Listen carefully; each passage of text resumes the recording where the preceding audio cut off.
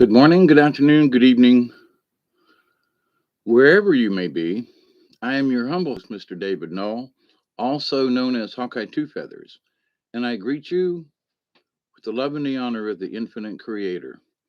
And I continue to pray that each and every day, that each and every one of you will continue to learn how to accept and receive the knowledge, the healing, the wisdom, and the many blessings from the universe. So, with that said, here's hoping that all of you, good morning. It's late evening.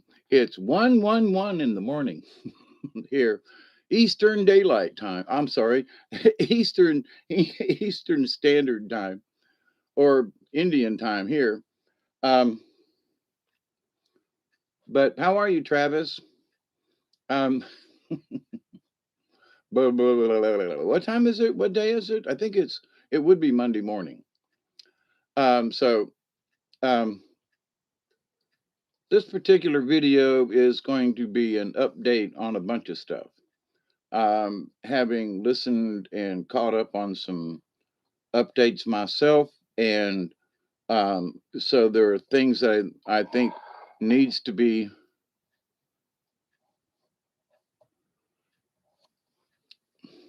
Yeah, I was looking down, and when I scheduled the live stream, it used to give me like every 5 minutes. Now they've changed it, and there's only 15 minutes. So I was like, it was like 2 minutes after one when I finished typing. And I was like, well, what the heck, all right, 1:15 because that was my next option. But when I looked down at the clock, I'm like, I'm ready. I got my coffee, and it's 1:11. So, bing, here we go. So, some interesting information floating around. Whoops, interesting noises going on. Um, just on all kinds of levels, and there are politics going nuts. I didn't get any notification. Yeah, it was only like 10 minutes ago that I posted it. So usually it'll post. There's a setting in YouTube that says like, would you like to post this 30 minutes before your video? And well, there's a lot of times I just there's only 10 minutes before I go live, right? And I was a little hesitant, but anyway, I was like, what the heck? Um, I got all this information rolling around in my head, might as well try to get it out and discuss it, right? So, but this morning's discussion is going to include ET stuff, um, the planetary stuff. I mean, all kinds of stuff. Trying to take care of business here at the house and doing stuff. I've had company in the evenings a couple of times, which has kept me from doing any kind of live streams. I wanted to do live stream with my phone, and I haven't had cell phone service in a couple of days. I'm trying to rectify that, and that's taken hours with no resolution at the moment. Uh, you know, Doing cleanup and getting firewood and just stuff. Chasing Duggar down into the swamp tonight. It's all right. Good boy. He sees something out the window. But also trying to catch up with some lengthy videos and information on um, my my duty as a watchman. There are times when I have to watch things and listen, and if it's 2 or 3 hours long, then I got to stick it out, you know or at least go back in between times. But anyway, things have been going okay. It's been really strange, the energies and just stuff in general. um, But one thing I wanted to, tonight I went outside. I had company early, and the moon was rising over above, behind the hill over here. But here's the deal: I'm looking out the window, and the window is by my compass is like uh, east northeast. It's not, it was way too far north. Holly Solution, how are you? Was it 22 seconds then, right after you said 111? I mean, clench, hearing the noise. Oh, really? That's interesting. It feels like there's been a high level of energy around. I haven't seen anything in the video though. Isby, how are you? Yeah, I've missed you all. I have, but I've been taking care of stuff and catching up with, when certain folks are on or there's interviews or something. Um, I I have to take the time to watch them. It's part of what I got to do. But anyway, I don't regret it, but it does take a lot of time. And it reminds me of my 5 and 6 and 7 and 8 hour videos that I do that is like, you know, I really need to keep them shorter. I really do. So, not to say I wouldn't break a video, and if I was ready to go for another 3 hours, we'd just make it a part two or something. But anyway, that um, when I do a video about a particular content or subject, if it takes me 2 hours to discuss it, then it needs to stop. If I want to keep yakking at y'all, I'll just say, okay, going to take a 10-minute break and I'll be back. But anyway, but tonight, the moon rise, it was too far, instead of just being east, it was north of east.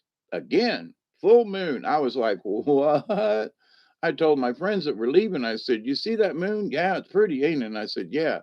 I said, there's something wrong with it. And they were like, what? And I said, it's in the absolute wrong place. Absolutely in the wrong place. It's not supposed to be coming up in that direction. And I was like, and they were like, why? I said, because the driveway, when you drive up my driveway, it's like 2 degrees off of exactly due east, which I found interesting. But so when I come up the driveway, if the moon's to my left, it's in the wrong spot. It's not supposed to be there. So also while I was outside earlier, looking at, because I like to watch where the constellations are in relationship to where I stand in my yard. And Pleiades was way straight up overhead. And a few nights ago, it was further south in the sky. So, there is a lot of indication that the earth is still wobbling. Okay. I haven't, done a true earth wobble update in a while, but with so many things going on and earthquakes everywhere and snowstorms and floods, and, I kind of figured that everybody knew that earth was still wobbling. You know what I mean? Um, oh, we got 1 minute, right? Is that? Yep. I'm ready. Yeah. Fire 'em up.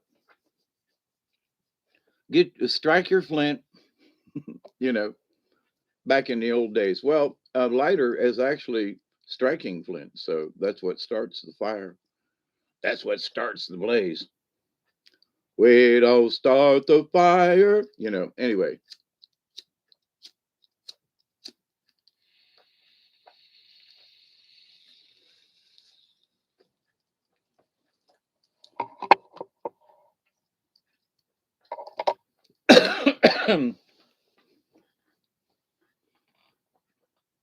Have a good year.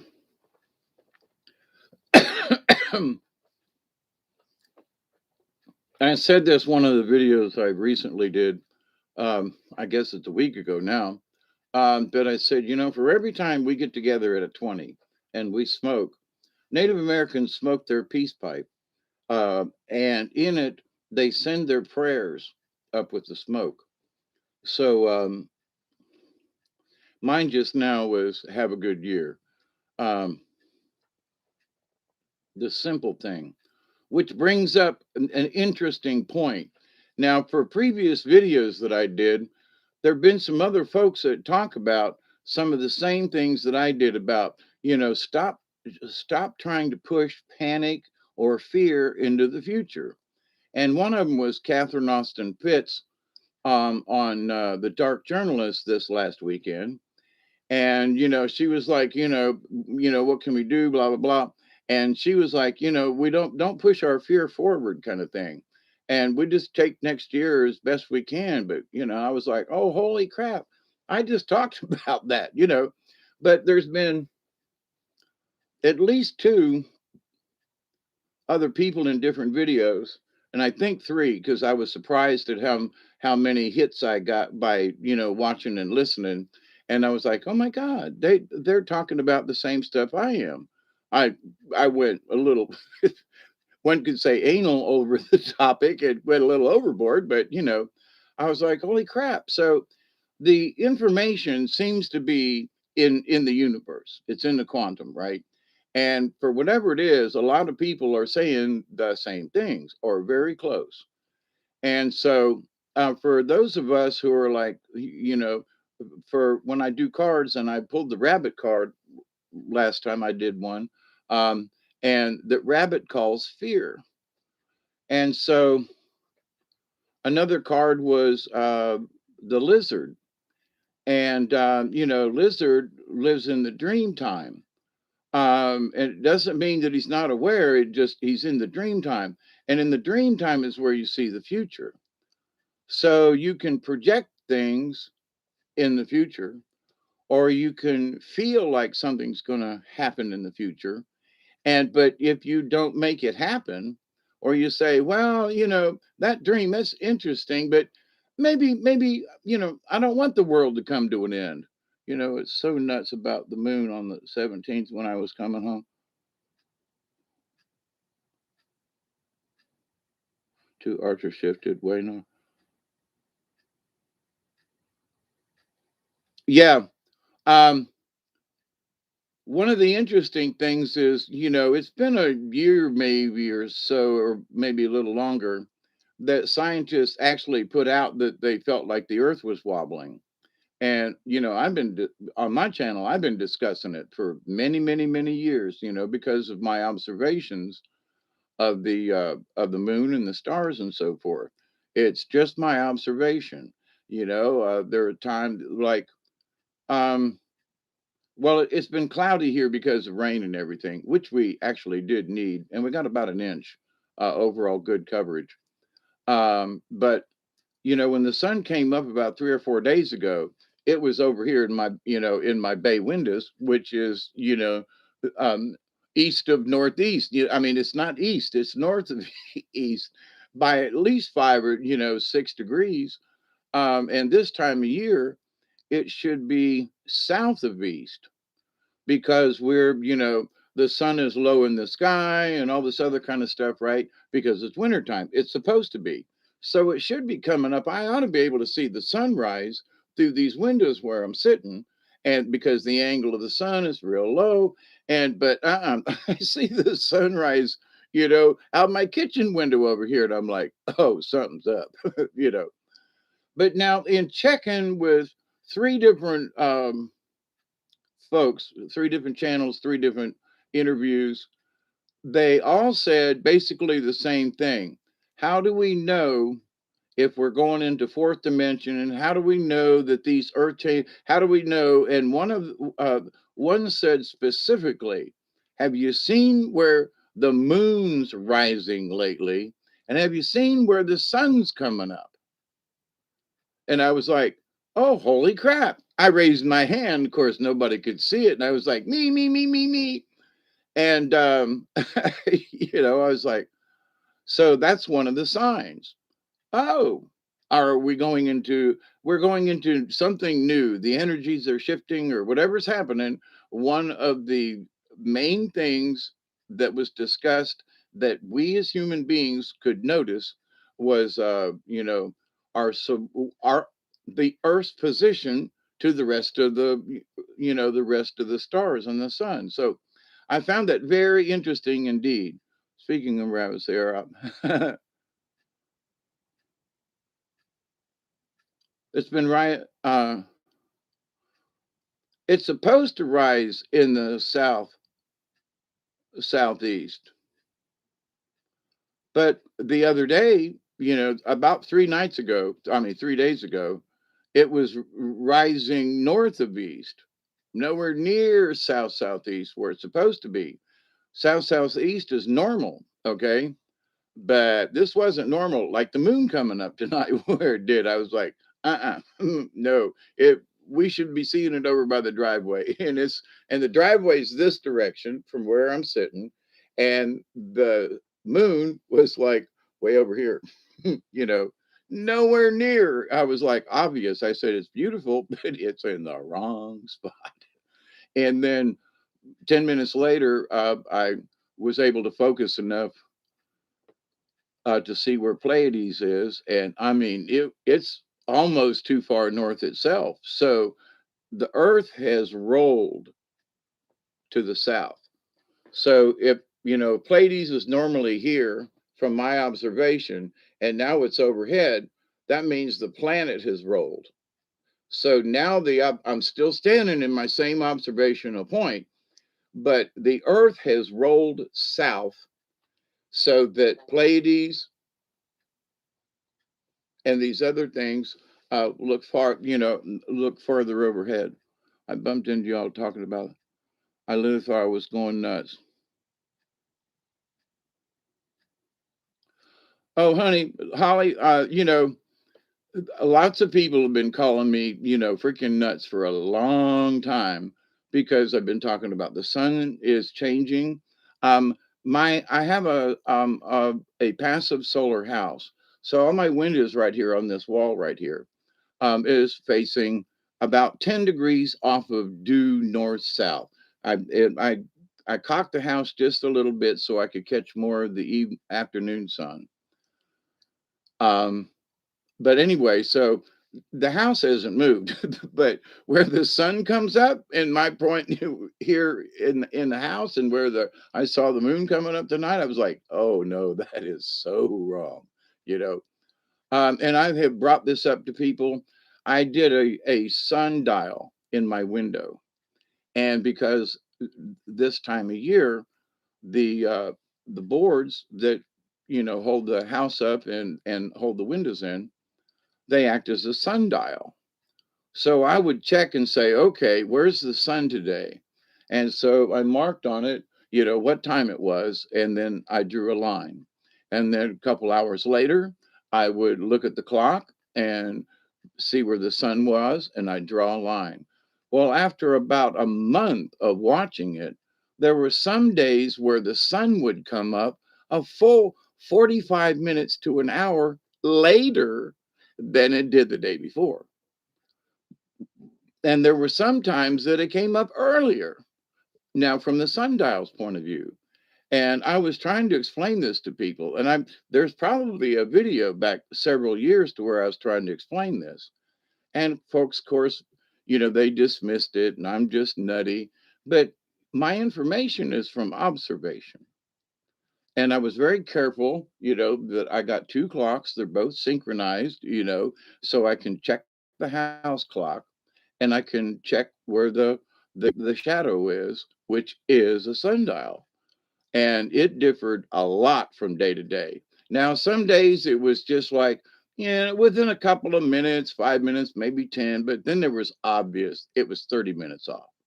I mean, it's like 9:30 and the window says it's only 9 o'clock. You know what? It's late, or vice versa. But anyway, but yeah, Holly, you are not nuts. And other folks are uh, some of the NASA scientists or, astronomers.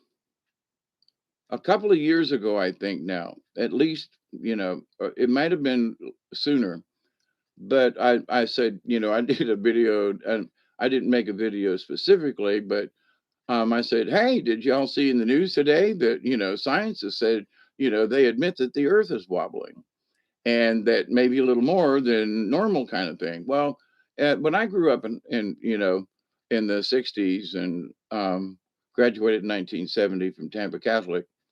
And so science was, I was studying astronomy. I had, had taken, stargazing and stuff as a Boy Scout and all that kind of stuff. Had been outside at night in the woods and, to tell where we were. I mean, so nothing new to me. But, when you start seeing, especially here where I live, knowing that my driveway is almost exactly within 2 degrees of due east, and and the sun comes up and the moon comes up, uh, way out of alignment, especially this time of year. It just goes to show that, okay, no, my observations have been correct over the years. And whether anybody believes me or not, but see, Holly, I'm glad you found this too, because there's some other stuff I'm fixing to talk about, but that I don't know, it may freak you out, but anyway, but the Earth wobble thing is part of it, because our position in the solar system, um,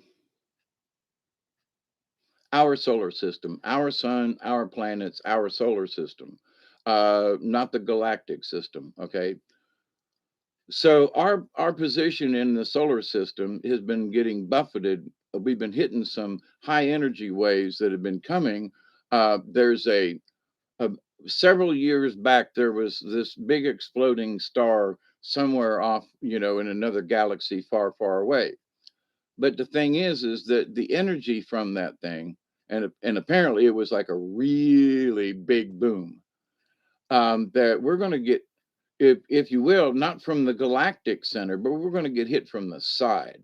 Okay, this is not coming from like the sun, and it's not coming from the center of the Milky Way. It's coming from outer space, or another galaxy. I'm sorry, another solar system at least. I can't remember if they said solar system or galaxy. Anyway, star blew up, and the energy radiates out in all directions. And scientists have been talking about these energy waves coming in. Paul Begley and some of them folks, they've been talking about the 9 waves or the 5 waves or the 7 waves of energy. But here's the thing, that is true. And so it's not just in back, how do I put this? It's not just in the back channel, strange, weird conspiracy folks. There are folks talking about this in larger public arenas. Okay, is my point. And so, but when I started listening to ET stuff and everything, 20 something years ago. I mean, I've been watching ET stuff since I was a little kid, but that some of this stuff is like, you know, I think I was one of the first people to, I talked about Alex Collier way back in the day, and people were like, "Who's Alex Collier?" Uh, have you ever seen my videos on stars on my? No, Travis. Um, with a ton of lenses and a camera system. Oh, sweet. Normally here in Indiana, but lately it's southeast. It's supposed to be southeast of you, Travis. It's when it's east of you this time of year that's really weird. It's supposed to be in the southeast. As if for me, having a passive solar house, there are charts that will show you, the sun comes up here, and then every month, and I can watch as the sun gets lower in the sky, my floor lights up, and so the shadow from the roof and the windows, I can watch it crawl across the floor. And I was telling a friend of mine back a couple of months ago, I said, this shadow is too far. It's like hitting the couch, and it should not hit the couch for another 2 or 3 weeks. There's a crack in the floor from the years, but I can literally watch the shadow move across the floor as it heats up and all that stuff. But anyway, so I was like, that shadow's in the wrong spot. It's ahead of it. Which meant for me, the sun was lower in the sky, But then about 5 or 6 days later, I was watching the shadow and there's a crack on the floor. So I could tell where, it was beyond the crack towards the couch or further away from the couch. And I was like, son of a gun, it was like this far away from the crack, away from the couch. And I was like, but the other day, it was on the other side of the crack, pushing the couch, and I was like, so, but if we're wobbling like where the sun rose the other day and where the moon rose tonight, we have wobbled big time. So, of course, it would be coming up differently.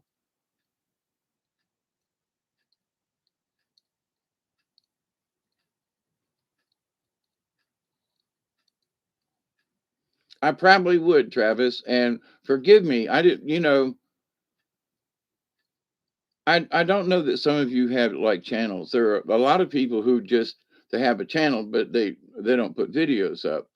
And with all the watching and stuff, my spirit guides have me watching some of the oddest stuff in the world. And I'm like, okay, I got to sit through this. But, I don't mean to be rude, but I've probably missed a lot. The first passing of the planet on a star.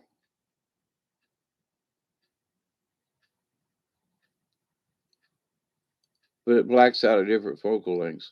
Yeah, well, sometimes, you got a refractor or a reflector. If you're using lenses, then you probably have I'm assuming, a refractor.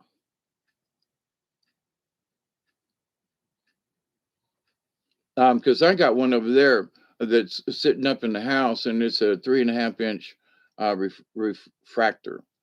You got to look through the lens all the way down, where the reflector has a mirror, and you look in the side, and it catches light.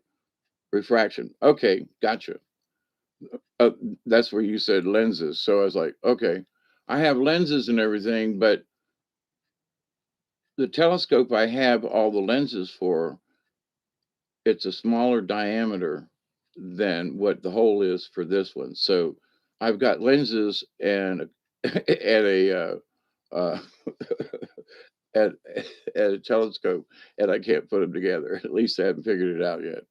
What I need is a shim so that it will hold the lens. But anyway, um, but I've got another smaller telescope that will zooms in real easy. It's easy to set up. I've got a really big, heavy duty um, um, tripod, and I take it out in the yard and set it up, and it will extend like over my head so I can look through it. But anyway, so the energy waves. So the different types of energy waves. Now there are those folks who have been talking about the energy waves, scientists in articles and stuff that kind of it's way in the back pages, but they talk about it. This comet is, the Christmas comet that's here now, and all this stuff, and it's all prophecy. And okay, all right.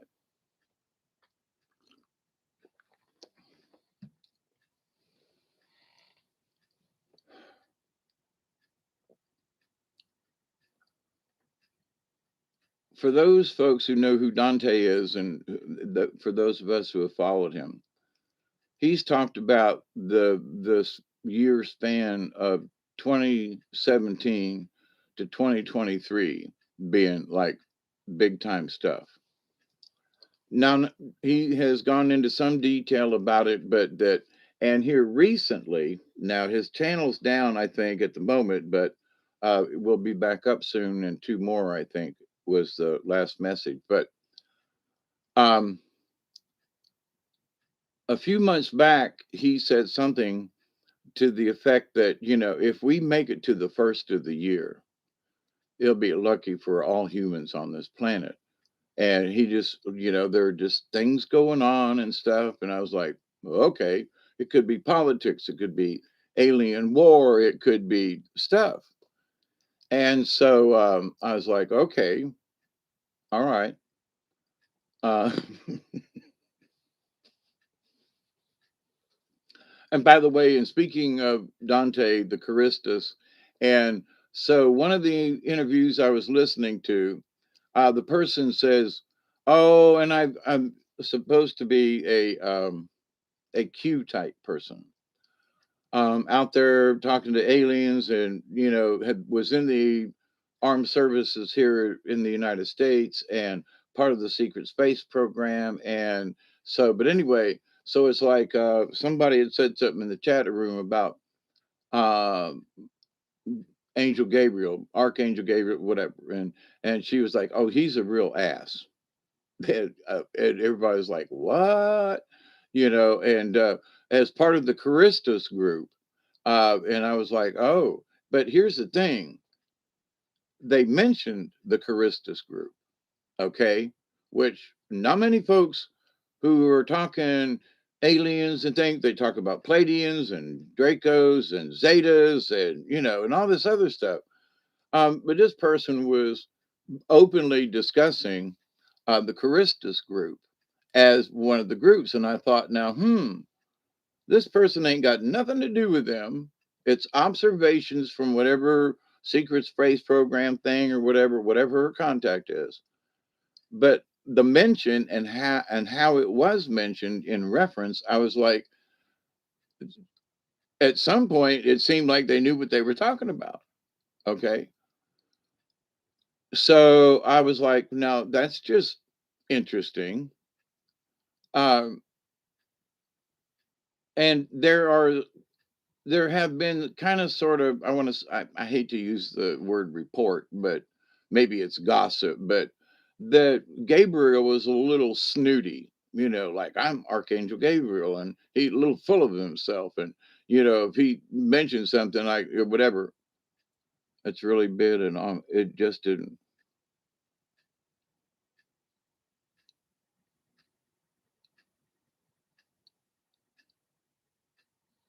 Are the properties of silver iodide that's used to weather modification.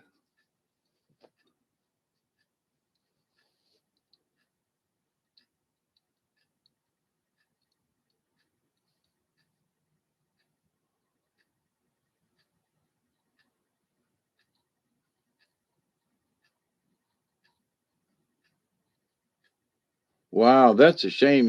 It just ended up on the floor.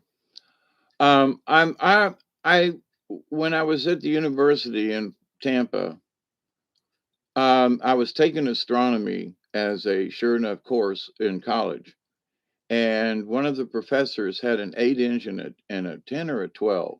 It was a big one. Set it up at certain nights of the week, and as part of our astronomy class, we would go out and stargaze.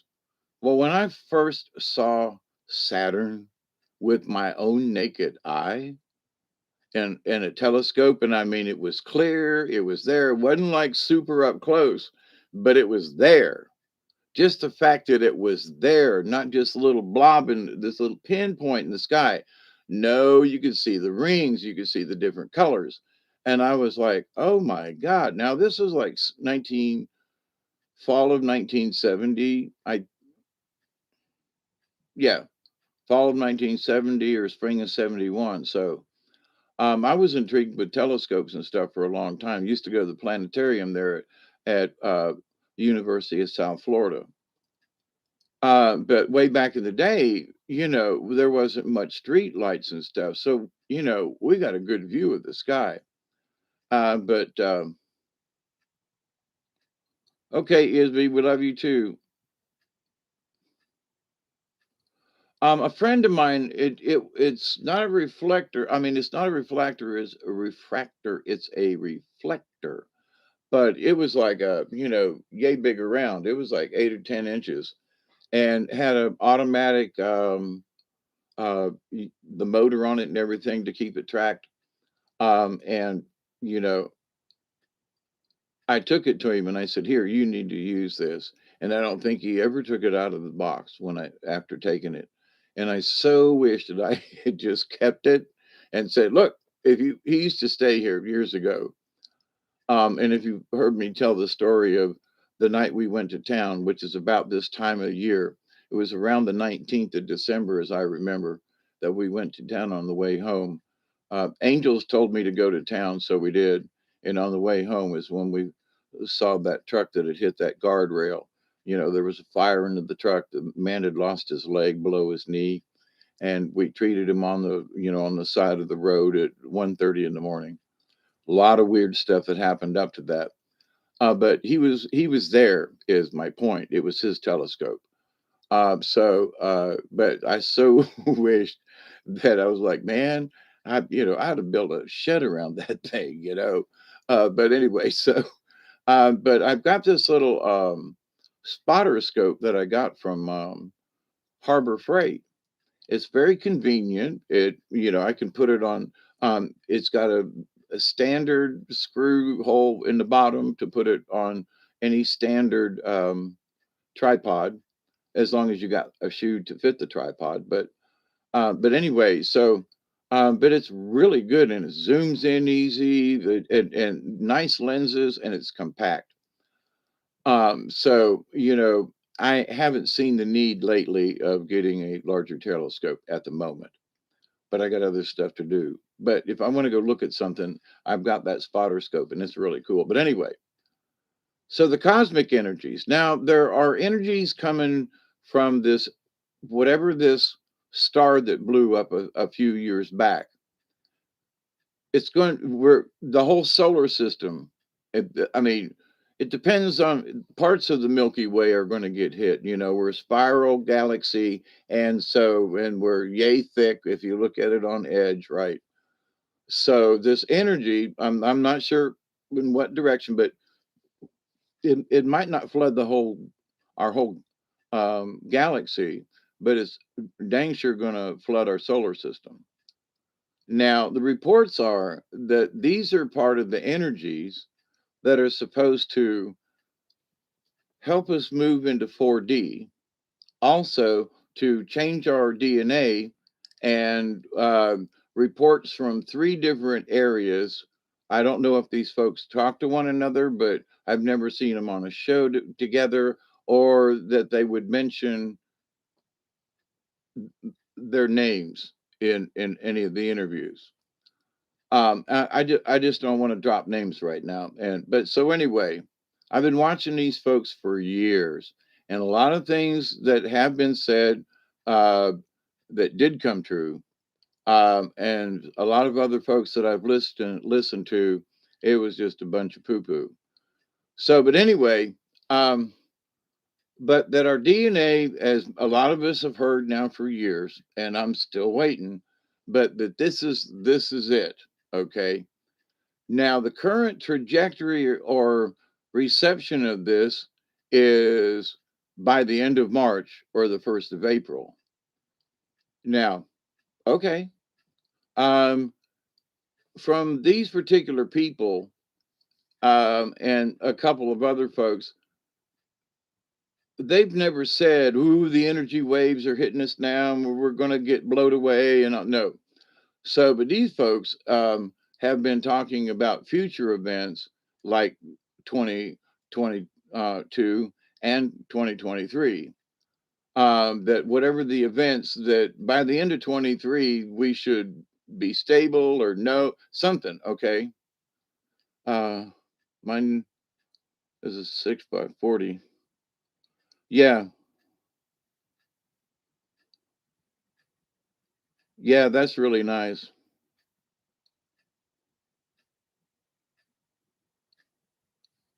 But so how do we know this is going to happen? Well, recently, many of us have discussed the fact that, we have felt some kind of change. And recently, there was supposed to be like a smaller wave come through because it had showed up on the Schumann resonance when I talked about this about a week ago. Now, you know what? I haven't checked. I didn't check the Schumann the last couple of days because I've been busy. But I want to go, and I'm going to go look at it now.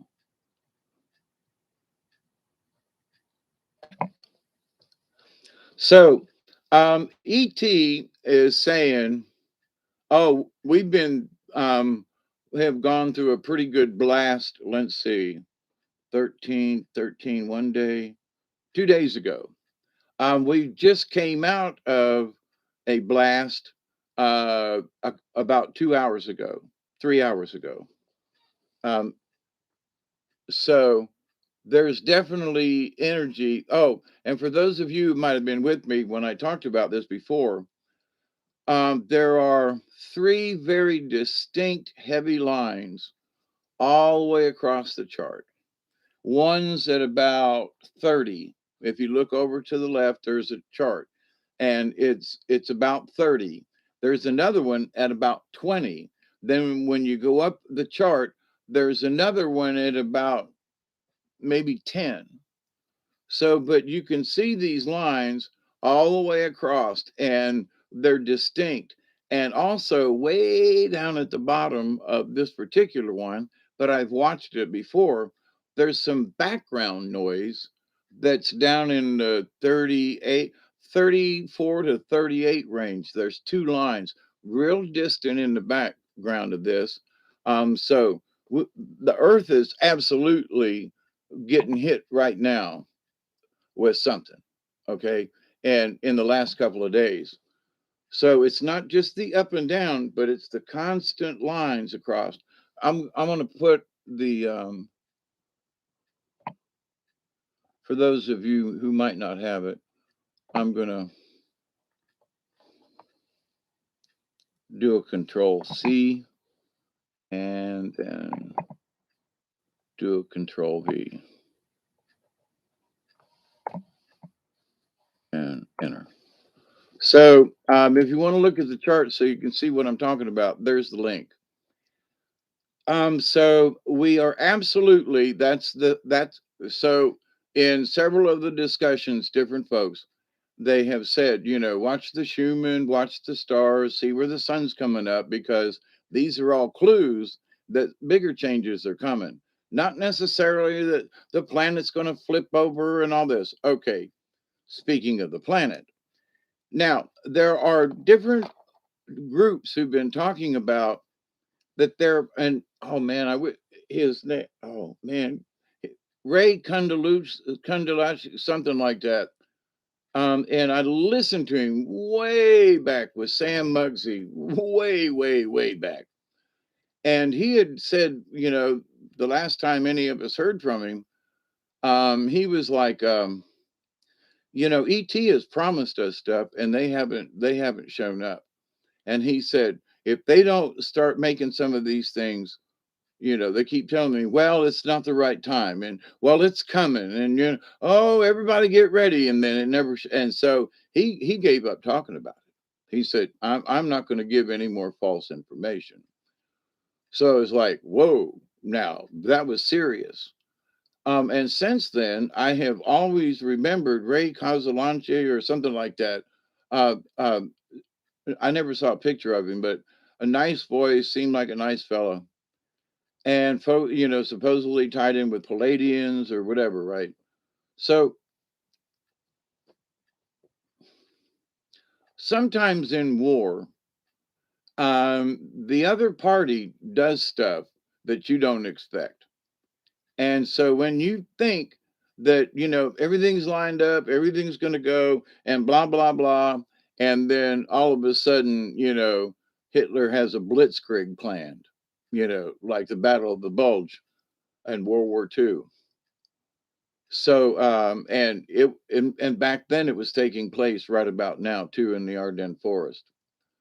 And I knew a man who won the Silver Star for heroism during that time. But anyway, it just when I hit December, there are certain things that just kind of trigger me. But anyway, so the galactic folks are saying, well, they're always saying this right around the corner. All of you light workers, keep up with the good energy and and this. And then recently, one of the channels said something about, and are you going to be one of the 144,000 that gets to go to class?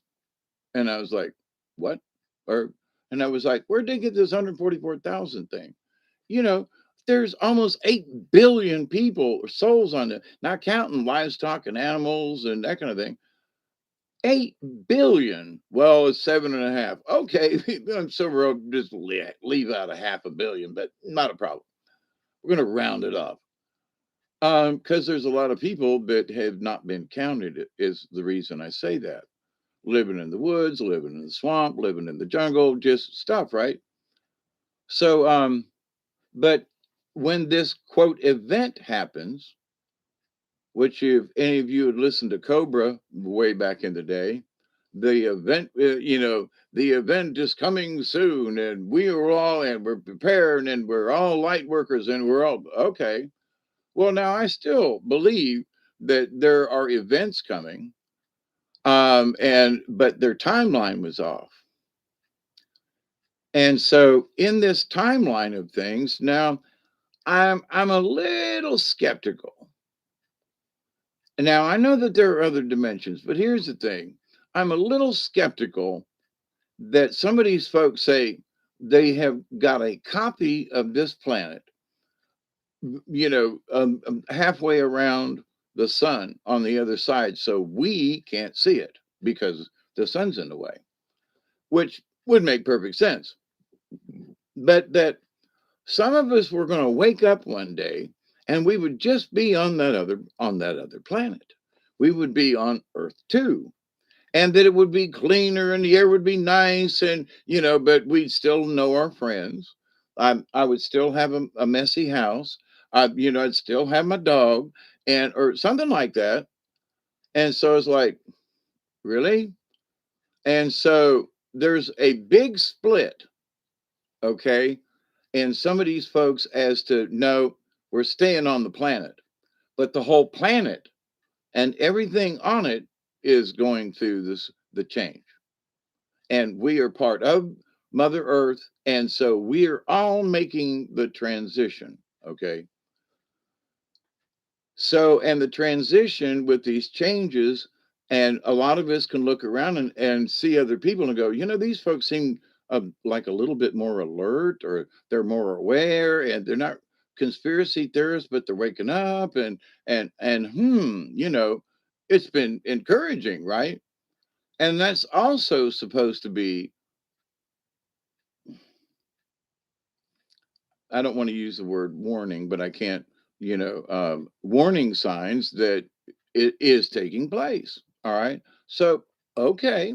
Now that's an observational tool. We can watch people's behavior and say, there are folks that I talked to some folks today and like they just ain't taking you know this new round of the vid, right?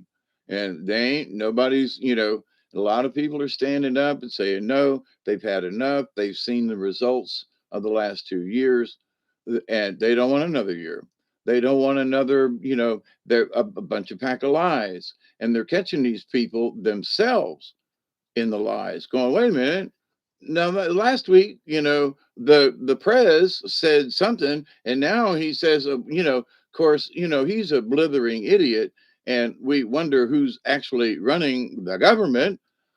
So Republicans, Democrats, um, folks are just going, something's different. They're becoming aware, and some of them are becoming proactive in ways that maybe they wouldn't have done before. So just it's just interesting. So, but if this is part of the new coming of this age of awareness and so forth, that is supposedly we're some of us are in lower 4D now. Well, I would say with these energies been getting, especially at the frequencies. There's a Fort McCoy, Florida.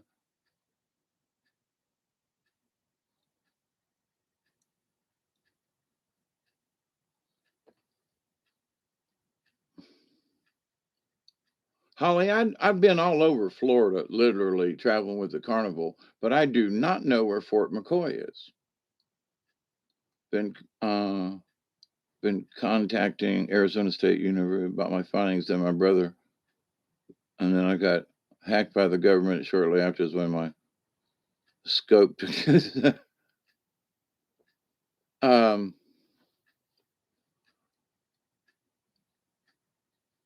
Give me a town that Fort McCoy is near, if you don't mind. But anyway, so now in this discussion of moving into the fourth dimension, and so I've talked about this before, and there are folks in different arenas, different channels, different, talking about similar things, but here's the thing. They're what they're what they're saying is, and there have been times when in my dreamscape thing, I actually feel like I've been in a training session. And there are other folks I talked about with this probably a couple of years ago that I just knew I was in a classroom or something. I've been inside a spaceship or two or three or four. And because of mis erroneous stuff that was going on here, and I told my guides, I said, if y'all take me off, I don't want to remember it when I wake up. I don't want to know that I was there. And they were like, why? And I said, because it's too confusing just living here in this dimension, starting to see through the veil. If I'm going off on classes and stuff, which is fine, I just don't, I just erase it. I know it's in my subconscious. I know that I have it. I just don't want it in my current memory. Like, wow, that was cool. Where was I? I don't want to know.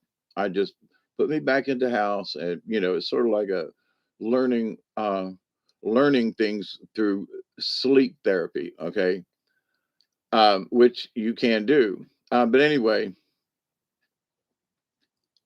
so now in a couple of the conversations, the Palladians have come up, and I was like, what?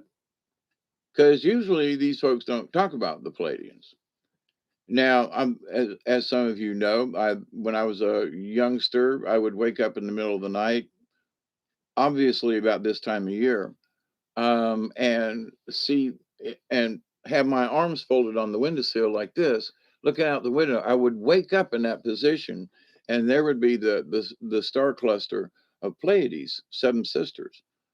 And it has wondered me all my life as to why did I wake up in that position? And later on, I was like, did they abduct me and put me back there? And the way of me knowing that I had been somewhere, or my contactees, if you will, was this little star cluster. And because, when I was a early teen and stuff, okay, I couldn't remember Pleiades or abduction or aliens or none of that stuff. So, but anyway, I still don't know if any of it's really true, but I've got a feeling that something was up, right? Nothing bad, but something was up. Okay, so now we jump forward to now, and folks are starting to talk about the Palladians.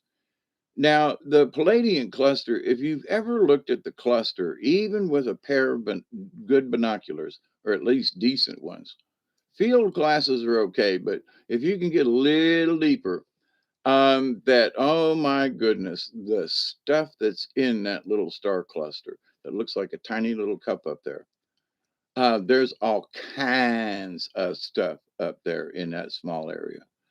So when you say Pleiades, it may not be from the same planet or even from the same sun or solar system. Okay, so just because they're Palladian, don't mean they're related. Yeah, but they might, they might be, for all intents and purposes, Americans versus, not versus, but well, we're all Earthlings, right? But then there's Russians, and there's the Chinese, and then there's the Africans, and then there's Australians, and then there's the Indonesians, and then there's the Hindu, but Indian and Pakistani, and then there's English and the Scots and the Irish, and and then there's Canada, and I mean,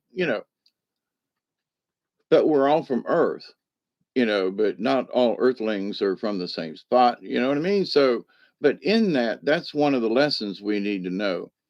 Now, in the transition phase of going into, for those folks who don't have a clue, no, those of us who have practiced some of these things, like for me, you know, um, astral projection and those types of things.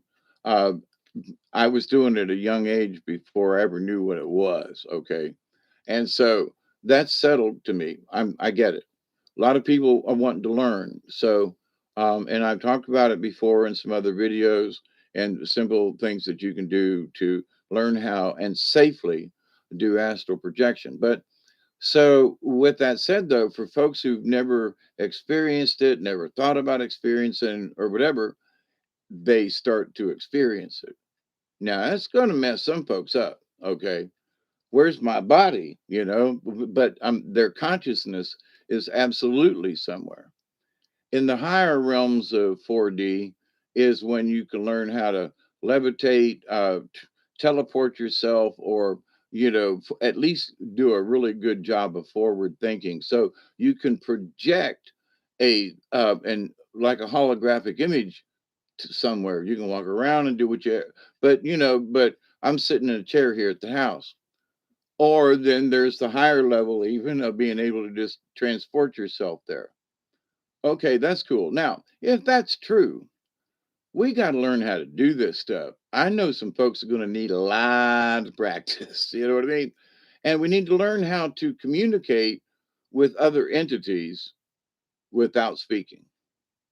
And for those of you who may have listened to some of the stories, the Native American stories, it is said several times when Robert and I on Milky Way Soul Tribe have read in that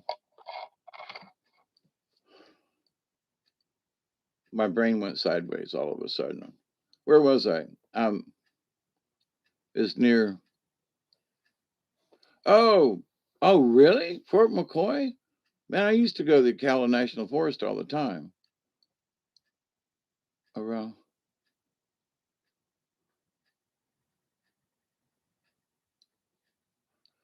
I don't know.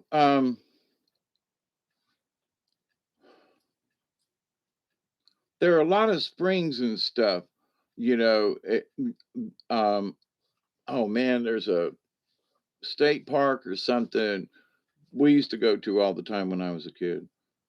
That night was directly overhead at 11:11 on the 17th.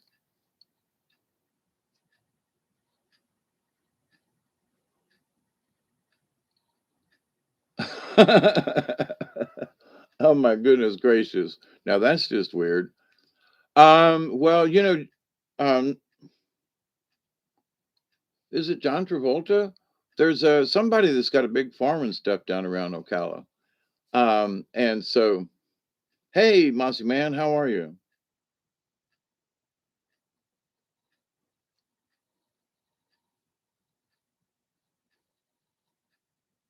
How do you with practice? Um, I don't want to get into it right now because I got other information, but if enough people want it, I'll do another video on it. Milky Way Soul Tribe had a guy on that wrote a book, and so I don't want this to sound offensive because I don't mean it that way. But I was thinking, and some of the things I've heard from some of these other people, and the things that I've read and learned and studied over my 69 and a quarter, you know, I had, me, I got to throw that in there. It's the running joke.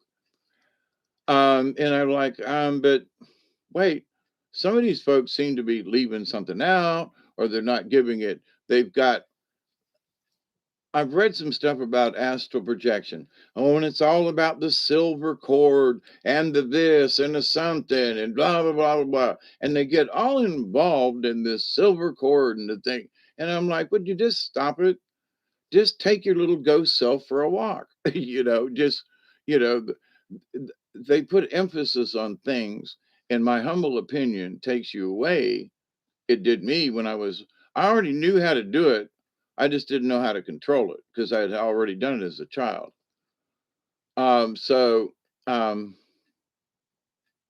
and I sometimes wonder some of the places that I visited because I was a great storyteller, and folks would ask me and they'd say, "Dave, where did you get that story?"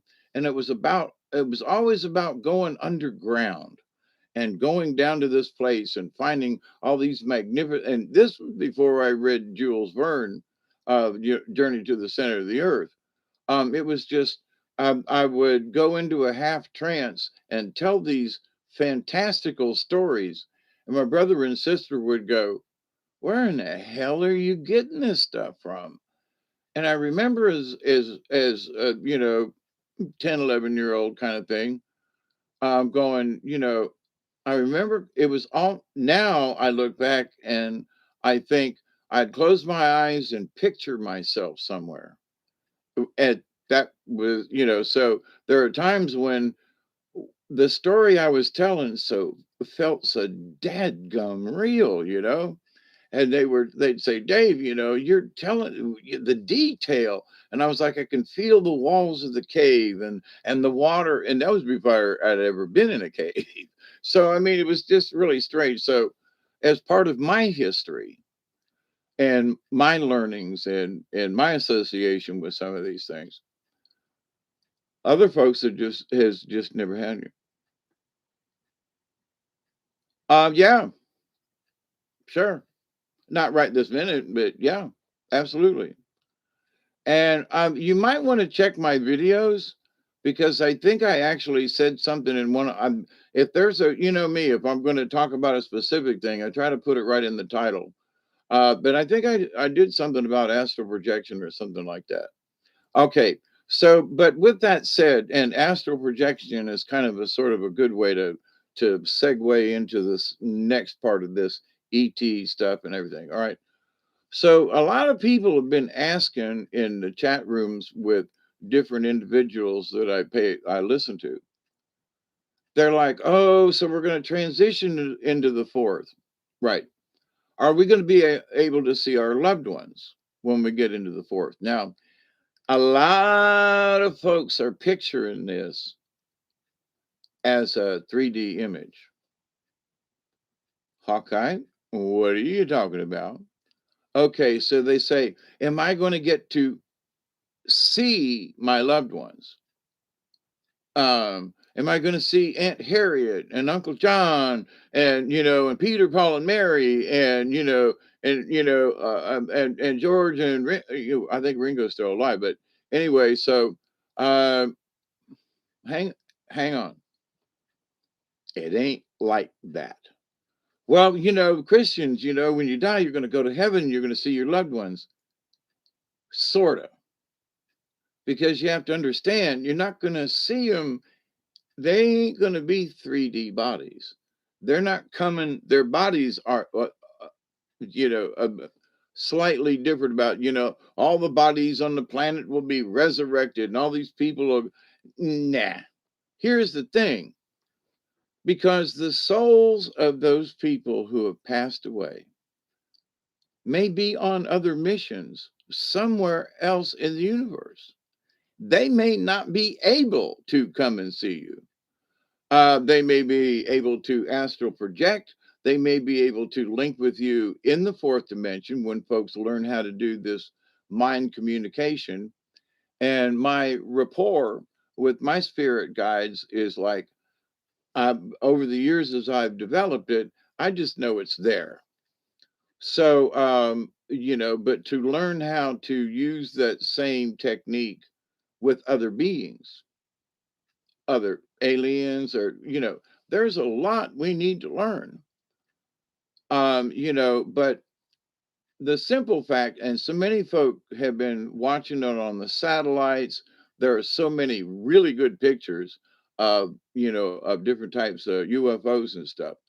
And so we I have believed it for a long, long time, but there are still folks that are like, well, a lot of movies about these buggers landing on the planet.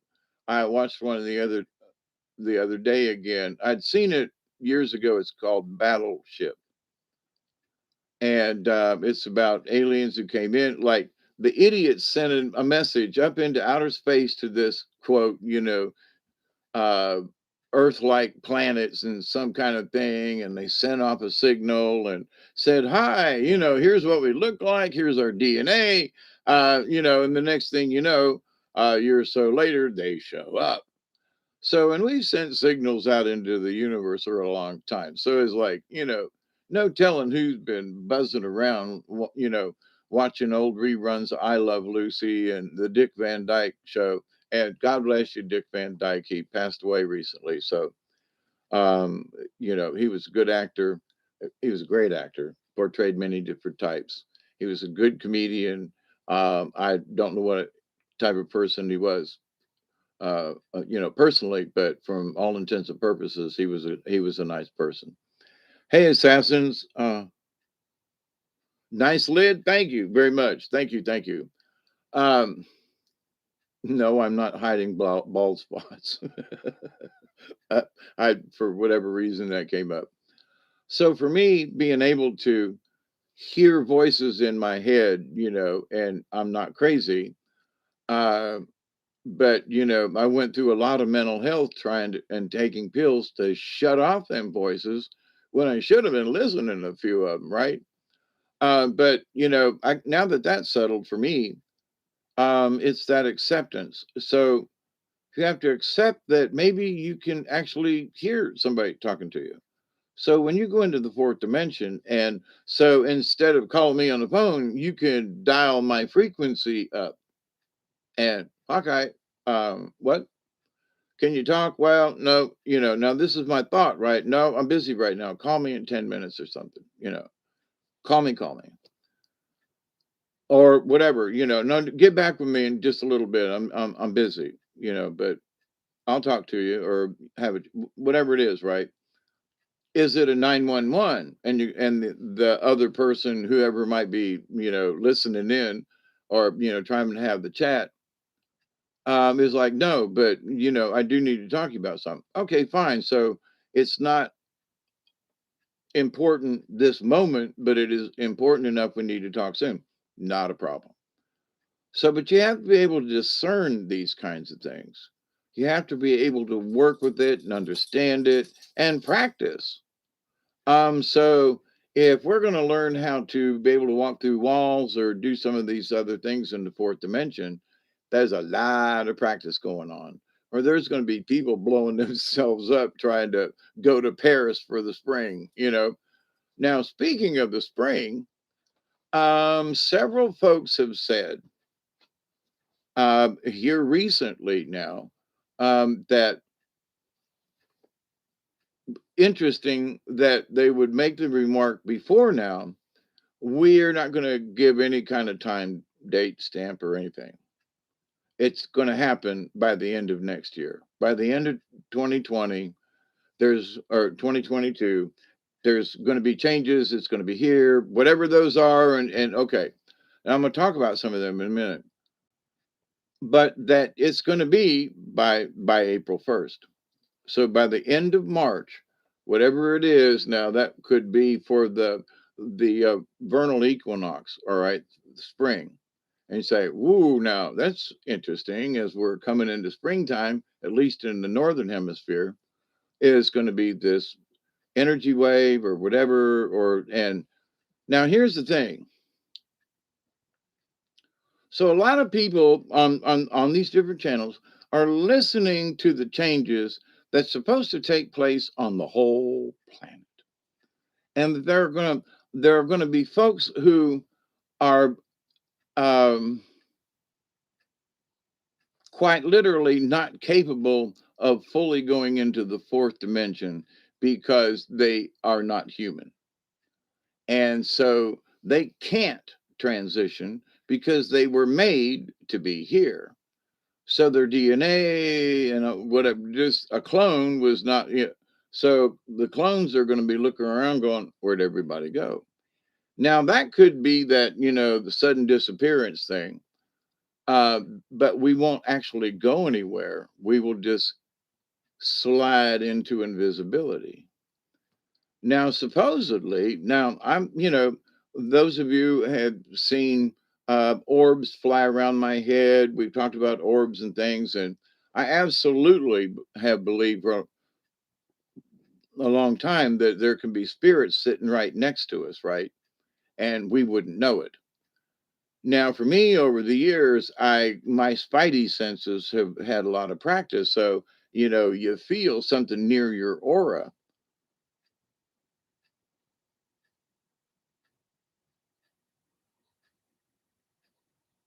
No, he just died the other day. There was a big thing about it on the news, Mossy. No, if he's still alive, then but anyway.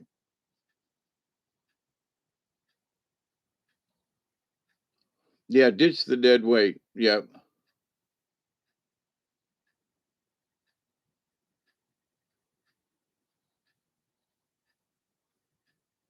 Oh, that's okay. What, that he's dead? It's not true? Okay. All the reports and everything that was out, but to the point, if he ain't, well,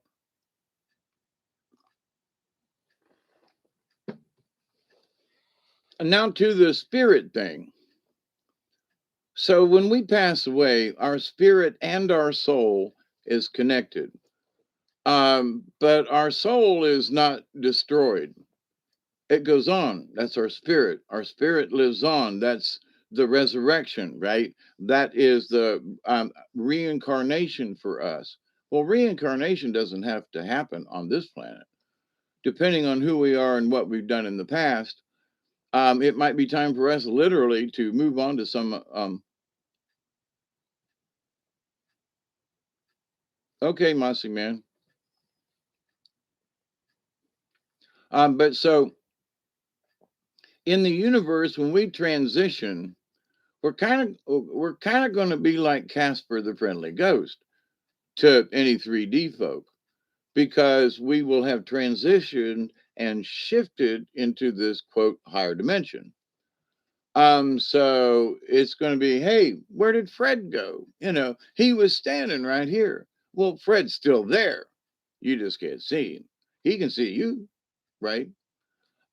Because you can look back, but sometimes you can't look forward. So, but anyway, with what's going on, so now with this transition of all these energy waves, hey Jody, how you doing? Greetings to you.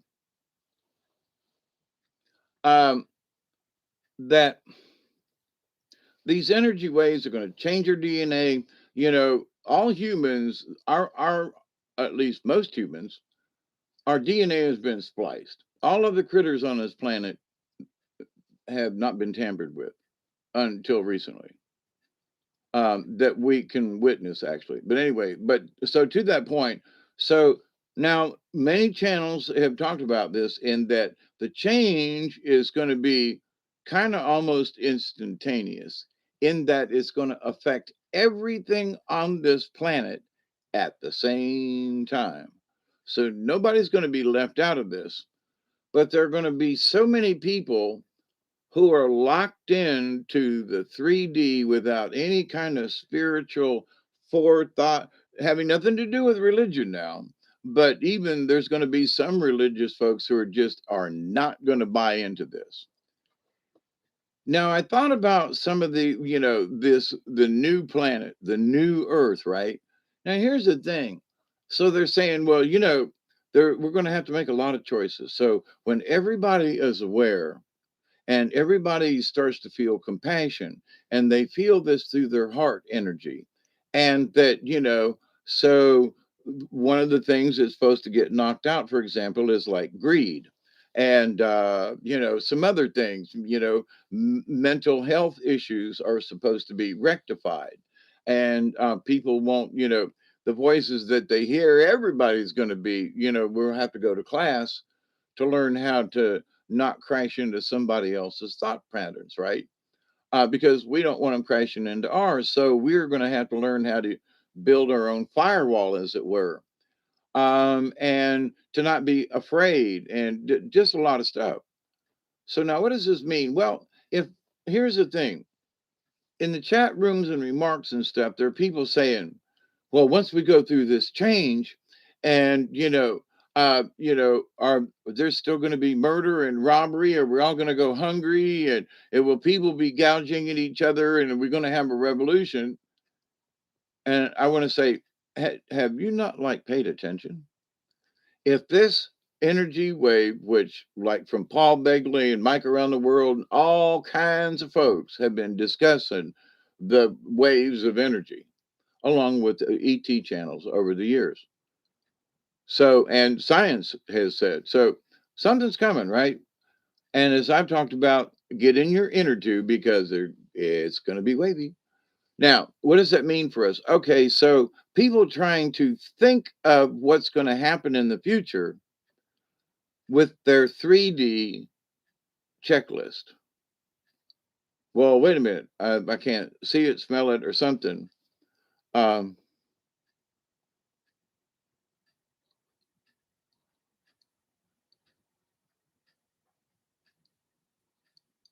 so on your left shoulder, you have a more light, or that kind of stays in the back, and behind you, it's a more of an angel, a white light aura.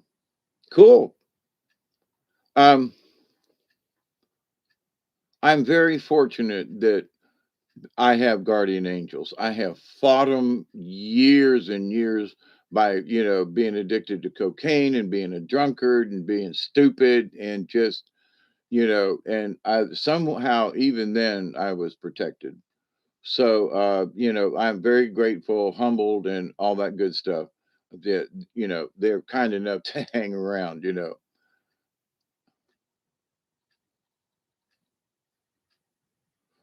Yeah, I believe we all have angels. And but there are folks who would just rather not discuss that, you know what I mean? But now in the last few years, for me, I don't know about other people, but I have heard through other channels, that this, and maybe I heard it, but then it somewhere in the back of my mind it came back up, or maybe my folks upstairs triggered it. I'm not sure. But that our guardian angel is actually our higher consciousness. It's not necessarily another individual, okay? Uh, but so, and my guys are going, yeah. But for me, the times when I'm like, they're up there, I know that I guess it's my higher self that is the angel self up there, talking to an angel or, an entity. Could be an elder, you know what I mean? So, but this idea that people are, well, we're going to heaven, we're going to make this transition, we're all going to see our families again. Now, the answer has always been by these people, yes, but. Now, so these folks who are asking whether or not they're going to see their relatives again when us transition to the fourth, because that's where all our relatives are, they're not going to be in a 3D fashion. We kind of sort of still will be. We'll be dragging our 3D bodies along into the fourth till we learn the fourth to go higher. I don't really know how that works, but but if all of this is true, then where's our food going to come from? Where am I going to have to work? Am I going to have to? I mean, am I going to have to pay taxes? There's a lot of things that, because of these changes, society, if this is true, should evolve into the next state. And there's supposed to be like real justice, uh, not necessarily going back to the USA's original constitution back in the 1800s, 1871ish, but that the form of justice and government we're following right now is going to be tweaked, and the nasties are going to get their justice. We'll see, you know, we'll see. But there's a lot of confidence in several of these different groups that I've listened to They're like, "Oh, no, no, this coming year, this is it." "What?" "Yeah, yeah, yeah, we haven't been able to give you timelines or, dates or whatever, but yeah, uh, yeah, this next year, yeah, it's here." "Really? Well, we'll see," you know? Now, I still believe that there is something going to happen. Is it this year? Is it next month or whatever? And I do believe that many of us are feeling the effects now. Like Holly noticing changes in where the sun and the moon are, and other folks, right? So our observations tell us, our senses tell us, because those of us who have progressed a little further than some other folks, I hate to use any kind of better or worse scenario, because some folks are just not with us yet. They just have not got, they're not even, they haven't even got to first grade yet on some of these things. They're still in kindergarten. But there are those of us, whether we're star seeds or whatever, right? We want to know more. We have sought the truth all our lives.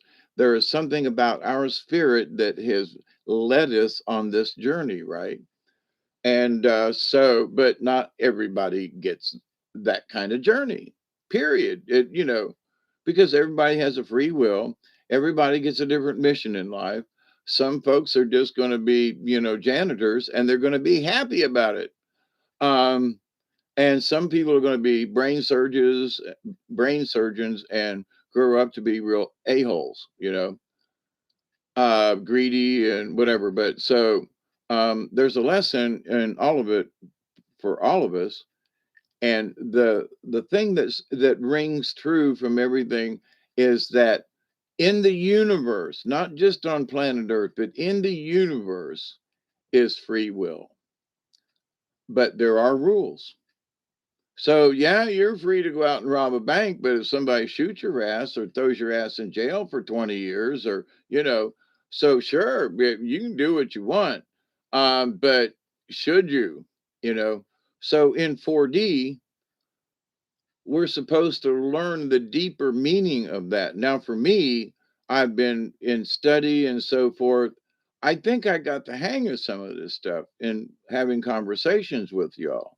Now, not that I'm an A student or nothing, but I think I've at least picked up the gist of some of this stuff. Like, oh, I see the concept, but I need to like learn the math or something. So, but there are other people who don't even have that strange concept. And for y'all that know me long enough and so forth, um, that I come up with the dangest topics, right? So my brain is tied in somewhere else on the Pleiades Video Different channel.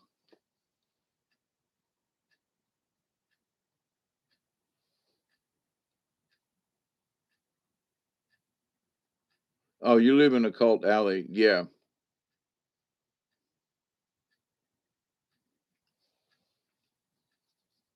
Yeah, the Real Society and some other folks. There was some stuff. Well, evil and witches and magicians and stuff, so forth, were highly prized and developed in Europe and those countries. But there were witches and demons in Native America, native, not just North America, but um, native peoples, and some of their shamans, some people were just gifted at being able to, I see dead people. So,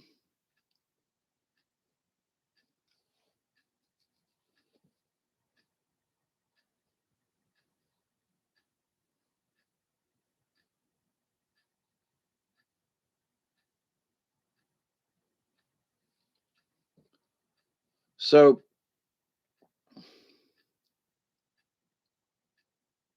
the changes that are coming now, if in listening, I listen for the truth, but then if there's a discrepancy, I want to go, well, wait a minute, what do you mean? So if everybody's attitude is going to get adjusted, and people who are naturally like greedy as crap right now lose that tendency to be greedy and become more heartfelt with, because of the new changes in their body and feelings and etc. Then wait a minute,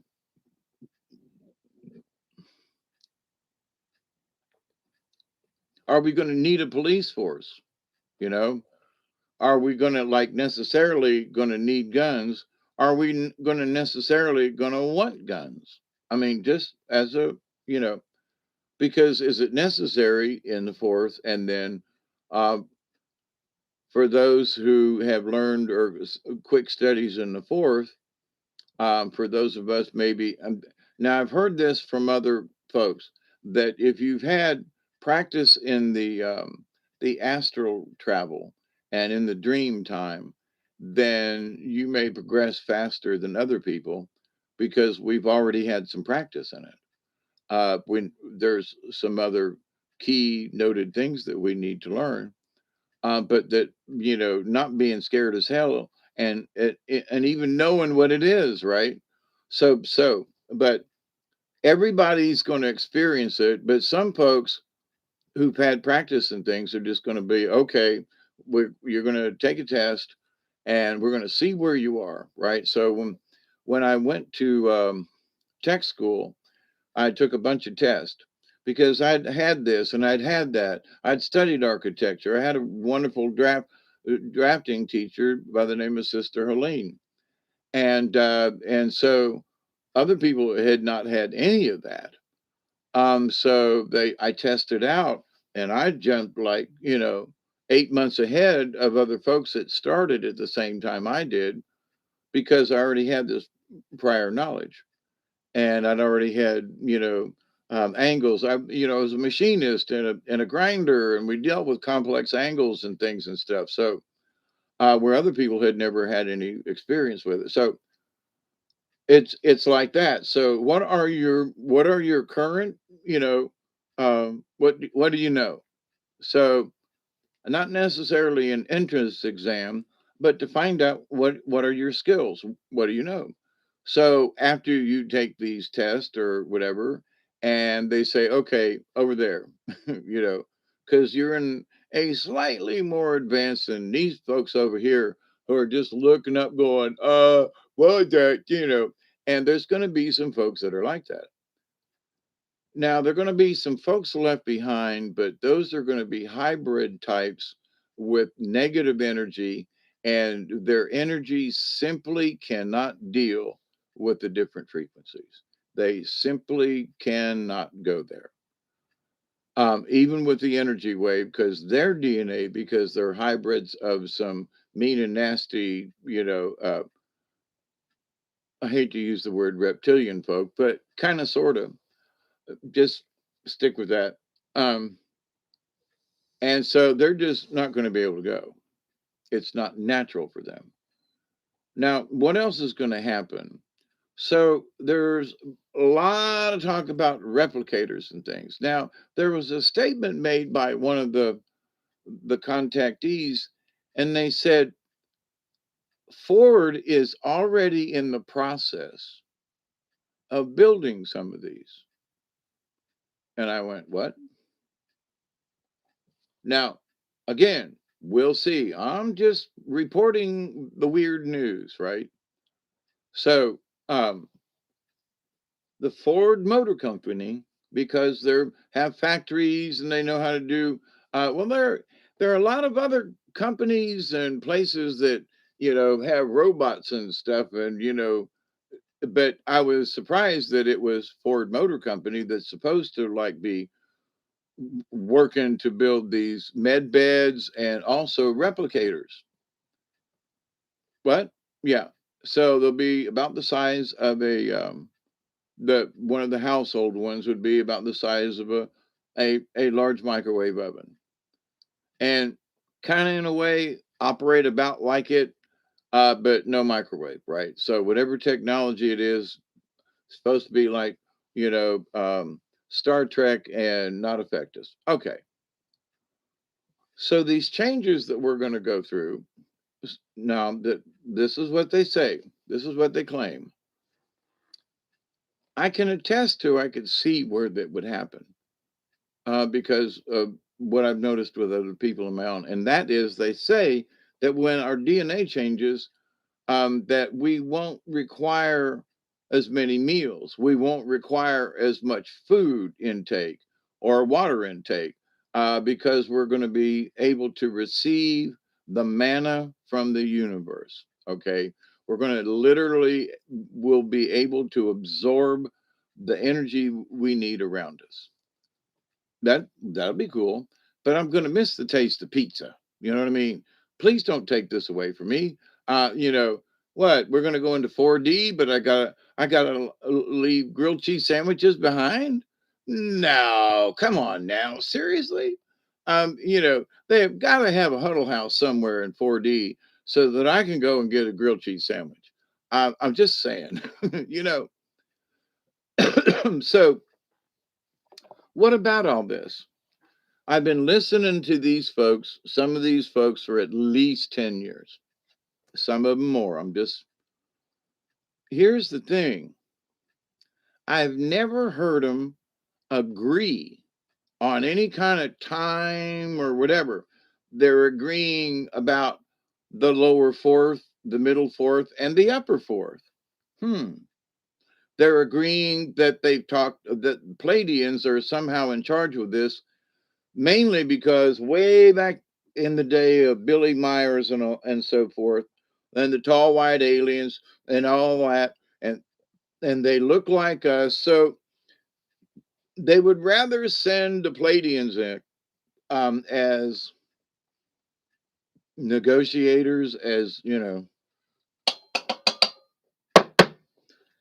for the simple reason, to send a 9 foot tall praying mantis, to meet somebody is not going to be as favorable. So, and that would be one of the entities that are helping us now. So what do we do? So we need to learn how to see these beings. Not everybody's going to get a chance to go jump on a spaceship. Not everybody's going to chance to meet an ET right away. And this idea that folks are going to see their relatives in the hereafter, and that, oh, I'm going to see my Uncle Charlie, and I'm going to see my mom, and I'm going to see, whatever. You you have to change your way of thinking of what seeing means. Well, what do you mean, Hawkeye?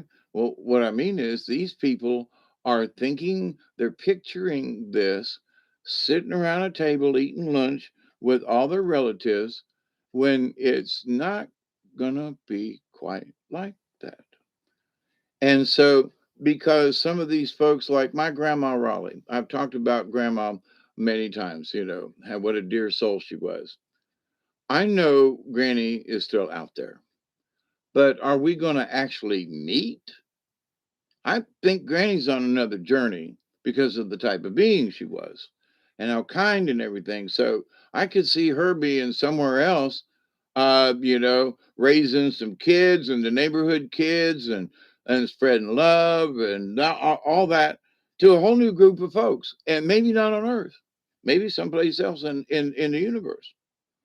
So, but for those folks who have grown up in any kind of religion, because, there's no worship involved in this. There's, well, where's God? Well, it's the source. Well, what do you mean? Well, who do I bow down to? Who do I make my sacrifices to? Who do I kneel to and bow my head? And it ain't like that. So there's going to be a lot of things that people are just going to go, what? So, but with replicators and stuff, so we don't have to kill cows. Okay, but a good steak now and then, I just, um, there are certain things that is like, can we still get it, or is it just going to be like taboo? Or is it going to be that we won't need it, but we can still have it? Okay. So I can relate to this in my older age as I've talked to some other folks, and we have cut our portion size way down. I've talked about it before. That I eat small portions through the day versus great big meals and stuff like I used to do. And what I eat, I don't eat greasy bacon anymore because number one, it upsets my stomach. But I watch too many family members who just, like my pops, Arnie. He loved cracklings, which are nothing more than like grease and fat back, um, and bacon by the score. Now, don't get me wrong, I like a good piece of bacon every once in a while. Hi, Steve. Did I say hi earlier?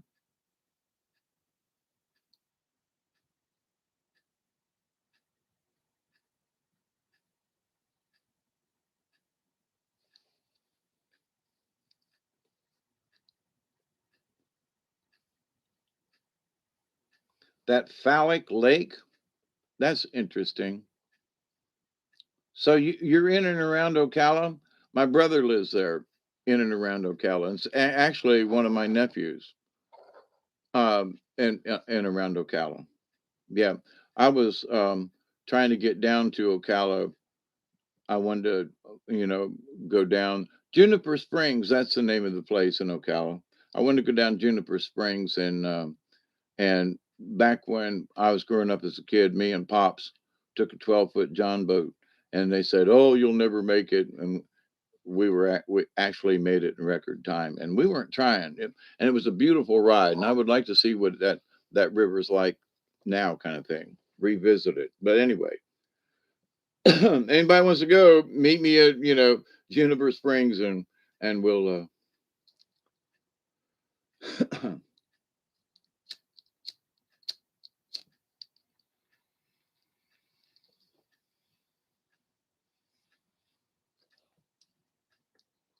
So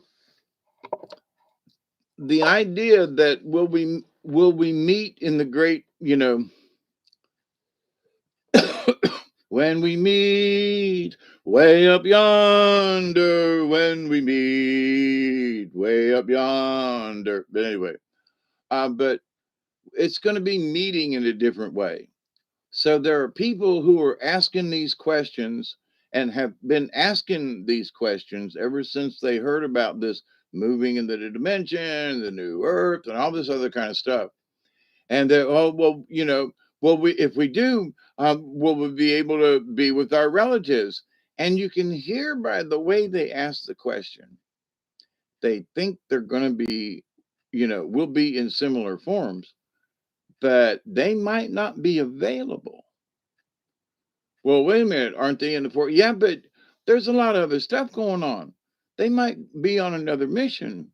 They might have, taken, like my grandma Raleigh, she might be fishing in another galaxy, with her little cane pole. And, and that's her mission, literally. Um, but, the idea though that when we get to the other side, they're like just hanging around in the waiting room, waiting for us to get there. Now, there are some who will be lingering around, but they got better things to do. Number one, all my relatives are just like holding out in heaven, right? And they're waiting on us to get there. Well, Uncle Joe, who was moving kind of slow, has moved to another junction because he's on another mission. He's on a, I don't want to hang around up here in heaven. It's boring. All this gold and these angels with the lutes and the stuff. Get me out of here. I'm bored. This gated community sucks. So you get to play table tennis in the nude. Who cares? I don't know. But anyway, but people's opinions of what it's going to be like is all based purely, most of the time, on their 3D vision of meeting the neighbors or meeting the relatives, or, relatives, or being reunited.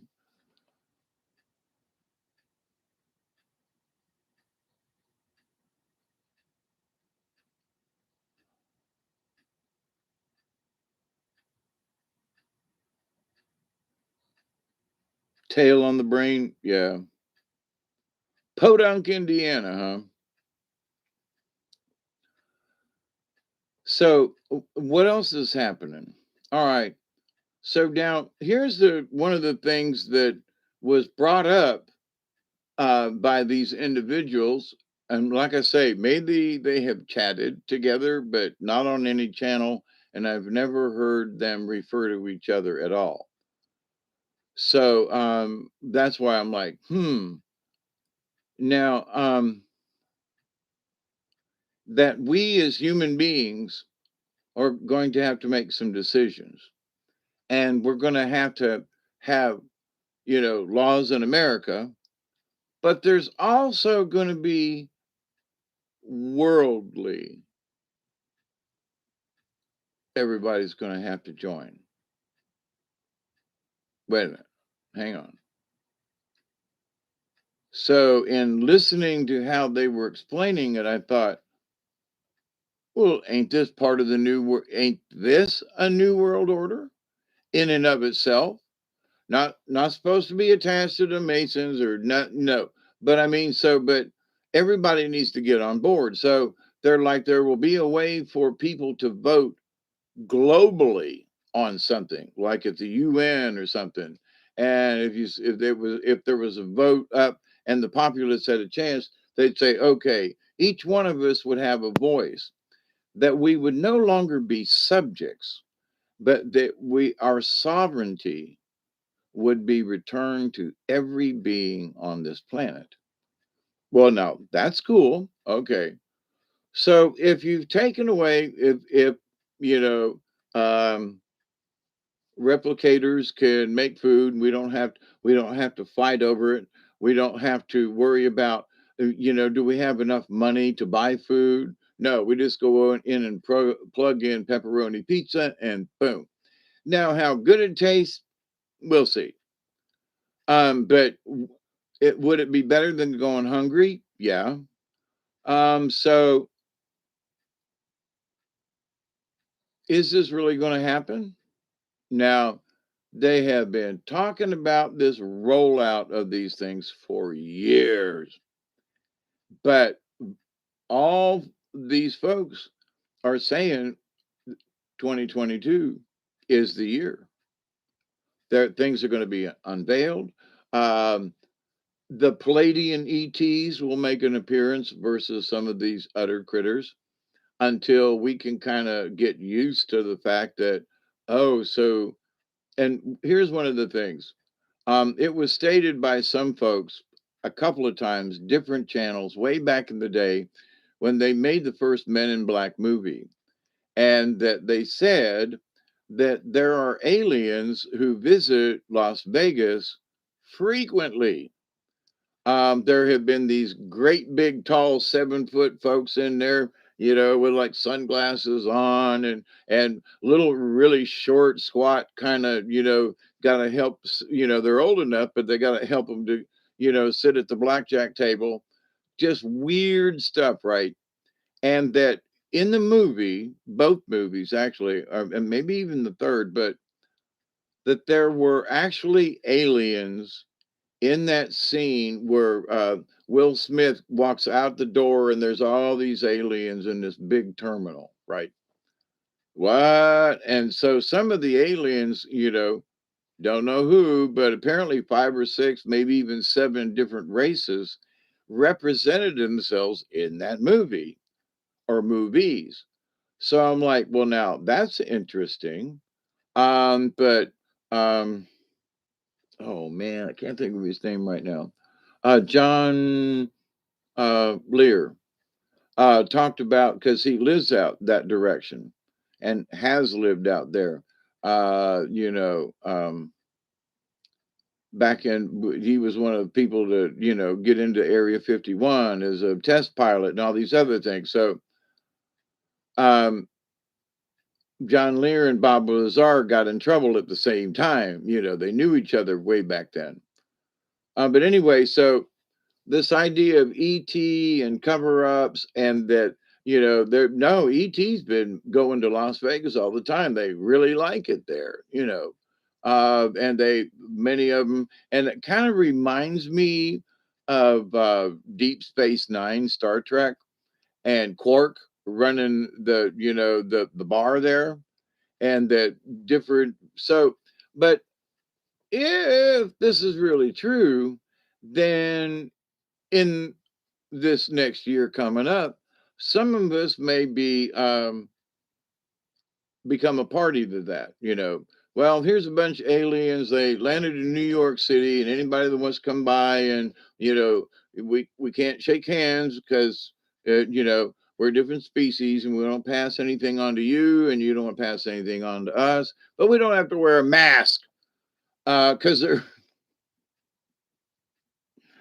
now there are those who may wear masks because of air issues, quality, or they breathe a different kind of concoction.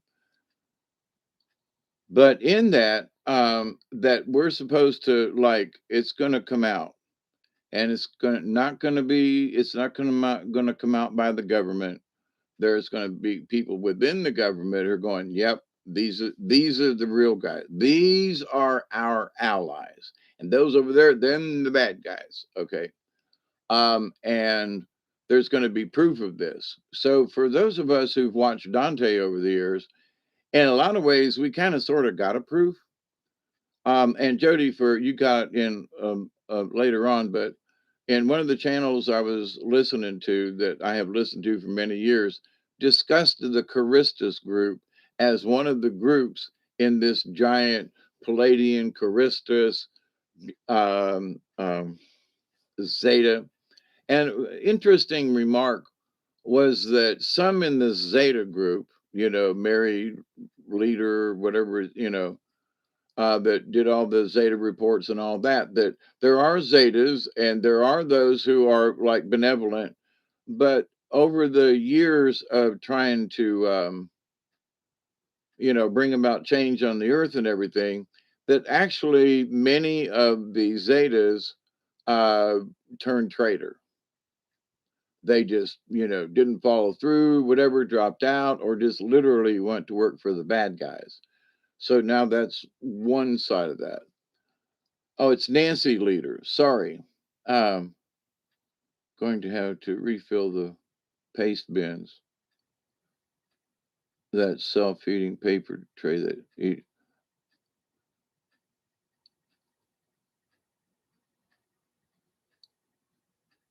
Hey, Regen, how you doing? Yeah, those little turds. Yeah,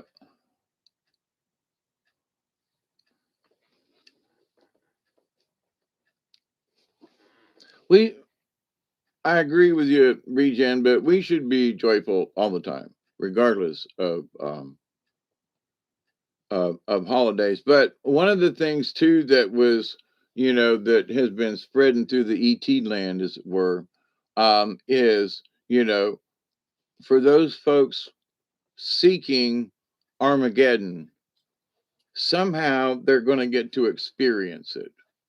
So it likes what, but not all of us are going to get to experience it. So hey, Brandy, the question has been, well, you know, there are those who say some of us are just going to wake up in the morning and we're going to be on Earth 2, or maybe Earth 3 or 4.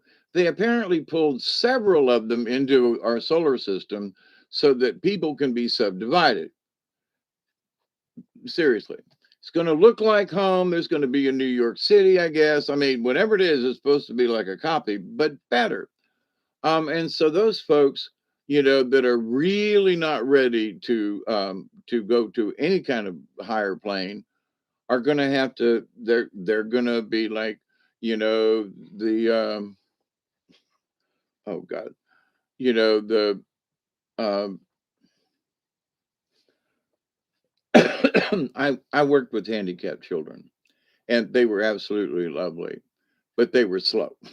you know, you had to repeat and repeat and repeat and lovely people, but you have to repeat and repeat and repeat. So, like mongoloid Down syndrome, So some of these people who may have a high intelligence in this plane, when they get to the next one, they may be like what a Down syndrome child is to us now. They can function. They're joyful and happy all the time.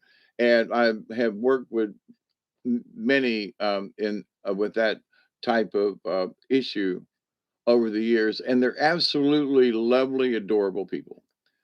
Um,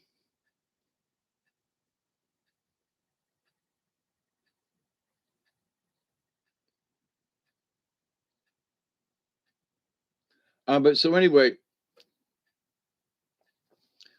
there are a lot of things we're going to need to consider with this, with these changes. So if we think about it now, and for those of us, I want to see what happens. I want to see if there really are med beds. Um, I really want to see if there are replicators. Now one folk says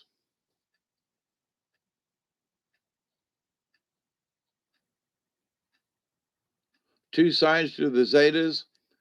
Apparently, they started out pretty good, but that somewhere along the line they just I think from what I understand,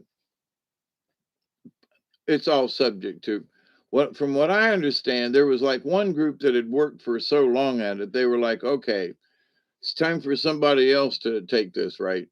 But and so the ones that like, the second shift, they weren't really into it and had other agendas and had been hanging around on the bench for so long that the bad guys got to them. And they're like, and here's the other thing, if you were sitting out there in a spaceship watching planet Earth, you know, kill each other and do all these things, and you as an alien might go, why are we here? And why are we trying to save these dumb sons of bitches down there? We've tried to help, and every time they turn around and murder each other and do all these things. So you got to ask yourself, um, they came for everything I've understood at this point has been they came with honest, good intentions, but over time or circumstances or whatever, they just said nah, and they started helping the bad guy. So now again, but two sides were every one of the Zetas like bad news and wanted to kill us or whatever? No. But like in the universe, there's free will. So maybe some of the Zetas, I look at some of this stuff and I think about Quark, right, and the Ferengi, right. So they care about money and they care about family up to a point. They care about this and they care about that, but they're kind of in a way they're kind of cold-hearted to everybody else but Ferengi. And then, other Ferengi you know, are prey as well, right?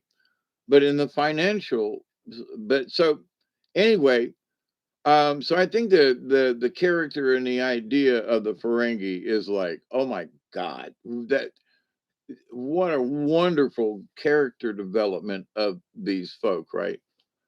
Whether they exist or not. But um, there are those folks on this planet who live like that and are like that. I mean, like Trump or something, that is the money and it's the art of the deal and all that kind of stuff. I think Alien Encounter, the fourth kind about a shrink husband committed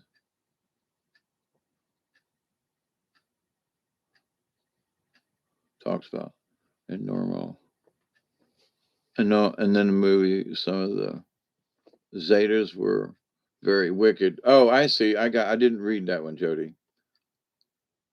Well, but in real life, the stories coming in from different areas are supposedly know what they're talking about with the aliens, and I think their track record is running about 75%. Because folks, well, why hasn't this happened yet?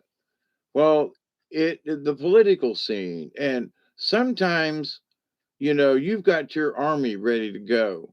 and then somebody slips in a sniper who takes out your general, and or there's a bomb, and and so there's a bunch of troops there, but nobody knows what the plan is, right? So there are things like that. So you take out a couple of the higher mucks, and then the rest of the folks, well, you got an army bee, but nobody knows what they're doing, or where they're supposed to go, or who's supposed to go first, or the rank and file. So um, in the universe, it's still like that.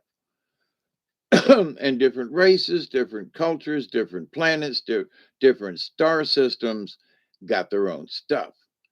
You go to Russia, they got their money. You go to America, we got ours, right? Well, yeah, anyway, so currency, right? And so that's going to be another thing, the currency deal. Well, if we got a replicator, then what do I need a lot of money for? Well, supposedly, now this is what I heard. If you want like a car part, like a fender, you got to go down to the local big replicator. And so something happened, you say, well, here's my fender. I need a new one. So you take in your old fender and they make you a brand new one. Now, so supposedly, if you wanted something to eat, it cannot take stuff out of the air. It has to have something to trade it with. So it can convert matter, but it doesn't create matter. So here was one of the scenarios, and I was like, seriously? Okay. So it like down here in the swamp. So I got a lot of mud. So I could take a cup full of mud and put it in the replicator and and get a new shirt or underwear or socks or a hat or whatever, as long as it fit in the replicator.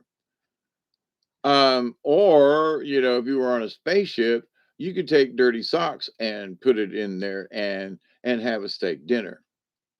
It's the fact that there is matter being transferred into something else, versus just taking it out of the air, and making something out of nothing. You can change the properties, but you just can't make something out of nothing like that. To find some homemade chocolate or peanut butter. Oh, hush. American Bandstand. Yep. Soul Train. Yeah. I used to watch it every Saturday afternoon. Well, a lot of Saturdays. So because people have been programmed. Yep. You used to work as CP patients. Yeah.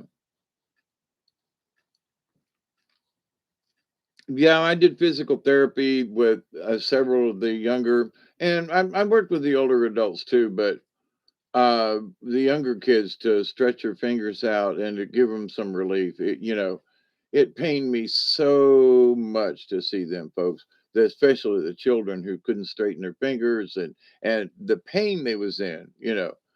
And so I learned different types of therapy and massage, and would give them better range of motion. But anyway, so moving on to the subject matter. I'm trying to see, it's an hour and 58 minutes. It's 3:10 a.m. Eastern Standard Time here in Southwest Georgia. We're doing a top of the hour kind of thing, and my old radio business. And I'm Hawkeye Two Feathers here with 11 or so people in the chat.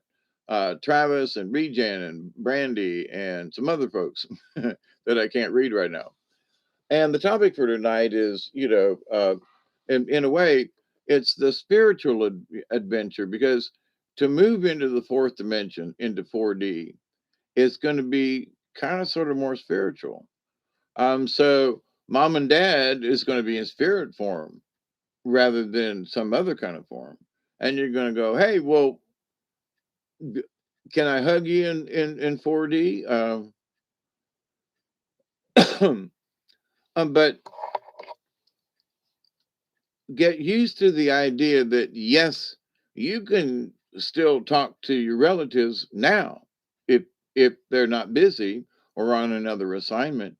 And here's the thing: they may not want to talk to you.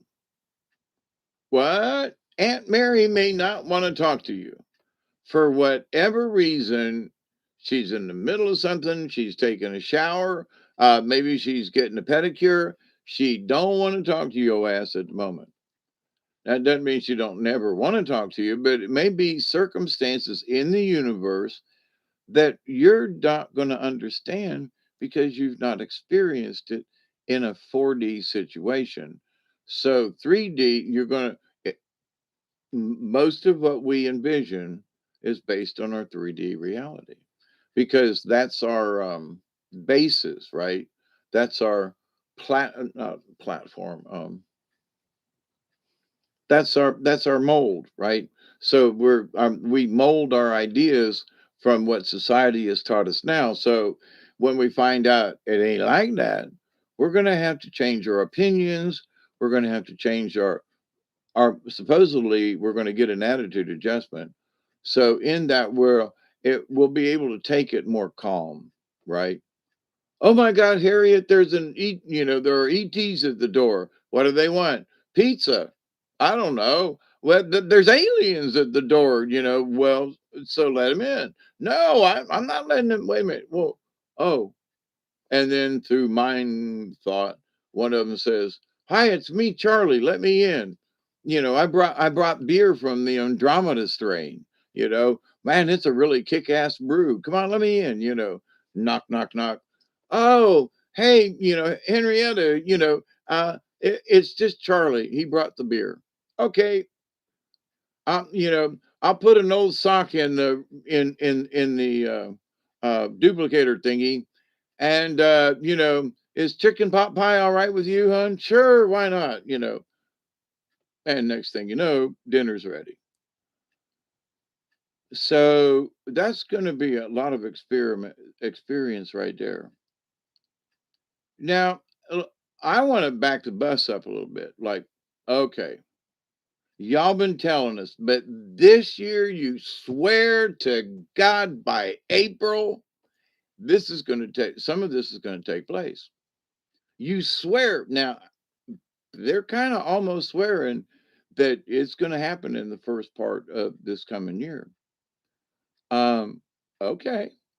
Now, for me, some folks, oh man, I can't wait. I'm really hyped, and I'm just going to sit here and wait because I have waited all these 69 and a quarter years. And some of this stuff for a good 25 years after hearing some of these things and stuff. Actually, it's been longer than that, I guess, for me, but to the point. So for 30 years, this is going to happen. Well, when's it going to happen? Well, ET won't give us a time, but it's going to happen in the near future. 20 years later, but to them, 20 years is squat because they're in a totally different time uh time zone. I don't want to say a timeline, but they're in a different time zone. They still fly around our planet and backing around and stuff. Um, so they're kind of sort of in our reality, but they ain't in our time zone. So whatever it feels like to them. So something else, ET and stuff. Well, will the angels appear? Hey, Katniss, how you doing? Well, the religious folks, oh, them people are all demon. They came in spaceships. Okay, just okay. Now, what my scenario is looking at? So, what if ET don't step in? What if we get the energy waves, but nobody shows up? It just kind of stays normal. But a lot of human beings are feeling a lot different now. Well, then what? Well, is ET on the front lawn of the White House? No, but but everybody seems a little calmer. Um, they're having, the murder went rape. 5 minutes. Thanks, Steve. Yep. So regardless of ET, And regardless of Zetas or Pleiadians or whatever, I'm my conjecture is this with um, science has said and has been talking about these energy waves and things. We can see through the Schumann that there's a bunch of stuff affecting the Earth, and I posted um, the link to the Schumann, and there are these lines that go sideways instead of uh, you know vertical. Um, the the resonance shows up usually in a vertical signature like this, like um, a not a Geiger counter, but earthquake thing. You see seismograph. So it's similar, but not. So the more scratches, though, the harder Mother Earth is ringing. Um, so what's that going to mean for us? Well, we'll be able to make a transition into some other um, fuel system. Okay. Are we going to need electricity? Oh, they've got these power cells that they're going to hook up. Okay. So, and we're not going to have to worry about, fighting for food or whatever because everybody's going to get a replicator. There are 7 billion people on this planet. And how are they like replicating the hell out of these things to be able to like show up and go, well, here's a lottery. If your name starts with Q, then you get a replicator. Well, what about the people, what about the people with, an S, like Smith? You folks really gotta wait. Uh, you know, the Smiths are lined up, but there's a backlog. Sorry. Anybody with the name of no, not many of them folks. You're a little higher up on the list, only because, okay, all right. Oh, med beds. Well, I'm sick. Shouldn't I get to go? Well, the governor's daughter's sick and we're going to put her in first. Oh, so there's still going to be that going on. So in my humble questioning of how's this going to work, little old granny lady out in the woods like me, she can't get anywhere. She doesn't have a. Is ET going to like knock on her door and go, "Hey, Granny, we got you a Christmas present, free, no charge. Here's your replicator." Well, how do I use it? Well, you got any old pantyhose? Well, I got some with a run in it. Well, honey, you just pop them things in here. And what kind of sandwich you like for lunch? Well, I kind of like tuna fish. Well, okay, boom, there's tuna fish, and pop out a minute later is your tuna fish salad, tuna fish sandwich. Oh Lord, have mercy, But what if I don't have any more um, pantyhose? Well, what else you got laying around? Well, there's some paper over there, and I got this in the mail, and okay. So, here's my point: if we're eating the food and we're digesting it, and you've run out of dirty clothes or socks or whatever, so then what do you put in the replicator to exchange that for, you know, wouldn't you kind of sort of end up putting your poo in there? I'm just saying, because you know, well, you don't buy anything from the store because you replicate it, but you got to have something in order to get what you want, right? So if it's a toy soldier, easy, right? You can take that toy soldier and turn it into Barbie or Ken or both of them, or make a trigender. Who knows? With a snake-like tail. And so, but these things, is it time? Yes, I made it.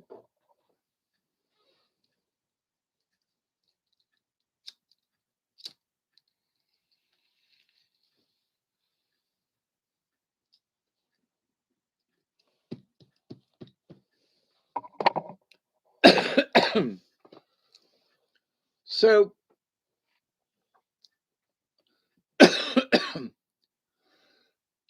I could go out in the yard and rake up a bunch of leaves and throw that in the replicator and get a steak sandwich or, a bowl of hot soup, right? But if people don't have something to put in it,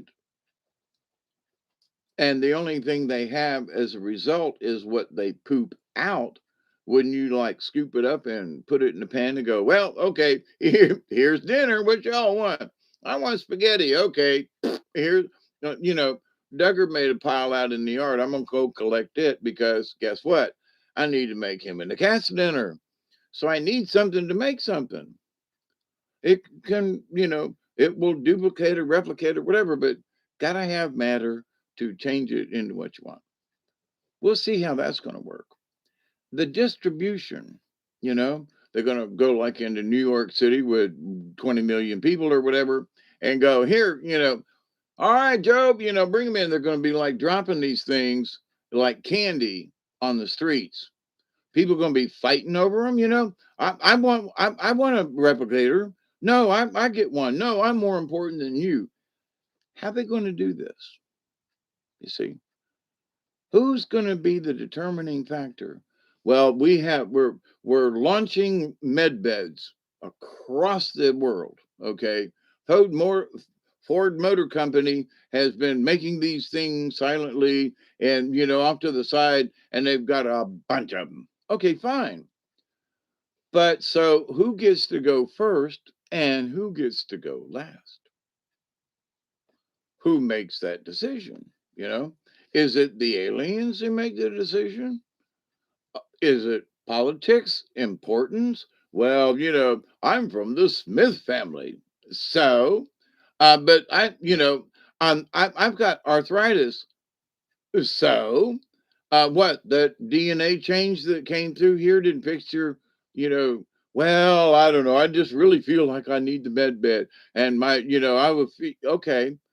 But now there's a little crippled girl that has got cerebral palsy, and and she's kind of sort of not quite mongoloid, but almost. She has those symptoms. Definitely something wrong with her, and she's a little cross-eyed to boot. And but you are more important than her.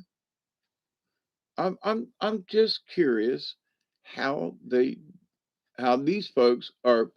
I've asked them, and they're like, it's going to be a mess.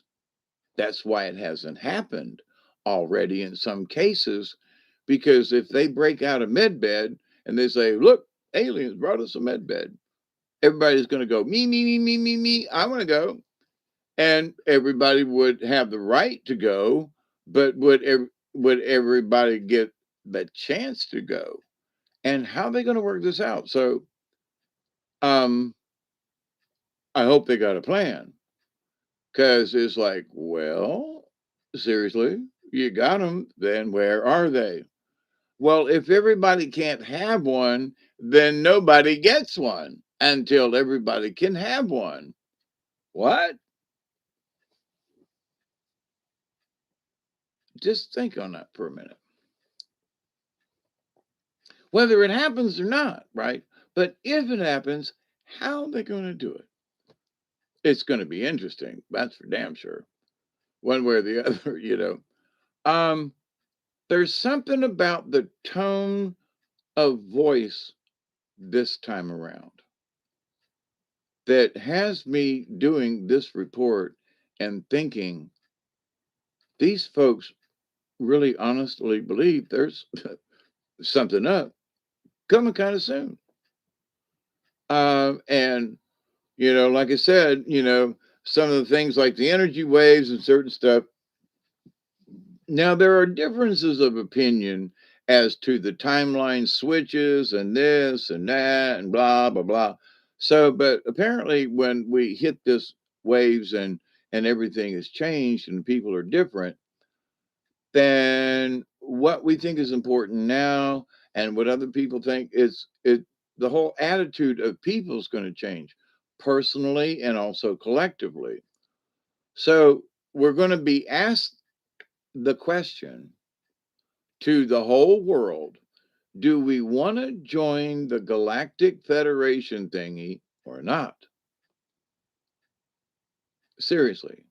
Now, as I have listened to this over the years, this sort of like little final detail about you kind of got to sign up and agree to like the law of one, which I have no issues with, but to swear to uphold the law of one. Raise your hand, yes or no. And it could be that simple, okay? But that you agree to this, okay? And we're going to hold you to your promise, okay? That's the honor in it that you made the promise. And so, but the planet's going to have to make a promise that they want to be a part of the community, right? And that we will abide by the rules of the good Palladians and the good Zetas and the good Charistas and the good these guys and who else knows, right? But we agree to work on, for the benefit of these people. We agree to stop war and quitting fighting and figuring out ways to heal each other and how to use replicators or things to build better houses, have water, to have stuff, right? Just basic needs of people. But then what? Well, what do you mean? Well, if I got a replicator, I don't have to go to work to make money to buy food. Problem solved. I can go down to the big replicator, and if I need new tires or something for my vehicle, I just go down there and trade my old tire and get a new one. Okay. I mean, so there are lazy enough people now because of these last couple of years. And you have to wonder, is this shift? Well, replicators, food's taken care of. Okay. And clothing, we can, okay. Don't even have to use a dishwasher. You just put your dirty dishes in the replicator and it replicates new ones without the dirt. Ooh, I mean, okay. You don't need to go buy a new shirt. You just replicate a new one from your old one. You don't even have to send it to the laundromat. Okay. Just put it in there and say, I want another shirt, large, blah, blah, blah, blah, blah, blue in color, blah, pop. There it is. Okay. Really? Then, okay, so why work? What kind of work would you do? Because no clothing manufacturing and J.C. Penney's is closed, and those people don't have a job, but nobody has to work because they got replicators, and we don't have to worry about. Oh, okay, well that's cool. Then, quite frankly, and forgive my French, but then what the fuck are these people going to do? What is society? What the fuck is society going to do? Are they just going to like, oh, this is cool, and we're all going to be in fourth dimension. We're all going to be going to school to learn how to, astral project and fly through the air and be like, well, okay, seriously. So 7 billion people on this planet is suddenly not going to have a care in the world. Everything will be quote taken care of us. Doesn't that sound like a Democrat to you? I'm just saying. So, and we have to, the whole planet has to vote on this stuff. Okay. This one order kind of UN kind of council stuff. Uh, but doesn't that sound like another version of the New World Order?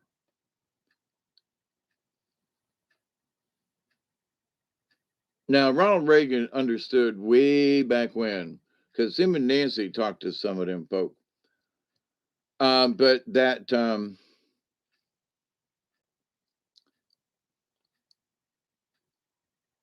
this idea of sharing and caring and this kind of thing. So, but then what are 7 billion people going to do? They just going to sit around? Is it all going to be training? I'm just saying. So you get the replicators, you get these other things. Then what? Okay. I'm just curious.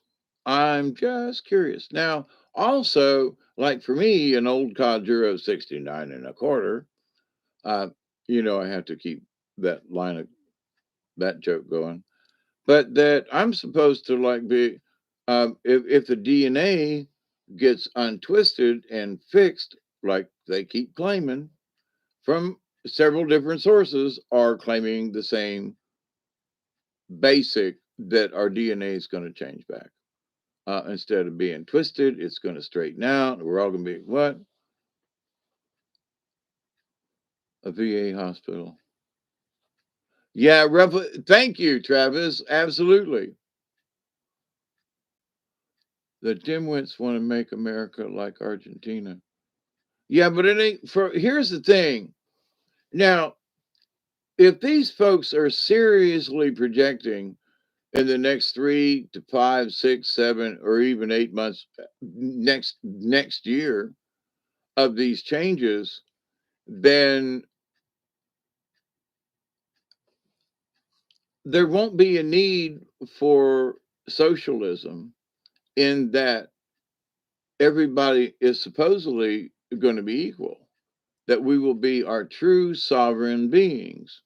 So then we get to choose what we want to do. Well, okay.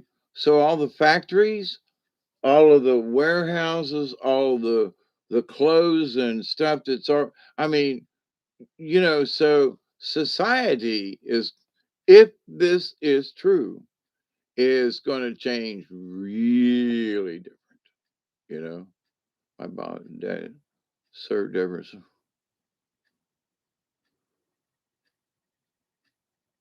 who's installing the replicators or I have no idea.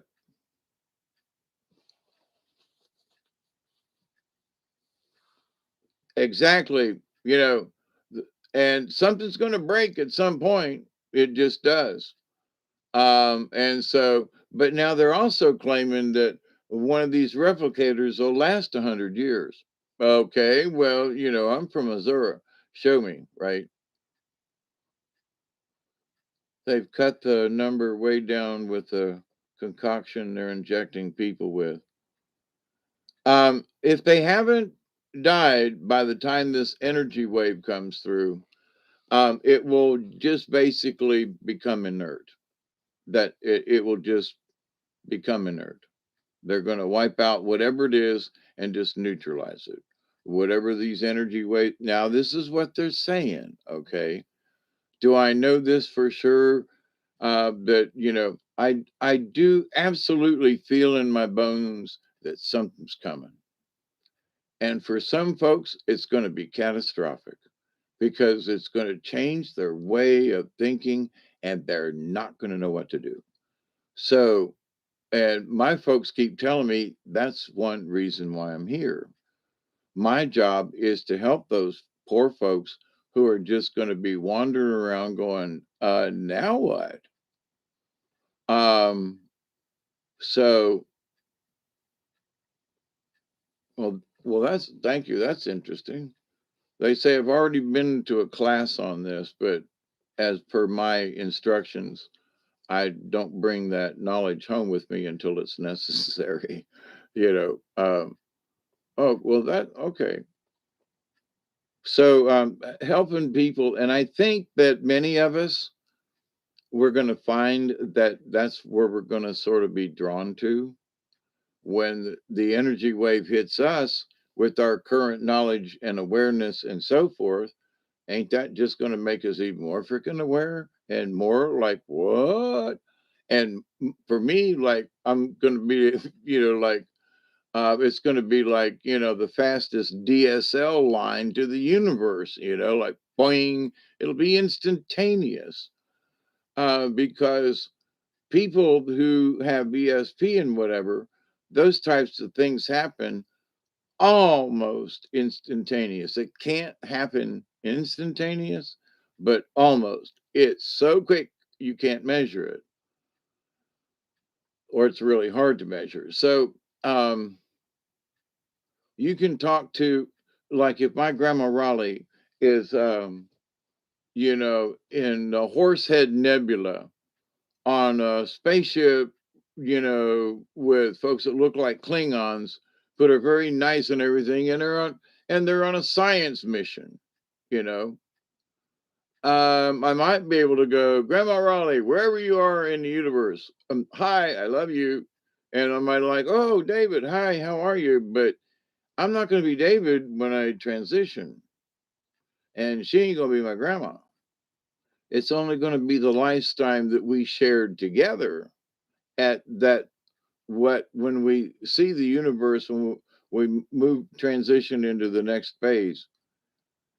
Our concept of time and that reality, and you go, oh my God, how many times have I done this before? As far as reincarnation, right? And here's the thing, unless you have really screwed up in the universe, then it's eternal. We don't die. We just change into something else. Now, maybe next time I can be like Chip and Dale and become chipmunk and run up and down trees and have that really nice fur coat. And, seeing chipmunks up close, they're like adorable. So I want to be a chipmunk in my next life, or whatever. There might be something on another planet that is just so freaking cool. And I don't even know what it is, but I think I want to go there, for the adventure. Okay. But I think for me, no matter where I go, as part of my collective journeys, and this time around, and having pursued the shaman in training and all the religious stuff and so forth, I think I would still be somehow, that would sort of be a strong part of my spirit as it moves forward. Um, but anyway,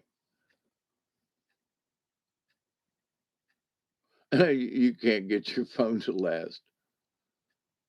If we lose power from an EMP, you can put holes in something. Can be replicated by the smaller. Right? Yep.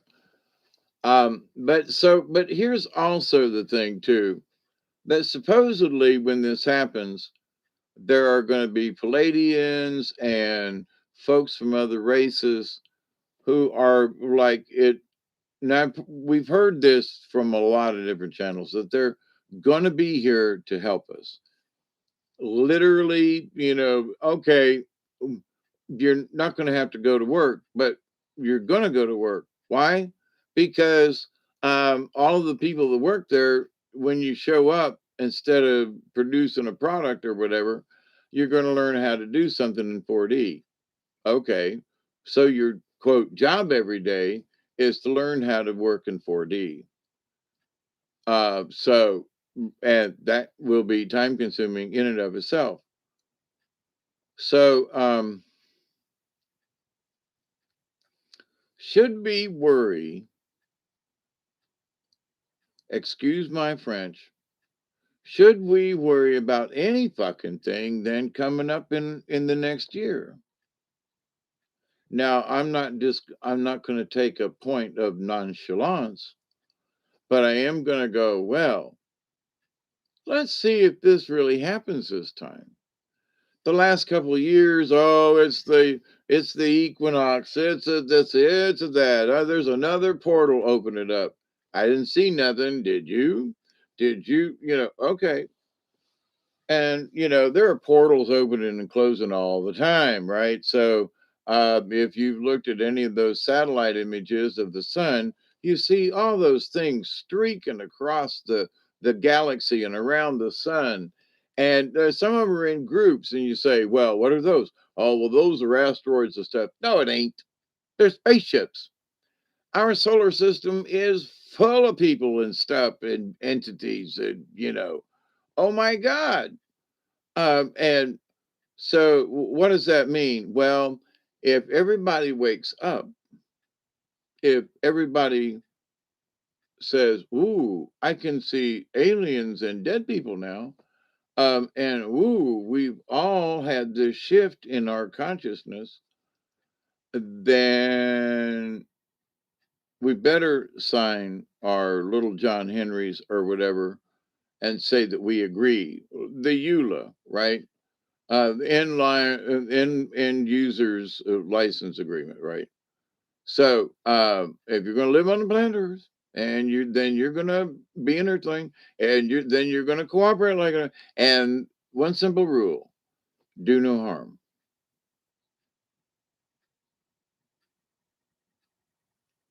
And be nice, okay? You use your heart, okay? Do no harm, and try to be nice to people, you know. But if you argue with someone or piss them off or whatever, then that's harm. So you'd be breaking the rule anyway. Minor infraction, but we're going to cut your finger off, you know. What? You're going to cut my finger? Well, we got to punish you some way, you know. So who's the punishment? What's the justice? It's going to be interesting if it happens. Now, but like I started off with the moon and seeing the stars in different positions, you know, the moon was in the wrong place when it came up the tonight. And Pleiades was over about, let's see, about 10 degrees, maybe 15 degrees over. I could see Pleiades through my windows looking out. Tonight, Pleiades was like almost past straight over 90 degrees up, you know, vertical. So there's absolutely earth wobble, earth changes. Yep, all the floods and storms and snow and this and that. If these things are correct going into the future, a lot of these things are going to be mitigated. Radiations. Apparently, ET has ways they want to get rid of our current nuclear stuff and clean up the planet, and et cetera, et cetera. We'll see.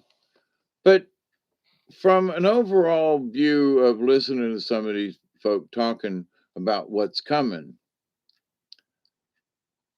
I would rather think about that than the apocalypse.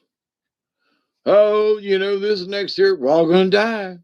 You know, we're all going to get, you know, and if you don't have your soul saved, you know, Christ is going to leave you behind. You're going to be thrown into that eternal pit forever and ever. You know, you ain't get to go into heaven. Um, so that means we should stop with the scare tactics, maybe a long time ago. But that I am hopeful that these folks are right this time. Uh, but I'm not going to get giddy and overzealous over it. Why? Because I've been let down before, you know. But I still have faith that it could happen. I still have faith that other things that I've seen in conditions and so forth myself, I could see it happen. The G, you know, Gesara, right? So if we have replicators, then what do we need money for? What do we need currency for? We can't we just barter or whatever? But I can see this now. I am a carver. Okay, so I've got wood and things and tools, and I like that handicraft. So I'm carved a face or a thing or something. So I would like to give it to you, but I spent a lot of hours on it. So if there are three people that want it, then I'm going to sell it to the highest bidder, right? Well, wait a minute. Well, it isn't about how much money you make, but how much is somebody willing to pay for what you have produced? So I think people are still going to produce things, but not necessarily in the way we think about it in 3D. Because I still, in my trying to understand what 4D is, am I going to be able to even whittle on a piece of wood? Am I going to be able to pick up a piece of wood? You know, am I going to have tools like I think of now in 3D? And the answer is I don't know. I think that tools are going to be different. Our tools will be the tools of our mind and our, you know, uh, I have being a Libra, the the power of a Libra is in our reins, our hands. And so it's like, in my current 3D state, I mean, like, man, I won't be able, I won't be able to use my hands. I mean, to work with wood or to like work in clay or to do something with my hands, right? Wow. But I'll be able to, I don't know. Am I going to be able to emulate working with my hands? Is it going to be a mental work with my hands? You know, I'm see, going to have to be some learning there. There's going to be a learning curve. So I'm interested, and I would like for y'all to be interested. Um, the interesting thing, mostly at this time, that I've noticed is that they've agreed separate parties, separate channels, separate interviews, but these people have agreed on a lot more than they've ever agreed on before, and especially this coming year. So I'm just going to say, have a good year, right? Um, they're promoting, don't worry about it. Whatever comes in the future, we're going to deal with, good or bad. um, Quit fretting, don't let your Bermudas get in a bunch, get that knot out your crack. Um, and maybe have a little more faith in the universe that this kind of thing could apparently is going to happen. And there are quite a few folks that are like, they're panicked. The Jesus folks are like, this is it. When we get hit, Paul Begley and them, but they, when it comes in, this is going to be it, and Armageddon, and we're all going to go to heaven, and we're all going to, holy crap, and I like listening to Pastor Paul for whatever reason. I've listened to a lot of people, and but he at least tries to be nice. He's funny. He's got a sense of humor, and he reports on stuff. And but he is absolutely, unfortunately, we're all going to die. You know. But we're going to live in with Jesus on the other side. Now, to that point, if you want to believe in something, if something's going to happen, we're all going to make the transition into whatever's going to happen. The planet, animals, all the plants, minerals, everything on this planet, everything in the solar system is going to be affected. And I don't know whether or not these folks actually know what's going to happen to us or what's going to happen to them, even. Maybe they've been on another part of the galaxy and it's where this wave has already passed through, did they, did they get new underwear after it went by? Did their hair color change? Did they get taller? Can they regrow their teeth? That would, I still think that's one that I would love to have my teeth back. But anyway, you haven't seen my ghost vids. I got 20 dead serial killers. Oh, buddy is an airplane mechanic in there.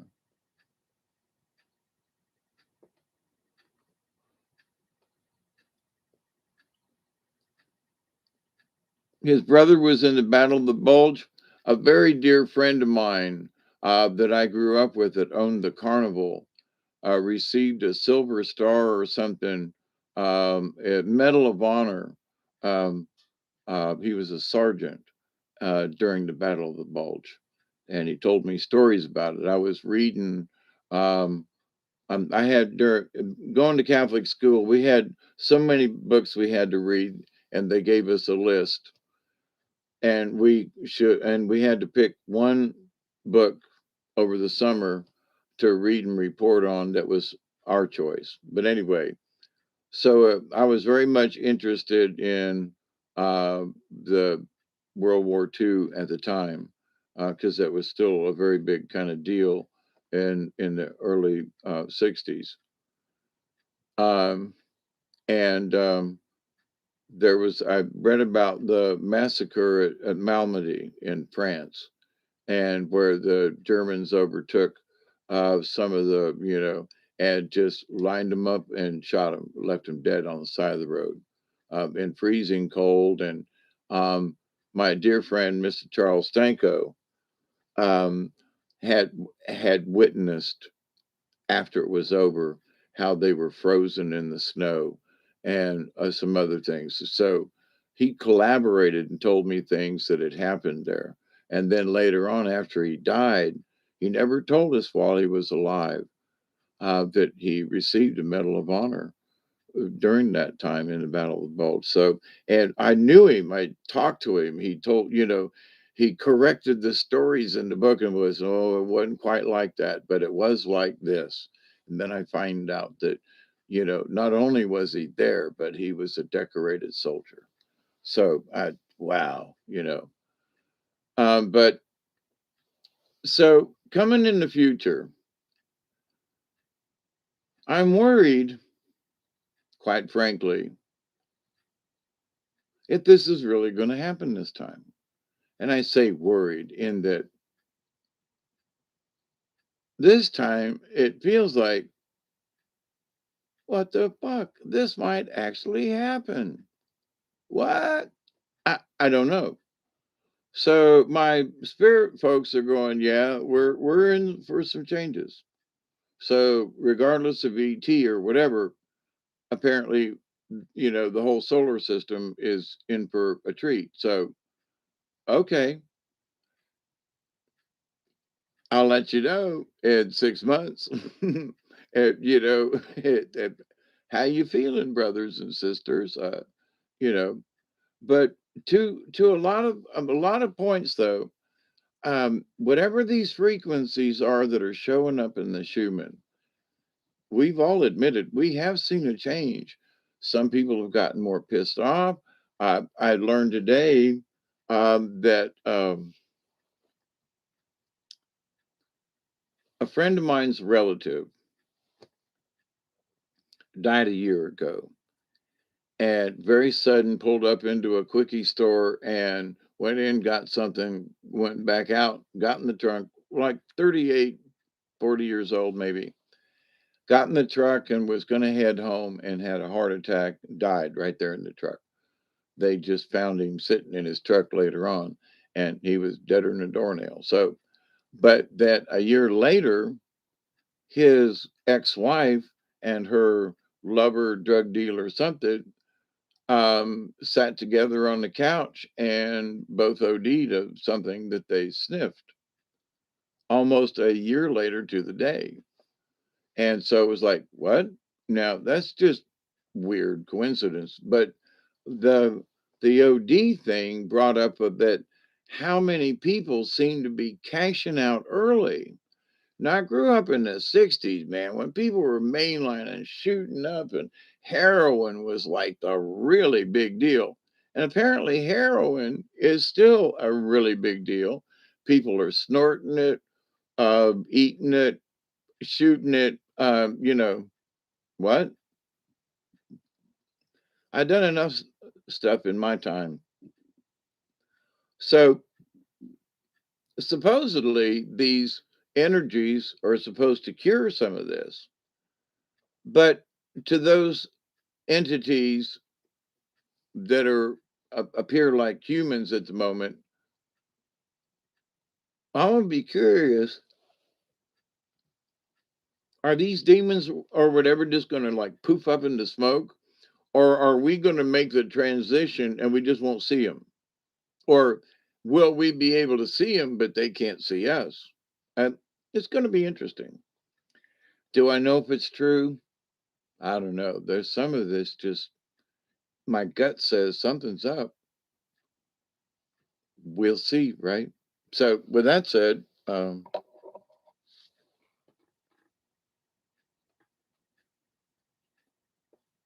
POW in Korea. He was freed on Christmas. Wow.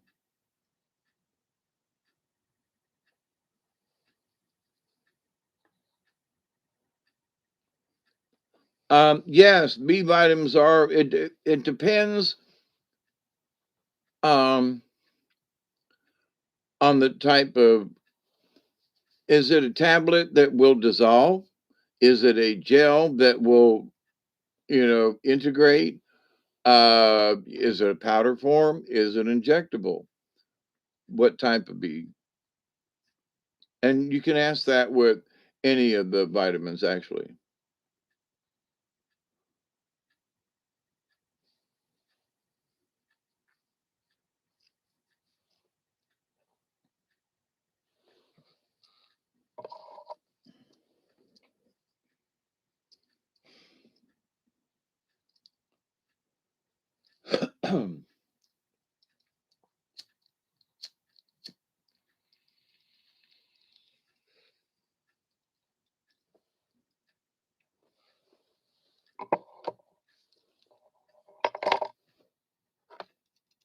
I'm curious as to what the human is doing at the moment.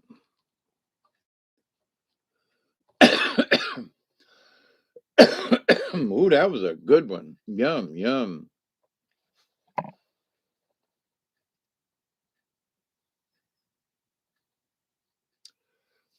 The vertical lines up and down are not as strong, but the horizontal lines going side to side. Holy mackerel. Yeah, and there's some background energy.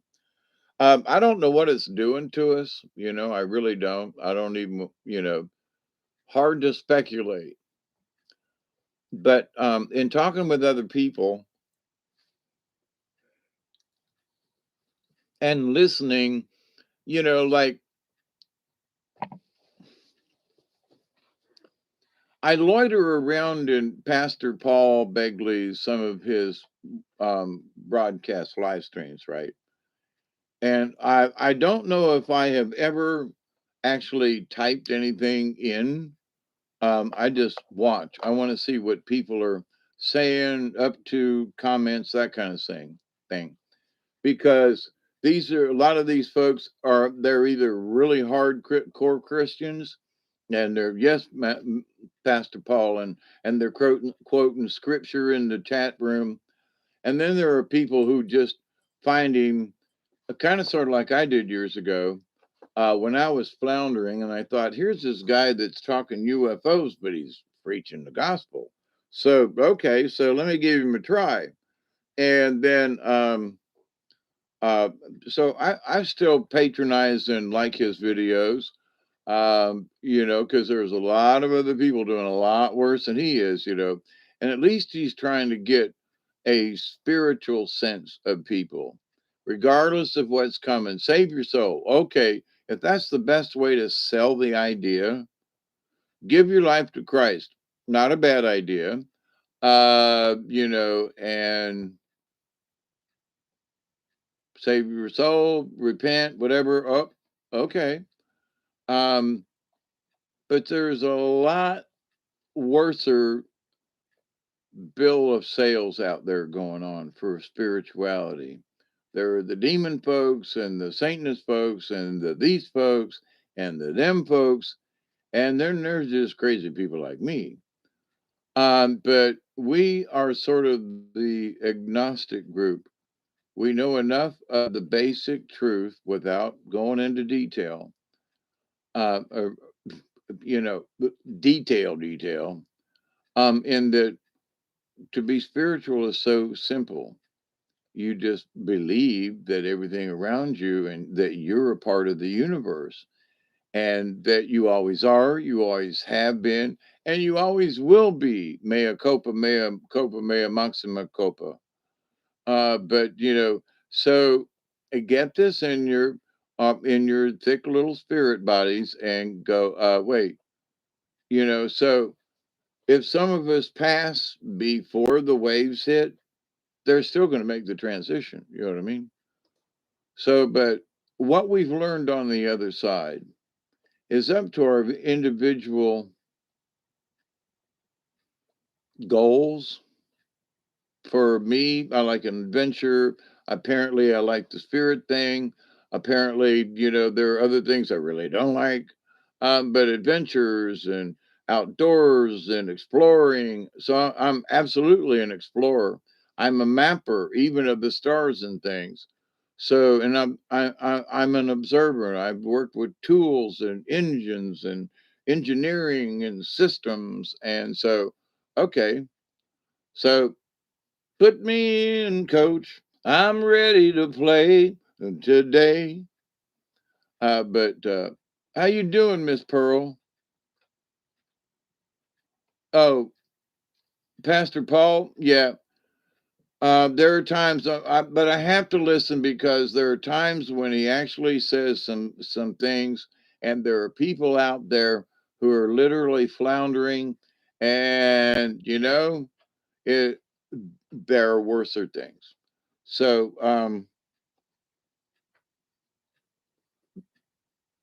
it would put some folks who don't believe in anything closer, and then go, well, this Christian things, there really is a this and it, yeah, but the story's not quite like it says in that book. But welcome, spiritual being, you're welcome. Um, if you believe that there is a resurrection, if you believe that you can be a good person, which it does, bring your frequency up. So, the basic look at it of it is that better than some of the other alternatives. I caught my neighbors talking to me. Oh, did you?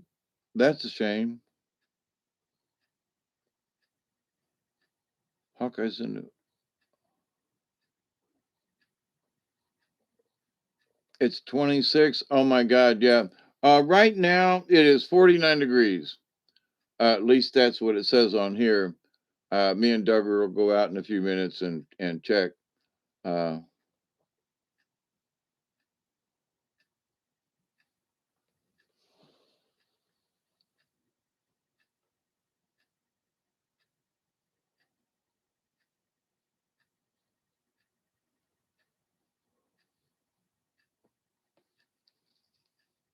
Yeah, for the first 7 years of my life, I lived in and around Dayton and Troy area. So they can get a fair amount of snow through there.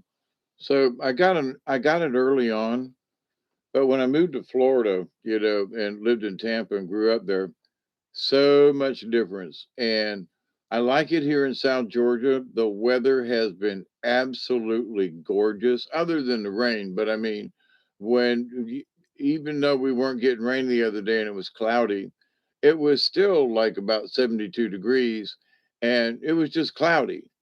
And but nice outside. Me and Duggar got some work done, took a walk and such, And this time of the year is like, oh man, there are no bugs, or maybe, maybe a butterfly or two, and hadn't been cold enough to kill any of the bugs yet. It got down to like 33, maybe 32 in a couple of places. This week we're supposed to get down to like 39, 35, something like that. So, and I'm kind of been looking forward to the colder weather. But I've only fired up the stove 3 times so far this year. So Valdossa's reporting 53. Well, Valdossa's got a lot more concrete, and they stay warmer longer, like Albany does. But you get out here in the country and in the bottomlands, and it gets colder quicker. Um, and that's just. I thought it was bullshit till I moved out here. It's like, no, it's the truth, man. It'd be 4 degrees colder here at the bottom of this hill next to the swamp than it will be, in Meggs or Moultrie. But anyway, well, my dear friends, we got a 420 coming up here. Is that an '05 or a 15?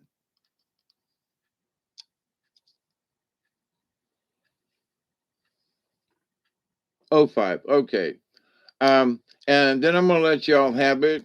It's been almost 3 hours, and I said 2 hours ago that I was going to try to stay on topic and for 2 hours or whatever. Now I'm going to start rambling, and it'll just be nonsensical from here on out. But um, I'm not quite sure if there was anything else I needed.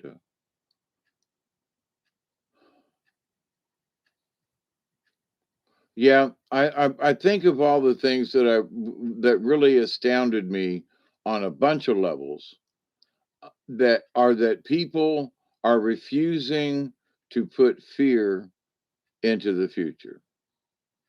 I'm absolutely, and how simply they have put it, elegantly. I've been long-winded about it, but to see that other people, and to me, for me, notable people, and that they're being calm and smiling and go, I don't want to worry about what's going to happen next year. I just want to say, I hope that we find our way out of this. You know, whatever it is, we're going to have to deal with it no matter what. So we're going to have to adapt to whatever, no matter what. And so, but why worry about it? Just, which is good, solid, sound uh, um, advice, but to kind of sort of put it into practice.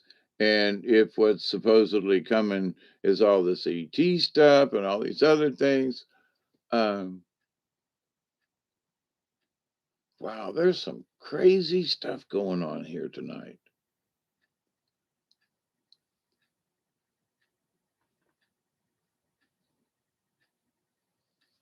There's something over there right now because it appears like the leaves are moving, but they're not. There's something moving between me and the leaves. I can't see it, but it's sort of like seeing um,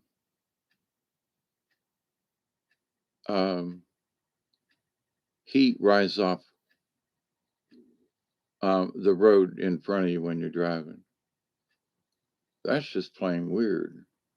I'm not getting any kind of prickly feelings that it's nasty, but some, hmm, okay, Rambling Man, yeah, let's do. I got a fluorescent mango and a what? Chastolite, aka fairy crosses. Oh wow, interesting. Honestly, good night, Brandy. I'm fixing to go here in a few minutes too. I got stuff to do tomorrow. Oh, by the way, rambling. Now, y'all know that I have talked about the my truck has been out of commission. So I bought a new map sensor. I bought a new uh, accelerator position and thingy, an idler sensor, and a new radiator, and some other stuff, right? So she was running great. And then all of a sudden, it just quit. So I had to buy a tool, a code reader, because I'm stuck out here in the country. Nobody can get me, blah, blah, blah, blah. So I have finally got the code reader hooked up, finally did a reading, finally did a check, and found out that the brand new map sensor I put on was the first code that it read. Map sensor, bad. So I said, well, holy crap, right? Well, I got to take the old one in the box to get a replacement. Okay. Well, I can't get to town. So I know I took the old one off and put it in the box because I never throw those kind of parts away. So for the last 2.5 days, I've been searching for the map sensor in the box. It's aluminum casting, with a little bingy on top and a plug. I torn this my barn apart. I tore my truck apart. I tore the woods and the weeds and stuff. No, Jesus God, I didn't throw it away. I swear I didn't throw it away. I would have known. I've got parts from my 51 Chevrolet still in my shed, old parts. I don't even have the truck anymore, right? So, but I was like, uh, 2.5 hours this afternoon, and I said, I kept turning over stuff and moving this, and no, it's got to be here, got to be here. So I stepped out of the shop shed and stood in the yard, and I looked up. I said, "You all gotta help me find this thing. I really have been without my truck for so long. She's sitting right here.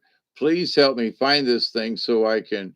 So I came in the house, and the dog went by, and I looked down as I was closing the door, and the box had fallen onto the floor behind this triangular potted plant thing, and the potted plant behind it.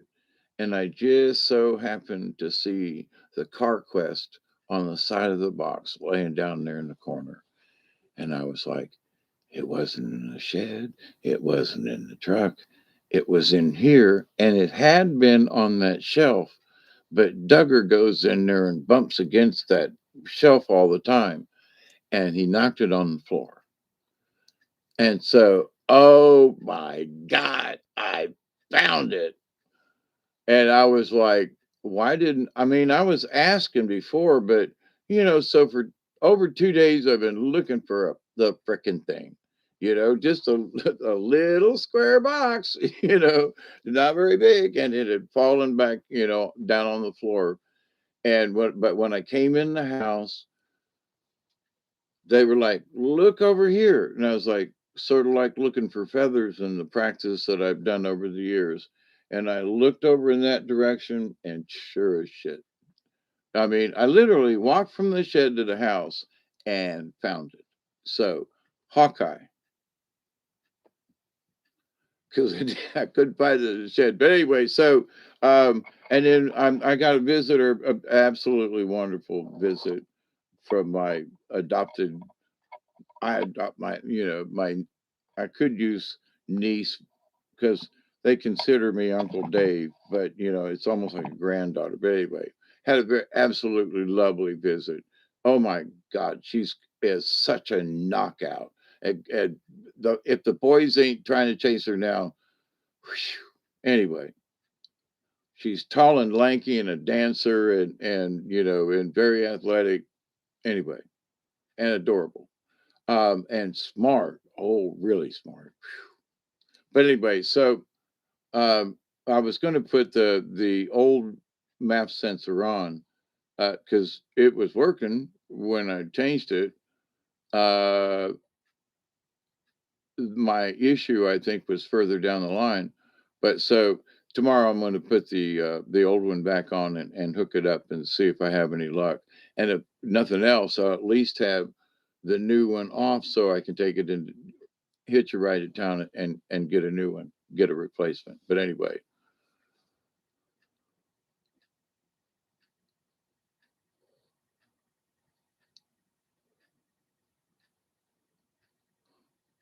you medically retired in 2004.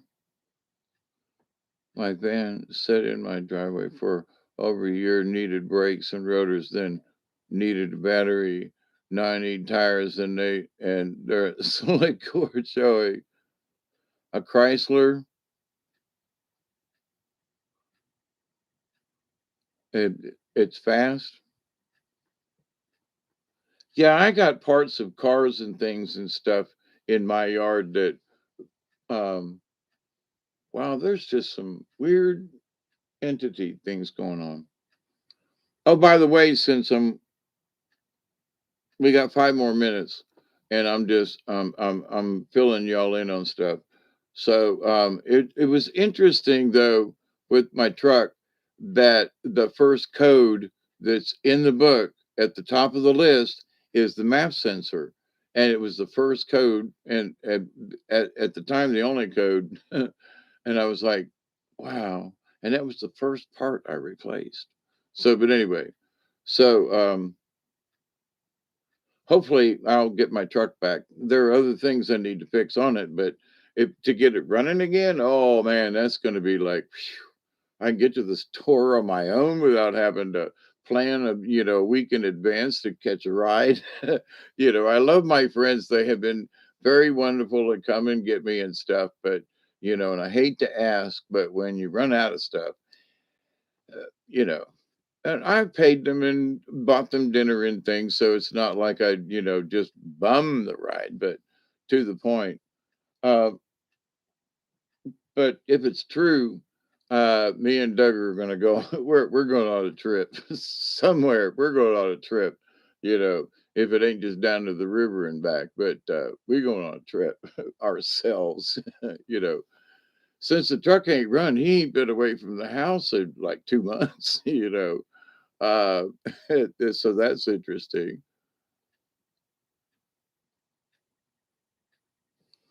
Yeah, I found the front grill to a Dodge.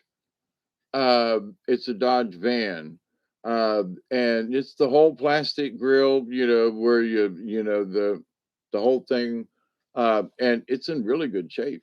And it's like somebody somewhere needs this, would like to have this. So there's some items that I have that I'm going to offer for sale because I really don't want to just chunk them in the garbage.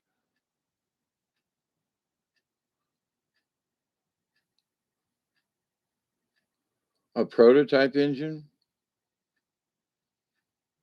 All right, my dear friends, it's 17. All right, we got 3 minutes, so get your stuff ready. I'm wishing you all very a happy week, and a happy New Year. Let's have a good year. And the more I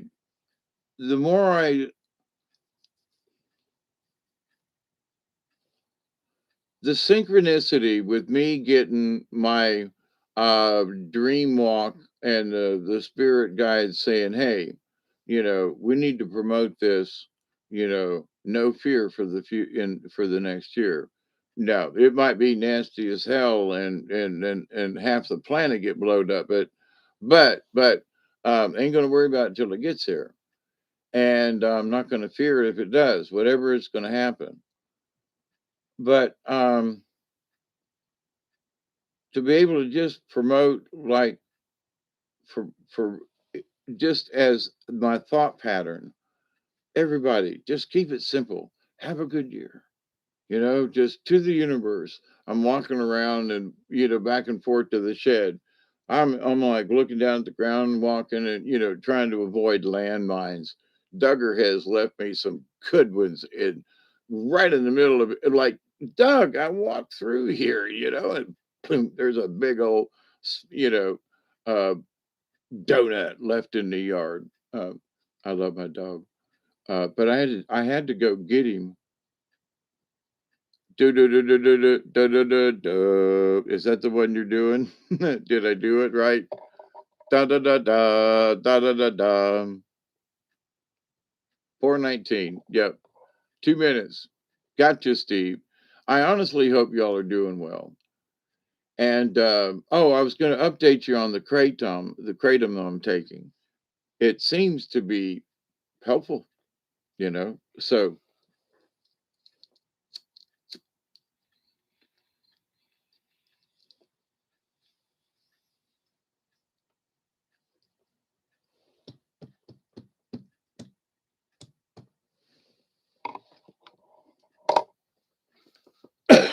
since I've been taking the kratom, um, I've bought several different kinds and brands and so forth. That big ant hills. Which one? Which one is B?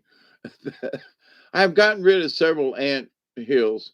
Uh, the damn things keep coming up through the cracks in the floor. And I mean, like, I walked in earlier this evening and I'm walking along and I look down at the floor and I've mopped and swept and everything because the girls came and visited. And thank God they come every 2 weeks.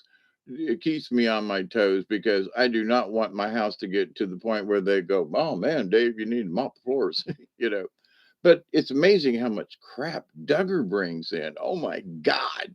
And the hair. Oh man. But anyway, so, I'm sweeping and mopping and everything, and the kitchen and in here and all, and, and sprucing up the place and dusting and, which you needed anyway. But, the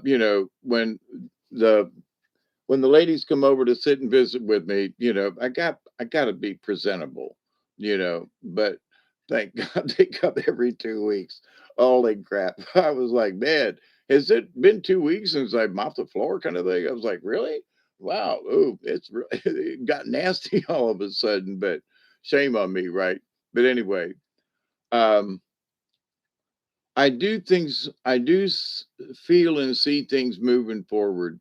And for me, there's so much clutter in my life. It's almost overwhelming, but I keep making progress. So my spirit guides keep saying, look, keep up that, that, that thought.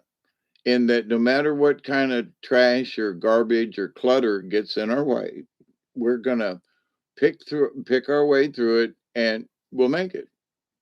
We've made it this far. Look at the last 2 years and all the things that have been put on us and all the scare tactics they're still trying to do to us. And, now it's the new one and football players weren't play and all this other kind of stuff.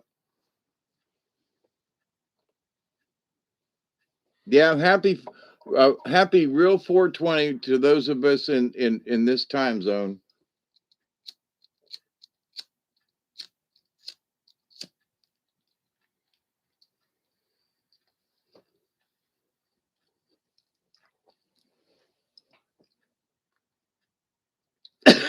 You could do a little Nikki.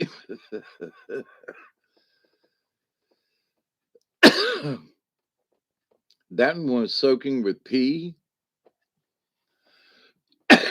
But for every time, see, for every 20 mark, as I said earlier, 220s ago, that, the native folks, when they smoked the pipe, that,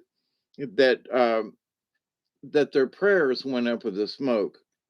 So as we sit around for every 20 and share from wherever we are, I like to think that, every time we do it, we smile to the universe.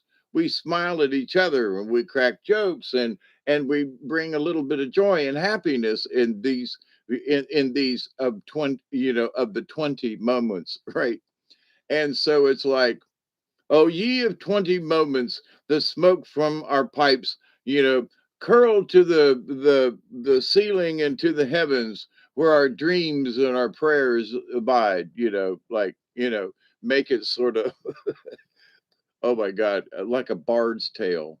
But anyway, no, but honestly though, so for every time we do this together, then we send out just a smile. For peace. I think I'm gonna make it crystals owl.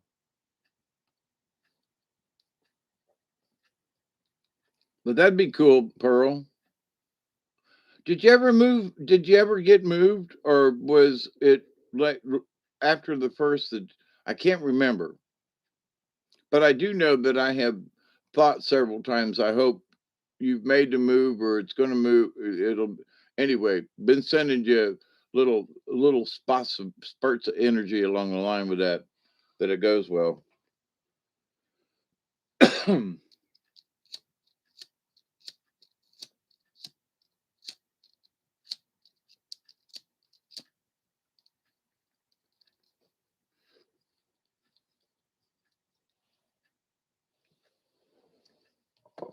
Yum yum. There's my prayers. Thank you, thank you to the spirits. But my little escapade these last couple of days trying to find that old part to put back on the truck. Oh my goodness! And I just knew I was going to find it. And I think one of the things that bothered me the other day, before I finally plugged in the coder, was like, what if I can't fix it? What if I can't?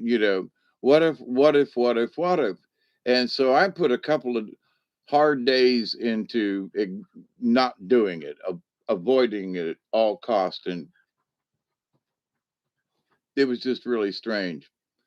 And then when I finally plugged it in the other day and it gave me a code of the brand new part I just put on the truck, I was like, holy crap. All right, I can fix this. Let me find the old one. And that's when the fun began. And but to have found it in the house over there that had got knocked off of this little shelf as you come in the door, and that it was laying on the floor back there in the back. And I was like,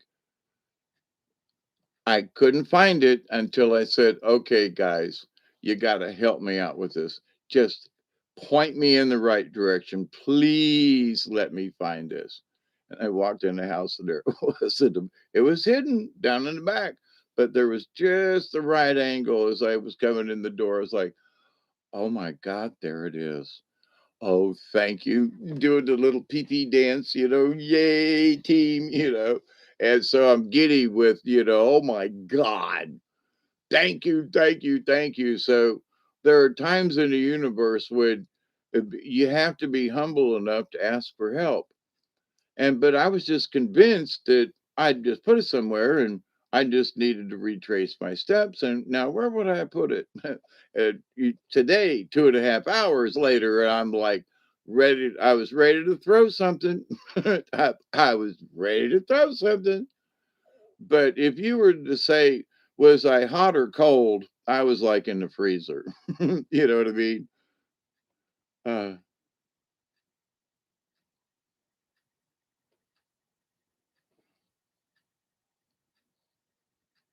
yes, Reagan was in the movies. Yes. And he worked with the monkey, literally. No Time for Bonzo or something like that. Uh, but actually, during the Ronald Reagan days, um, I I did not like Ronnie. Him taking off the the solar panels on the White House and oh that's just nonsense and all this other kind of crap. I was just like, I modeled my house having worked through one of Jimmy Carter's programs for elderly folks and whatever.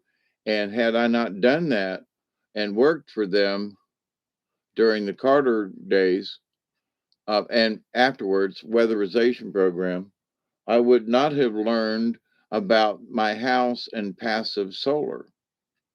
So, I mean, I consider it, and for all those folks who learned about it, for all those people, there are a lot of folks that still don't take advantage of it. But, for me, I was like, man, shoot. And Ronnie just poo pooed it, took it all away. And I really didn't, I still don't like that of what he did. He just, well, there's other things. But he also knew that there were aliens with other technologies too. And so, from his point of view, having solar panels or whatever, yeah, when actually he might have been actually introduced to a type of a prototype of sorts of a power cell, because he knew that there were up there,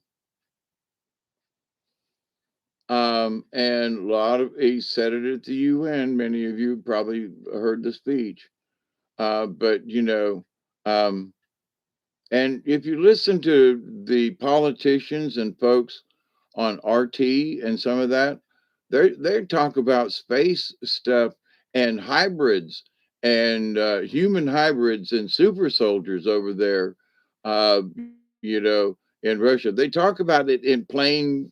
Even some of these guys say it during UN meetings, and people are like, they just pass it off. What did he just say?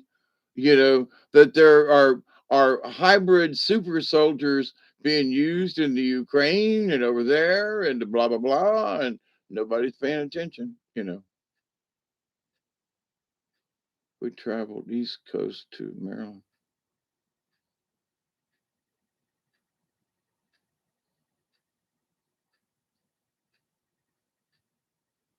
Not like it did, no, Regen. They have protests and stuff, but that kind of stuff. When were you there in as a child?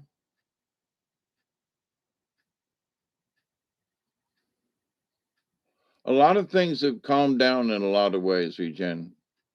Now with the BLM, and you never know, you could go through DC and somebody would have planned something, and just just it'd be just your luck they'd have a riot that day. You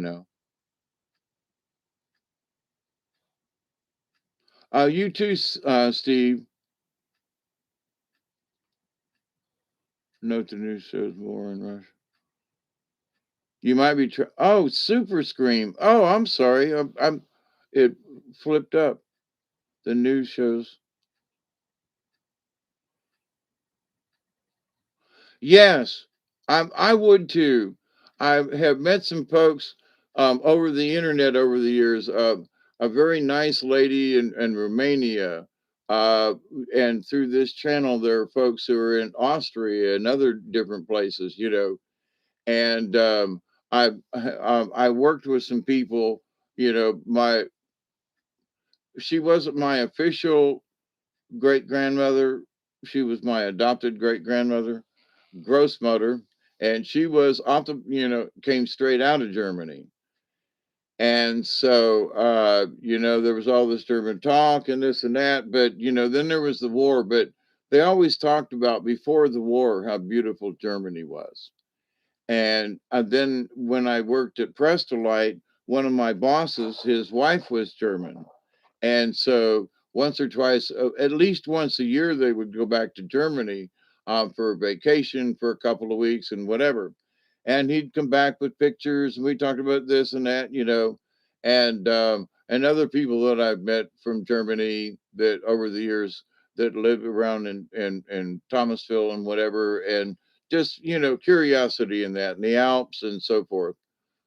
So, but yeah, I'm probably my days of traveling are over like that. Simply because there are too many restrictions, and I'm too old to travel by myself. So, if I had a companion, and boy, do I understand what a companion means these days. Uh, when other folks would say, "Dave, I'll pay your way if you just go with me." Well, I don't know. No, no, no. I'll pay your way. Just go with me. I get that now. So, but anyway, y'all sleep well, my brothers and sisters, at 3:2222 in the morning hours, and at 4:33 a.m. on the East Coast here in South Georgia.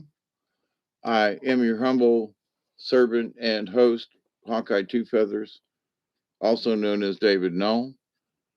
I continue to pray that each and every day, that each and every one of you will continue to learn to accept and receive the knowledge, the healing, the wisdom, and the many blessings in the universe.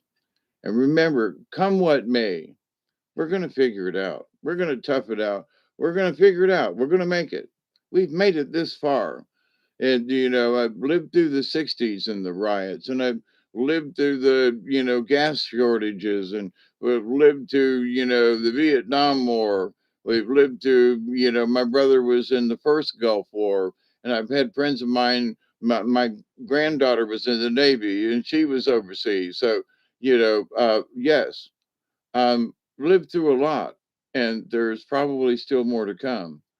But because we've made it this far, I continue to pray that each and every day, that each and every one of you, your friends, your relatives, and all of your relations, past, present, and to come, will learn to accept and receive the knowledge, the healing, the wisdom, and the many, many, many blessings in the universe. Remember, we're swimming in this goo. We're swimming in the quantum all the time. We are spirits, and we are of the universe, whether you want to think that we're star seeds or but we are children of the universe. And some of us are old timers, and some of us ain't learned a shitting thing in all the reincarnations we've made. And that there's hope for us all, though, because we still have a free will in the universe, although there are beings and entities and that would like to say otherwise. But we learn freedom. Sometimes the biggest lesson for me when I was in jail was that even though they had me in prison, they could not take my mind. And I practiced uh, my astral projection while I was in jail. And, had it not been for that, being able to go back to the farm from being in jail, um, it it would have been a lot harder. Hey, Super, you good to see you. Thank you for coming and participating. Isby, you too. Be safe. Jody, thank you. I got your email, and for some reason I didn't answer it, but I just found that interesting about the perfume. Wow. So stay safe, Travis. You everybody stay safe. And as always, that in that rule of three that's important to me, I continue to pray that each and every day, that each and every one of you will continue to learn how to accept and receive the knowledge, the healing, the wisdom, and the many blessings in the universe. And it's all around us. It's all around us. So, and continue to reject the chaos. Here lately, and I think it's been 2 Sundays ago. It might have been last Sunday when I asked everybody in the chat. I said, "So, you know, something felt different, right, that day." And so that feeling is still there. That something happened like last week, and it feels like it's been going on. But, and I make that reference in closing in that, looking at the Schumann resonance, it kind of shows up that it's still there. And it should be that we're still feeling something. So grab your inner tubes, ladies and gentlemen, as I've been talking about for years. You were in for not necessarily a bumpy ride, but a wavy one. So be safe. Don't drive yourselves crazy. Just stick your thumb in your ear and, and stop and think about it before you jump off the deep end. And remember, Super and Jody and Travis and all y'all, um, we're going to get through this. And might as well look at it with a smile, instead of looking at it with dread. So, whatever's coming up, I'm going to keep my head up and go, whatever it is, it's going to be a great adventure. And guess what? I got folks like you to share it with. So y'all be safe. Okay. Have a great week. With holidays and stuff coming up, I ain't into the holiday too much. And some would call me a Scrooge, or a Grinch. I don't steal anything, but no, I don't have anyone to share that kind of thing with. And so it's not high on my list of priorities, but I'll think of all of you and sing Christmas songs along the way. Oh, you walked to the store back. Are you in the 26? Is that what you were talking about, Travis? Or do I have the wrong one? What's your temp before I go? Wake me up before you go. Oh, da da da da da da da. Da.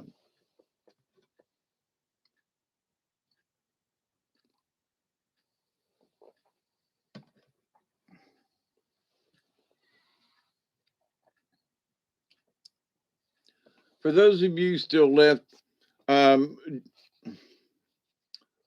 have any of you had any dream walks, and not necessarily a prognostication of the future, but um, with the obvious energy change? It's 23. Dang. Uh,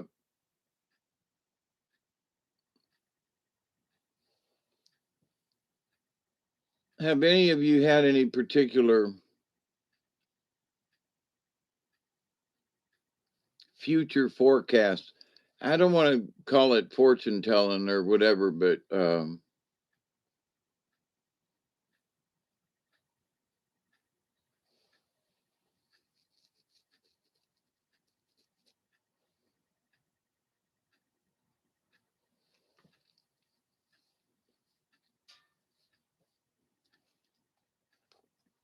yeah, my dear friend Tim that helped me say that gentleman on several years ago on or about the 19th or today's the 20th. So it's kind of sort of this time of year, I always give it a thought, but the gentleman is alive and well with a prosthetic. You know, he lost his leg, and we were there to, angels sent us to help him out. And so my belief of angels and being saved and having, been there to save someone else. But my friend Tim, he, I haven't seen him in a while, but I send blessings in that I'm so glad that he was there to help. But he was in the Navy, is my point. And so yeah, I'm thinking of, my brother Dan, he was on the Elmer Montgomery. They were in the Gulf that time with the Van Cents when there was an incoming aircraft and they fired a rocket at it and the jet turned at the last moment and blew it out of the sky and it was a passenger plane. My brother was on the Elmer Montgomery, which was, one of the um, escorts on either side of the Vincennes. And Danny said, he said, we had incoming. He said, they were under attack by PT boats, by fast gunboats. And he said that, they could see this plane coming in on the radar and they did everything they could to warn it off, try to contact it. Nobody knew where it was coming, what airport it had come from, and it had reached the range. Had they not fired, the plane would have been on them within like a minute. And he said it was like inbound. And he said, but every one of us, there was three ships there. And he said, every one of us that was on deck, he was manning a 50 cal on the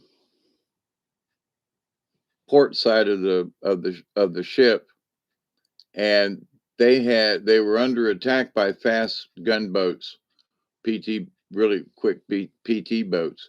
And he said about that time the alarm went off with the incoming airplane. But he said they were one of the first ships there. And he said, Dave, he said, every one of those bodies was floating. He said those bodies had been dead before they ever hit the water because if they'd been killed in the accident, they would have submerged. But because the body bloats, they float like right away. And he said, all the bodies, it was a shame, but they had all been killed by other means. So it was a big deal in the news back in those days. But he was there when that incident happened. So, and I've had other friends and relatives and so forth in the Navy and also the Air Force. And my granddaughter was in the Navy. Thank her for her service. And I hope if my truck will run now, I'll be able to get down and see her. Yay! I'm really looking forward to that. But anyway, good luck to y'all for with whatever little problems come your way. This business with having brand new parts going bad is just like crap. But yeah. Thank you, Regen. It sometimes feels like my deja vu comes from a dream. Yeah, it's full moon too. I'm sorry, I asked a question and then didn't read the chat. I haven't had any clairvoyant dreams though. My best friend with Native American blood has a sister with those types of dreams all the time. Yeah. Well, I guess it's just more um but here's the thing, super. Do you feel changes in the air just by yourself without anybody else's input or discussion? And Isby, I know you do. Um,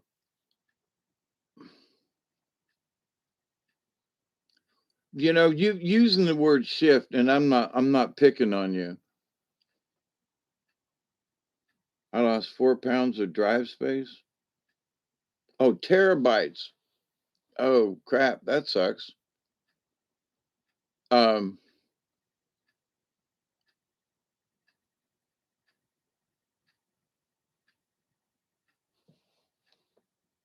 that shifted gears. Oh, but looking towards the future, a few things telling me certain outcomes may happen soon, and some did happen. Yeah.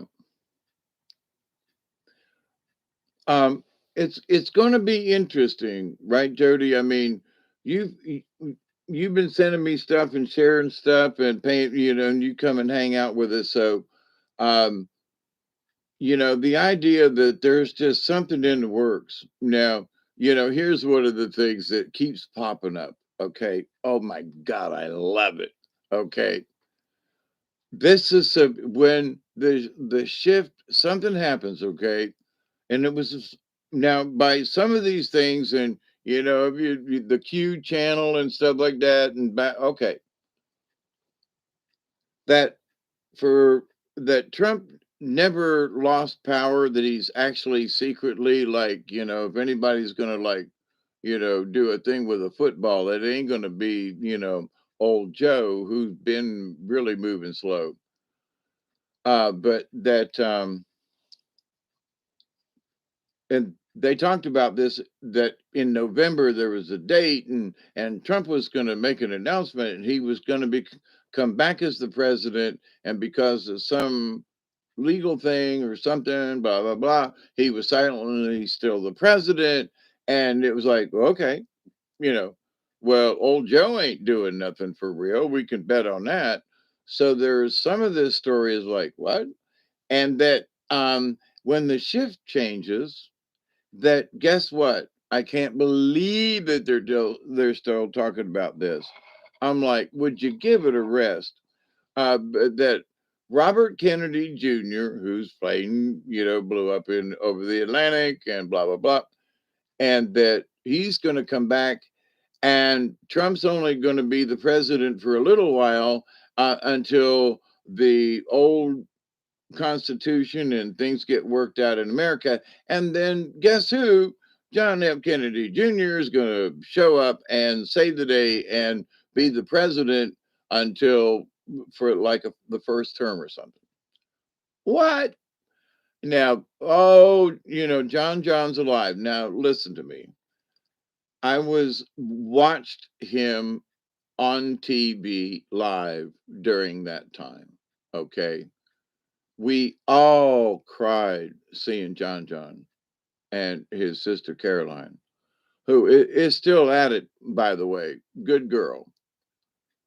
But this idea, could he have faked his death? Absolutely. They've done a lot, Could he have absolutely been shot down? That's true. Could they have blown up the plane in disguise and ended up someplace else? Absolutely. Especially with all the crap that the Kennedys have been through, and him being the bloodline of, John Kennedy, of Jack. Oh, no, no, no.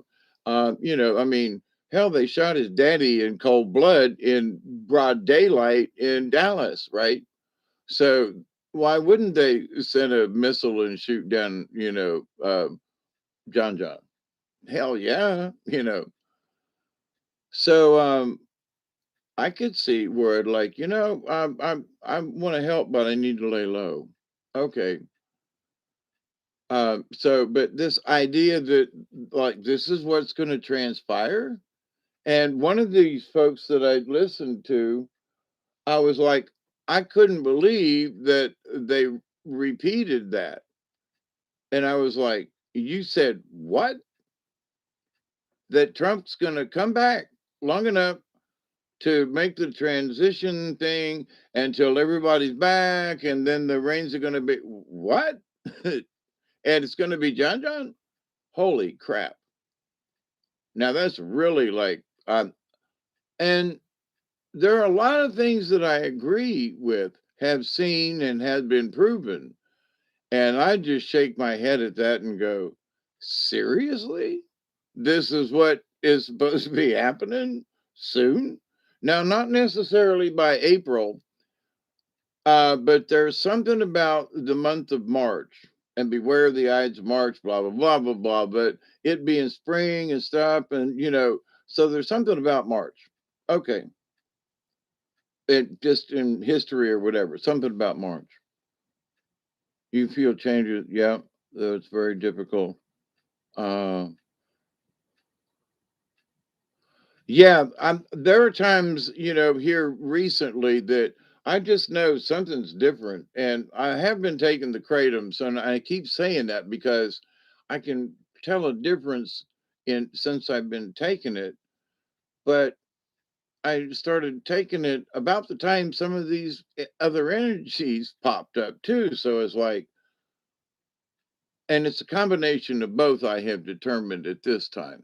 But I'm doing like a day or two on one type of kratom and then switching to a different type for a day or so to see what the differences of these different, the red vein, the green vein, the white vein, the yellow vein, the special blend, two different kinds of red vein. Um,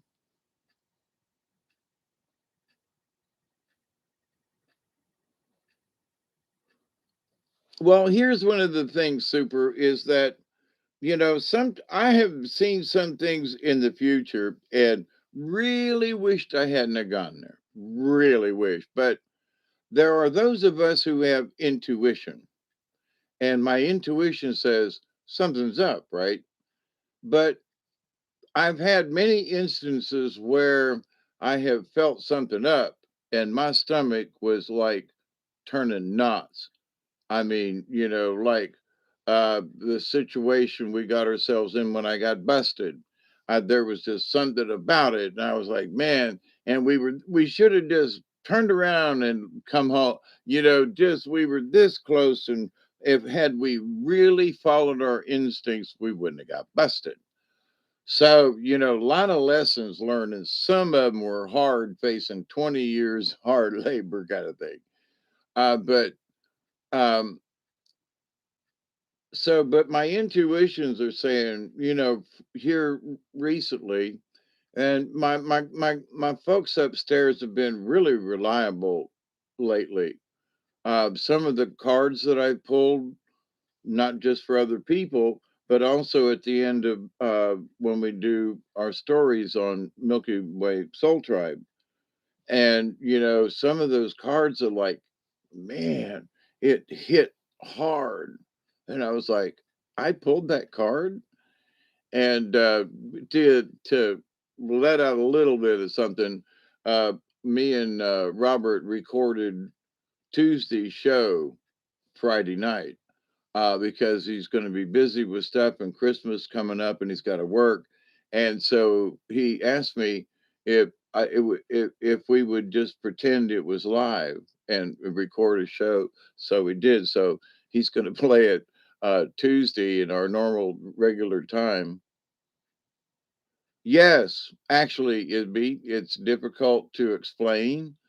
But there's one of these vein. They're called veins, and I'm doing my study now. Hey, Witch Moon, how you doing? I guess it's a good thing I stayed on for a little longer. But Super, the idea of I'll do another show, okay, and I'll repeat, and which is okay.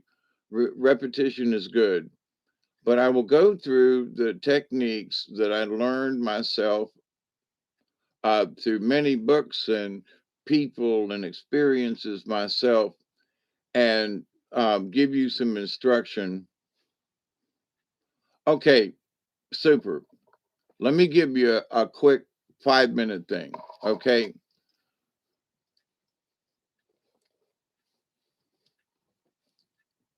I use bedroom and the living room as the two rooms. Okay. You can use whatever two rooms you want, but keep it simple.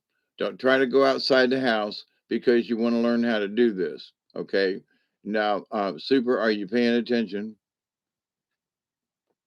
Not up and down if you're still there, because I don't want to go through there if it's but anyway, so it's very simple.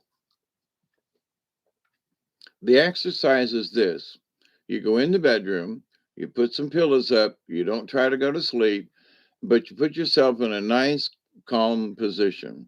Okay, good. So, and I'm not trying to be rude, but pay attention. It's really simple, but listen. So you lie comfortably on the bed, all right, and look up at the ceiling and just relax for like a minute, okay, maybe two. Take a deep breath and get relaxed. And so you're what you're going to do is you're going to get up off of the bed, put your feet on the ground, and you're going to remember these steps, okay? I'm going to sit up and turn, put my feet on the floor, and then I'm going to stand up and walk towards the door. So you want to really observe what you're doing, and you're going to think about it, and it's going to sort of be like a narrative, okay? You're narrating to yourself, and you can say it out loud if you want to. I'm going to sit up and turn, put my feet on the floor, and I'm going to walk over to the door and go out into the hall or whatever, and I'm going to walk into the living room. And you're physically going to do this while you're awake, right? And you do it. And while you're doing it, you're observing everything along the way. What's on the wall, if the door is on the left hand side of the room or the right or straight in front of you, all you're going to take all this in as you leave the bedroom and go into the hall or whatever to go to the living room. um, then you're looking at it. You're not in a hurry. You're looking at the wall. You're noticing anything, and take a step. You know, it's not like you got to creep. No, it's just one step. Look both sides and all around, and take it in as you're recording it. Okay, because you are. Go into the living room, and as you enter into the living room from whatever place you come from, just stop and observe the room. Okay.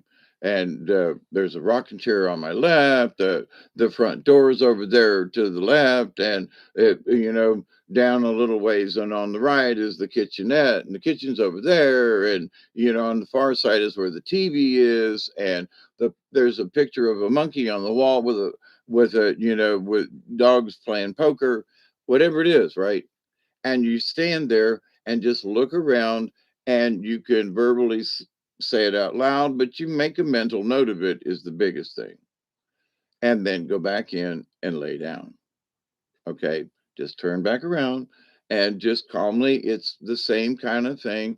One, two, look at the walls, look around, and just take it in. Be very aware. Try to feel the walls, if you will, with your aura. All right. Because when you go back into the room, whether it's light or not, you would prefer it if it was darker in the room, or that it was evening or dark, uh, because your first experience is kind of sort of in the dark anyway. So then what you do is you lie down, close your eyes. It's not going to sleep, but very relaxed. And then you close your eyes and you picture with your mind's eye your forehead from inside looking out. I'm going to sit up, turn, and put my feet on the floor. So you're going to repeat those same steps, step by step by step, that you did in while you were walking it before. And you're not going to imagine it, but you are.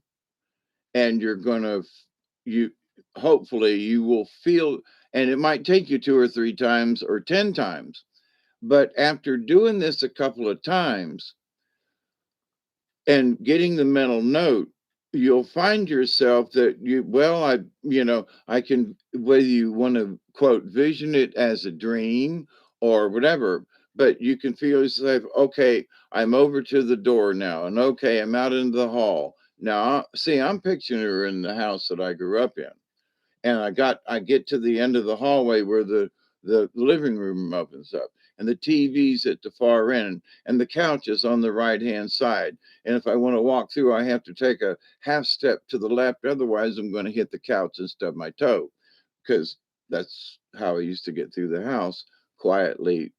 I still remember it after all these years. 9414 Margaret Avenue. So I used to do this and then do it in my dreams, and found out that, wait a minute, I'm actually in bed because I bumped into the couch, but I didn't hit it. I didn't stub my toe. And I looked down and went, oh, holy crap. I'm walking around, and whoa, that was one of my other experiences. So, super. And to anybody else that's listening about this, about the astral projection, there's everybody's got their technique. But I've talked with several people over my many years of studying this back in Tampa, just, a lot of folks, and reading books and practicing it. When I was in jail, I pictured where I lived here in Georgia, and down the hill, at the bottom of the holler down there was a pig farm. And these pig feeders have these metal flaps, and the pigs will put their nose under them and lift them up and eat.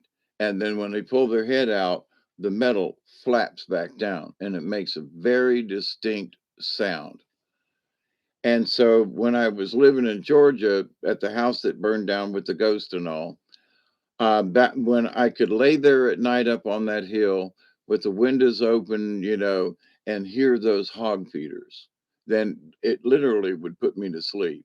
And I'd know them because I'd cleaned the hog pens and all that. But anyway, so when I was in jail, and it was always the noise of metal and cement and the clanking, I took that clanking, and instead of it freaking me out and keeping me up all night when I had to be up and in the kitchen early in the morning, I remembered the flaps, and I literally remembered myself in the house, laying on the bed, the window went downhill, and the hogs down there, and I could hear those hogs.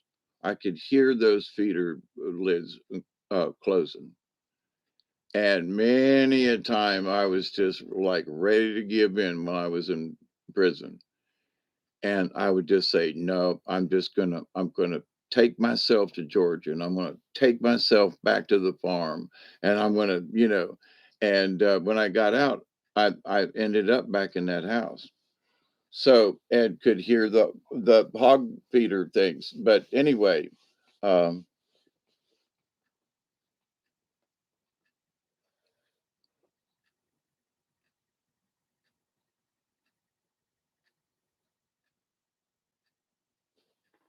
oh, you're welcome. So, but anyway, um, there are folks who say, well, imagine you're out on a beach, or imagine something like that. You have to master getting up and going to the bathroom in your head. Now, if you really got to pee, go. But I mean, the idea is, though, so that you dream it. And but when you dream it, so you go out down the hall and you out into the living room, then so in your um, dream walk, you look at the living room and note the things that you noted when you were standing there in the flesh.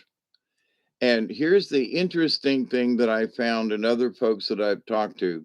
I'd say 15 to 20 folks over the years at least, comparing notes and stuff.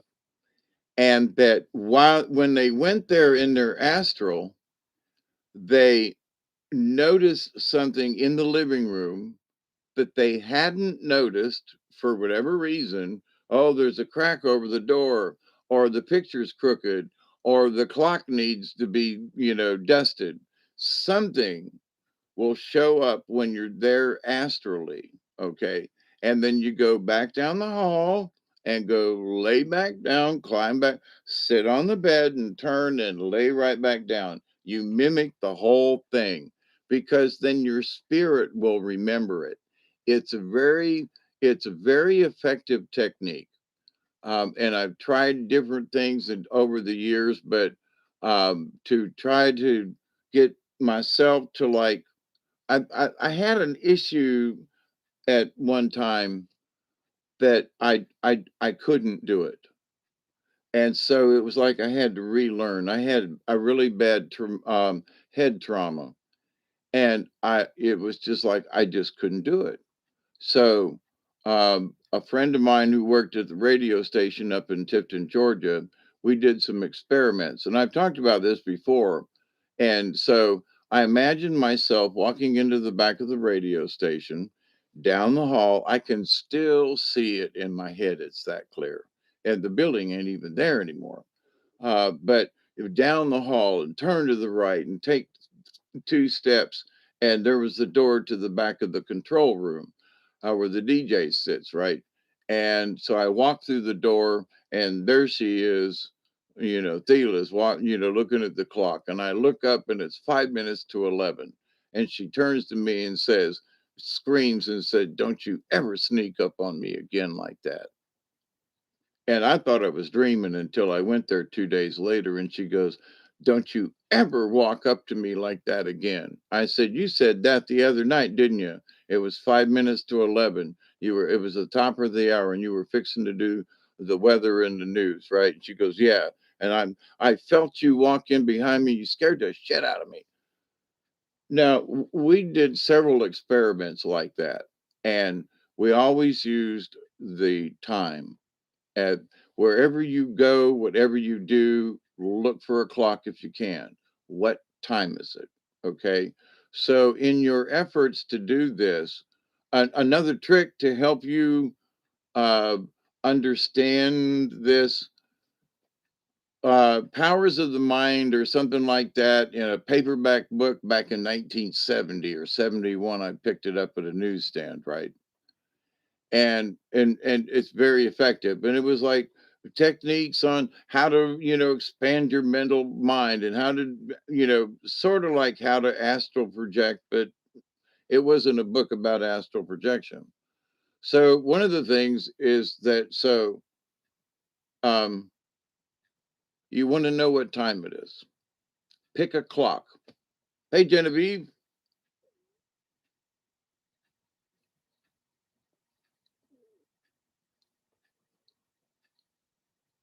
I used to go hogging, but I quit drinking. I've dreamed all those blue butterflies. Oh, look, I'm dreaming of blue butterflies and woke up. I really saw I'm dreaming, I wake up. Well, but yeah, but sometimes the dreams can be a future event. So, don't quit waking up.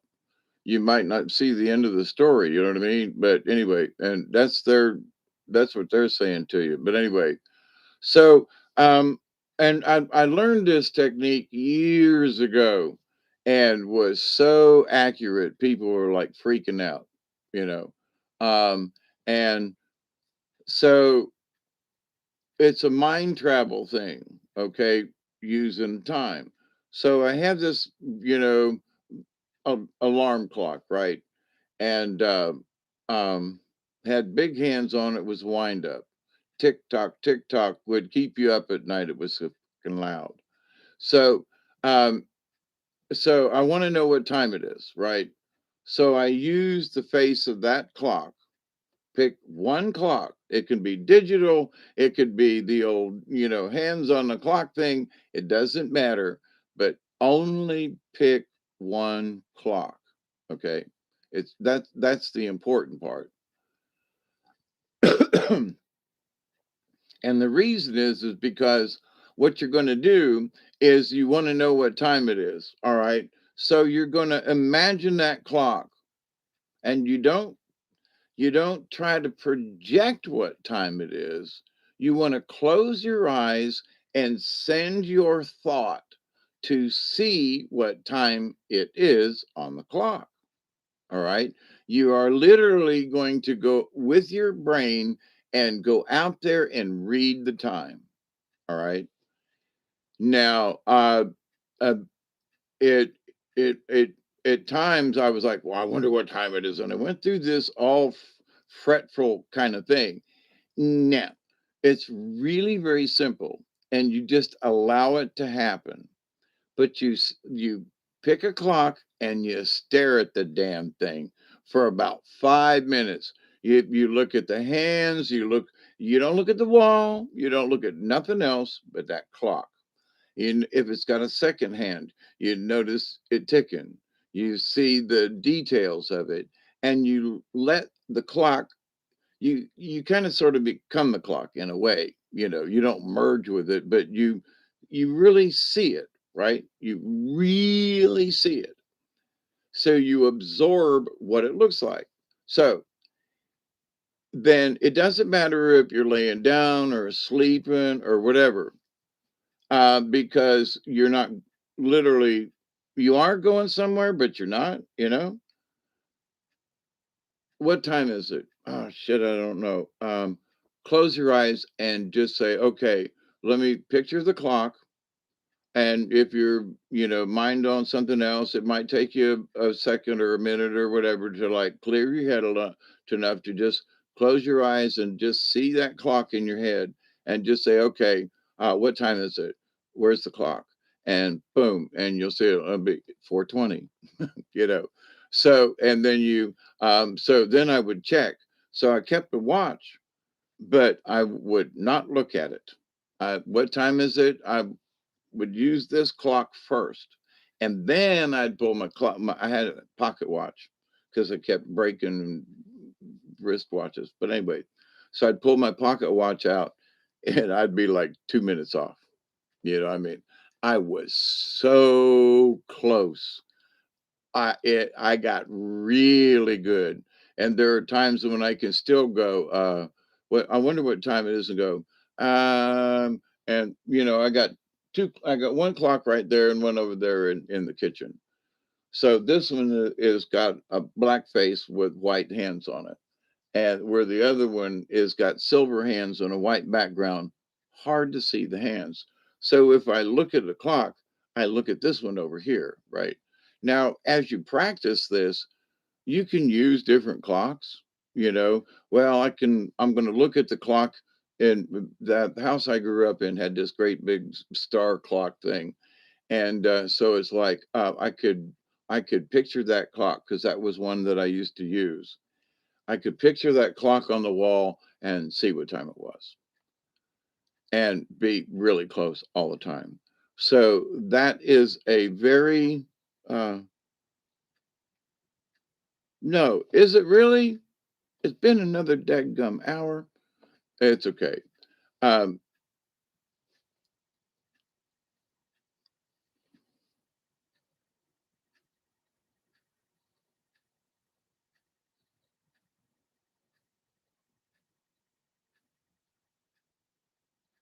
oh, you're welcome, Genevieve. But anyway, and it's coming up on another dang hour. I need to give this thing a bump. Well, maybe not. I just need to light it. Um, but so in reading the time, okay, what time is it? As you learn to trust it, as you learn to, and there are a lot of people that have learned this technique over a long time, okay? So it's not like you can't do it. You can. You got to trust yourself. And um, don't try to guess what time it is. That's the biggest thing. You'll say, well, because I find myself making references. Well, the last time I checked, which feels like about 30 minutes ago. You can't do that. Not if you're being honest. So But if you close your eyes, your brain will immediately see that clock. As you practice it, you'll close your eyes, and it's the clock won't be there every time you close your eyes. Okay, just to be that. But when you say time, that your brain's going to go, okay, he's your brain's going to say to itself, okay, he's going to want the clock any second now. So get ready. So your brain's already anticipating when you say, I wonder what time it is, and you close your eyes, your brain's already looking for what time it is. It's already ahead of you. As you're thinking it, it's already looking for the clock, you see.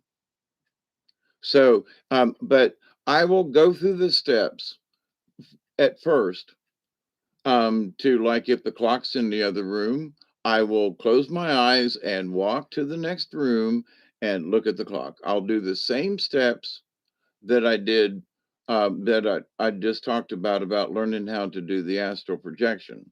And but the thing is that um, so if you don't pay attention to what time it is when you start your training and lying down, to learn how to do this, um,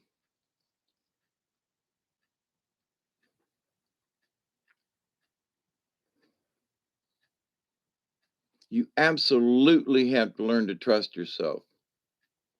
Now, let me add this part. There are some folks now, and I learned about this, oh, back way one of the books that I read before I had any formal training, right? Was you're attached with a silver cord, and wherever you go, it goes with you. And there's all these, breathing techniques and stuff. I can go into that too. But the breathing thing is that basically that you're comfortable. You can do breathing techniques to slow your breath and blah blah blah and then imagine yourself floating. Well, that can kind of be freaky because as you try to lift up out of your body, you feel because you'll like feel out of breath. You're like boom, and back down you'll plop into your body, being too projective instead of receptive.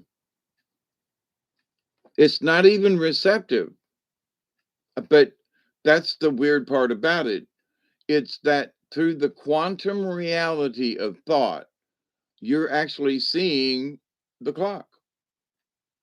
It's not a picture of the clock and you're guessing what time it is.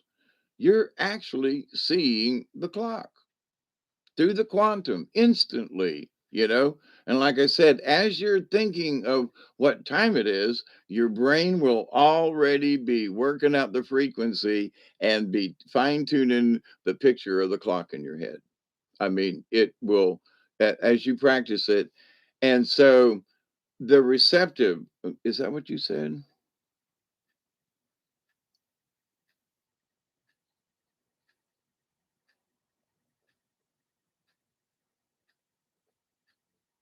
I'm sorry to do. No, no, no, no. It's okay. It's important that I talk about this because there's a lot of folks who need this being too projective instead of receptive.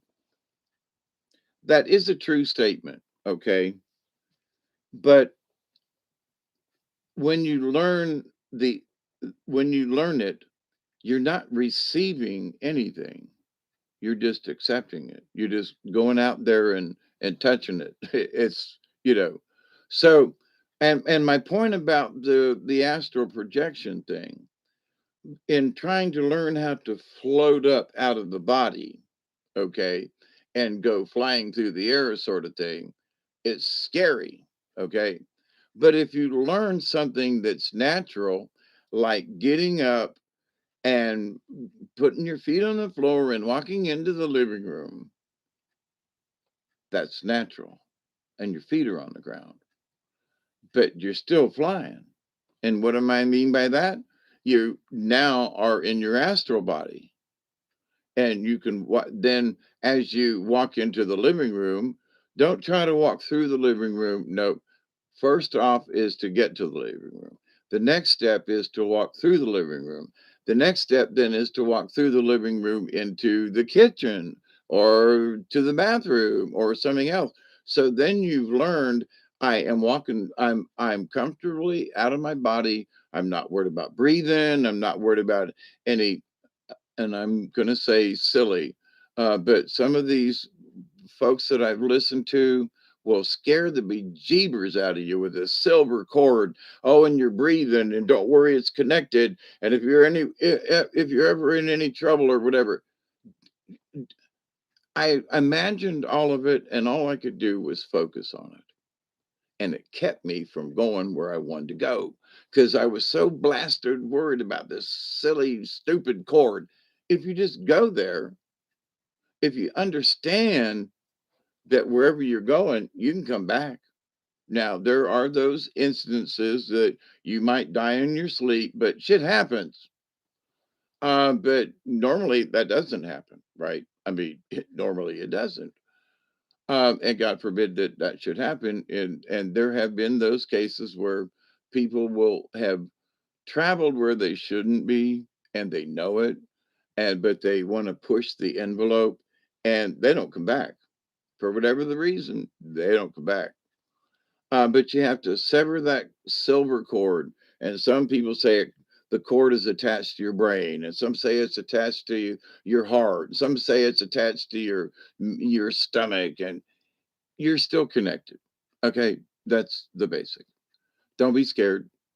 But if you learn to walk into the next room and back, and you can see it, and you can notice other things, go into the living room and then go over to the door and open up the curtain. You know, don't try to look through the curtain, but physically try to move the curtain and look through. And it helps to for you to visualize these things. But in having practiced this, and talking about the radio station, I would practice, and I would literally go up to the window. They had great big picture windows, and I would go up to the window and I would put my hands on the window just like I would do if I was trying to look in a room, or to see if somebody was in, or if the lights were too bright or whatever. So I physically did in my astral body what I would have done in my physical body. I mimicked that action, and it works for me. It's always worked for me. So if you just imagine yourself there, and you don't really worry about a body, but you do those physical things like walk to a door. Now, I couldn't open it because I knew I was there so I just walked right through. But I imagined myself on the other side of the door, like I've opened the door and I'm on the other side. So you just, there are certain things that while you're there, you don't worry about it. You just walk through the door. I mean, it's just like, how do I get in there? Just go, you know. But there was a time I somehow I went through a wall. I don't remember what it was, but I remember it was really creepy. It was a creepy feeling kind of thing, like passing through walls unexpectedly, like being thrown or something. I might have been that I slipped wherever I was at, but so anyway, super, and for all of you, um, practice around your natural surroundings. Okay, and get used to going to the bathroom or the kitchen or something, and get used to it so that you're comfortable, and then go venture other places. Pick one spot. um, One of the things that as a rule of thumb, okay, now, is that wherever you go in your astral body, is it daylight or nighttime? Now, if you laid down at night and you're dream walking and you're at work and you're doing something, then is it daylight or nighttime?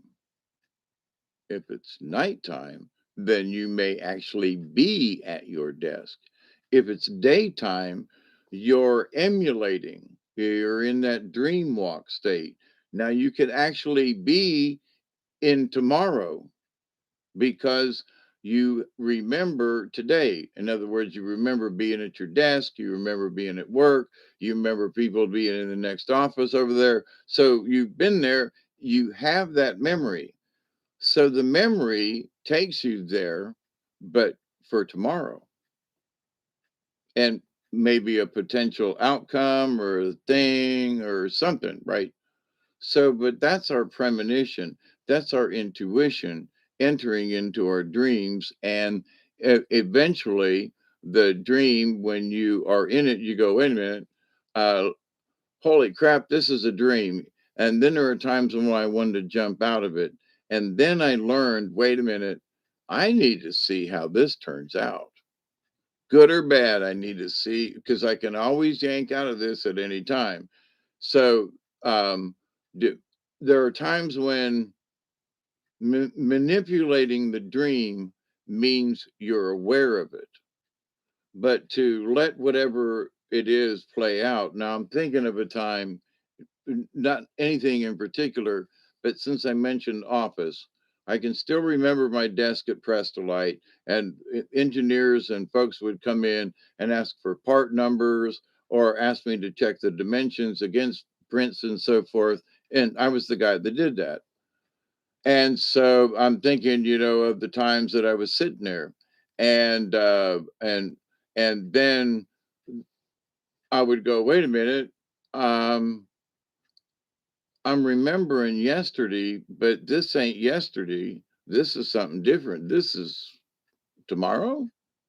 And then the next day, I'd be sitting at the desk, and somebody that was in my tomorrow dream, if you will, comes up and goes, "Hey, Dave, I need for you to check this part." And I turn around and look and go, "Oh, holy shit! I saw that last night." Oh, hi. And it used to really creep me out. But over time, I was like, "Oh, I saw you coming. What do you mean? Never mind." So were you dream walking? Was it a dream? Because I saw him in the room. I was at my desk. It was so real. And I don't know. I think that's where the dream walk comes in that walked right up and sat right down. Baby, let your hair hang down. Da da da da da da. Da walk right down and sat right down. Yeah. bec- Uh, yeah.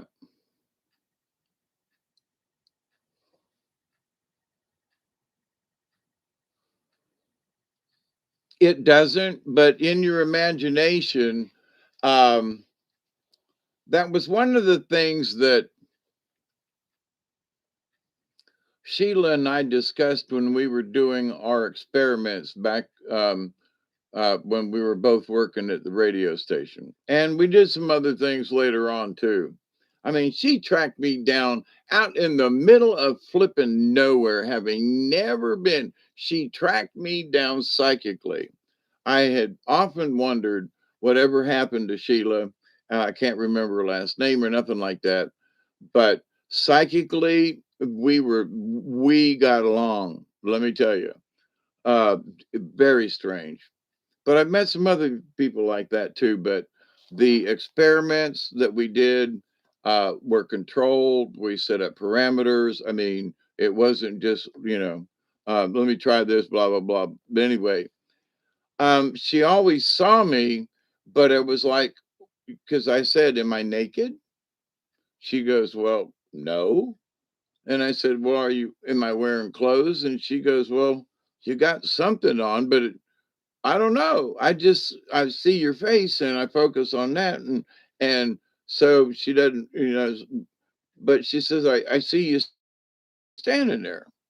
So in her mind, it may be that she sees me or saw me standing in the window as she remembered seeing me with clothes on when I was at the radio station. You know what I mean? So I didn't have to wear clothes because having worked, both of us worked at the radio station, she saw me in clothes.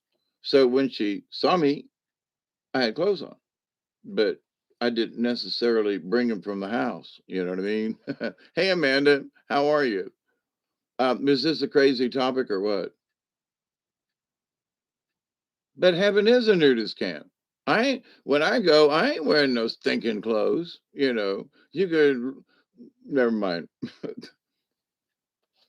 If you want to look at my tiny little tallywhacker, then that's just your choice. But I warn you, it'll make you grin and go, hee hee hee hee, look at that thing. But anyway, um, having been to a couple of nudist camps, yeah, never mind. Going back to the beginning of this, I would like an idea of intuition as a guide instead of a raw understanding. I often feel that my life is guided by a divine hand, and that is all I need. Me too. I mean, now, um, I don't know how long you've been around Super, but I had my first encounter with, you know, having grown up a Catholic. Mother Mary was it. And at my first communion at the old Orthodox, beautiful church that they tore down in Tampa, Most Holy Redeemer, um, you know, had my first communion there. And that's when I saw the aura around the statue of Mother Mary. And she was talking to me, and I got in trouble, in my little white uniform for, going, "Hey, do you see that over there?" And getting smacked. But and sort of what I was saying earlier this evening or this morning or whatever time it may be in your area, that not everybody's got a spiritual path. For me, I knew when I was 3. My grandma, before she passed, she said, "David, I want to tell you something." "Okay, Granny." She goes, when you were, I was adopted, and she goes, when you were just 4 years old, right after we got you, we asked you what you were going to be when you grow up, like they ask all kids. And she said, "You said you were going to be a hermit and live in the woods next to a river." And she goes, "That's exactly where you live. You live like a hermit in the woods, and you got a river in the backyard. All that's true." And she goes, You told us that when you were 4." And I was like, "Really?" "Yeah." And through the years, so I've known about my path. The picture, this place does not match the picture in my head, but it doesn't matter. I'm live in the woods. I'm a hermit, and there's a river in the backyard. If it fits the pattern, the picture that I thought it was going to look like, you know. So, um, if you feel like you're being divinely guided, then by all means, and I say this for my own self too, we must be careful. You know, don't be let off a cliff. And something happened a couple of years ago, and some of my dreams and some of my stuff was being sideswiped. So what I thought was my spirit guide talking to me was being interrupted. It was not that something got horribly wrong. There was an attachment kind of thing. And when I realized that it was happening, I shut it down. I was like, "I ain't talking none of y'all. Y'all gonna have to, my old spirit's we gonna have to have some test before I will trust anything that you all tell me." Because I had been violated and interrupted. And but the thing is to be aware, like, wait a minute, I know this ain't true.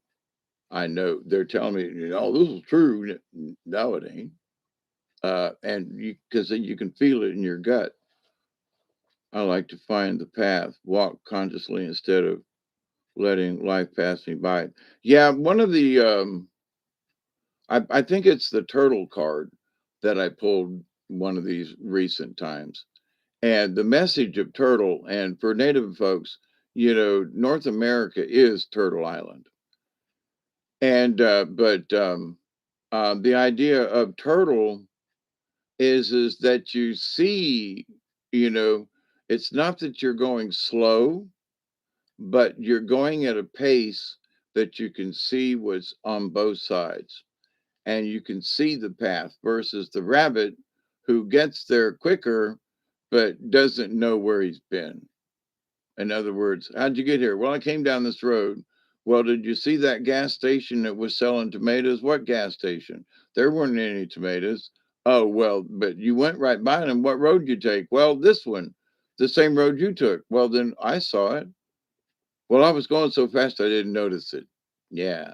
So in life, if we go so fast that we don't notice it, that's the lesson of patience and slowing down. And that's where I want to say divine meditation comes in. Um, and this is a tricky one. Y'all help me out up there. Divine meditation.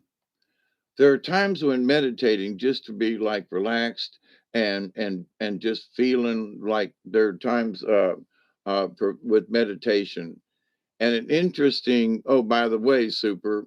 An interesting exercise is to share your spirit, your uh, uh, astral body with a tree. Ask a tree, sit down, get quiet, and just imagine yourself as part of the tree.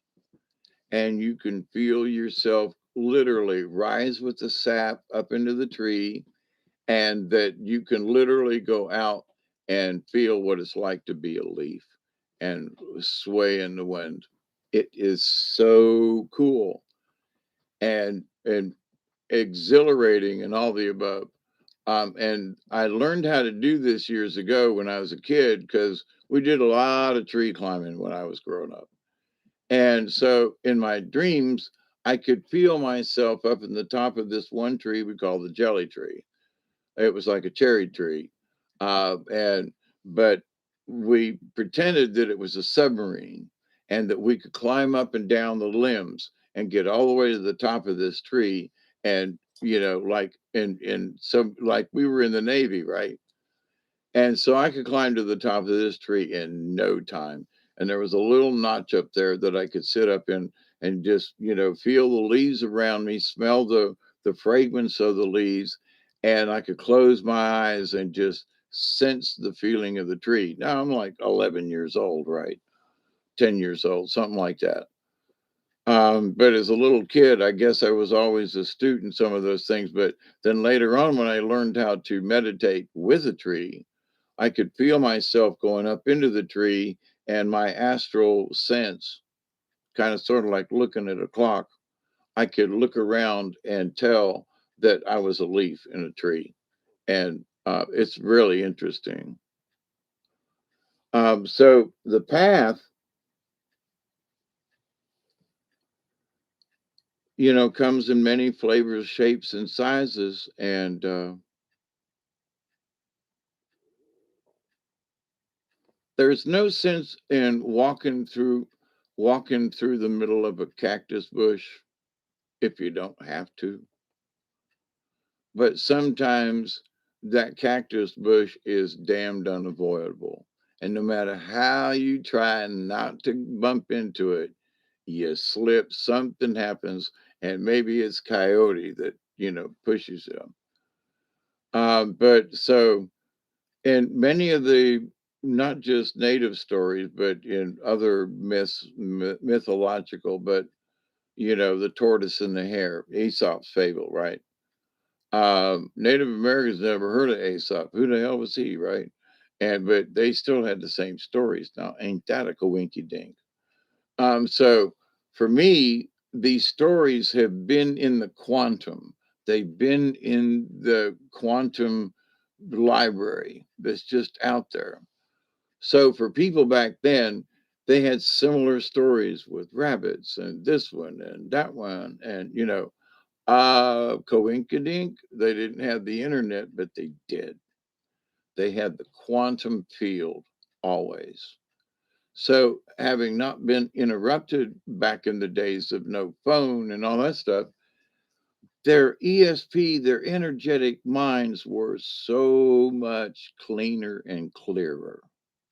I think now, after all the years of, practicing certain things, and that, oh my God, there's all these radio waves and stuff going around that interfere with us, right?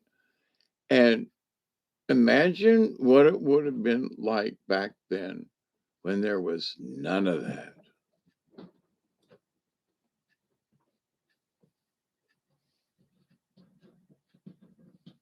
Cats are being noisy, scratching on the house. I have to go out there with my water pistol. But so anyway, um, don't be afraid. That's one thing. If you travel outside your house and you're astral projecting, please don't be afraid. Otherwise, stay home. Why? Because if you project fear, then other entities are going to smell that stuff like, lavender perfume. And, ooh, let me have some of that there, or let me check that out, because I could smell it over here. So, there are folks who claim that they want to learn how to astral project, but when they get there, and it feels like a nightmare to them because the colors, it you might be walking. For me, a lot of the stuff for me is like not where when I say walking in the negative, I mean it's sort of like it's not a negative field, but as a film, like I'm the negative of a film, okay? Or the film is being that I'm in is in that old Western style, you know. Um, and then there are ones that are in full blown color. So, but try the clock. I trust me, if you will learn how to do the clock routine. Oh, and one other tip that went with the clock routine. If you're in a theater, a large place or something, then I used to do this and not know what I was doing. But I would stare at the back of somebody's head in a theater and they would turn around and look straight at me. You ever done that? Power of the mind. Not only are you but then I would go into the theater and pick somebody in the room that was, and I would think because that was the instructions in the book at the time. Don't think anything, just um, turn around. Whatever the person that you pick out, that your focus is just turn around. And you send the mental signal to the person you're staring at the back of their heads, and they would turn around and stare dead at you most of the time if you're really good. So, but why? It proves that guess what? ESP works. The power of the mind is real. You can affect these things, and uh, I think that I learned these techniques before I became a full blown puppeteer, and I think through my techniques that I learned, I also learned how to control the audience with laughter and motion and movement, and so the magic of theater, and I was very successful at it, and especially with the children, right? Being able to keep their attention. So all of that is the power of the mind, all of it, because you're exercising your brain power to keep the children's attention. I'm not trying to mind control them, but I want their attention. So I have to be whatever I am to keep their attention. And if I would see their attention waning, I could change my tone of voice or do something silly, and then I would get their attention back, you know. So it's a, constant monitoring, in that sense. So, but if you do these simple things, and If you make somebody turn around and look at you, just smile and wave and just look away. Don't make a big deal out of it because they'll go, "Do I know that person?" And they'll just, but if you try to like keep staring or nonchalant or, "Oh, I didn't do nothing," then people are going to think you're fucking weird. Okay. So, but if you wave and like maybe they will think, do we know them? And I don't know that guy. Maybe he thinks he knows us. So but if you don't acknowledge it at all, then that's like an abuse of the power. But try the clock thing. It's a really big, it's a really small step that's like really big in the getting to understand this. Okay. It often surprises, concern me how much mind space is shared between people. Oh, and the stuff that they don't know they share. Or is that what you mean? Absolutely. And what's in the quantum field all around us? Oh, yeah, all them little nanobodies and stuff running around. Yeah. My goodness, my friends, it's almost time for the sun to come up. It has been absolutely lovely hanging out with you. Witch Moon, Project Skyfalls, Travis, Amanda. I think I said hi to you, didn't I? I hope so. But super. And all y'all that are trying to learn or understand this, if you're in a dream and it's so really weird, see what, just look around you. Okay. If it's the awareness game. If you do the techniques of walking into the other room and the living room and learn to be aware of your surroundings, then if you're in a dream, then real or not or whatever, you take control by looking around. Like, okay, I'm in a dungeon. Okay, what about this dungeon? What kind of rock is this? Rather than, oh my God, I'm in a dungeon, I'm going to die. Hold on, hang on, maybe not. Look around. Now you may be on a rack in a dungeon, but that's you need to check things out first. So first thing is if you're in a dream and you seem like you're aware of it in the dream, you're not just watching it, you're kind of really participating in it. Oh, that's a living dream versus one that you're watching and just see the outcome.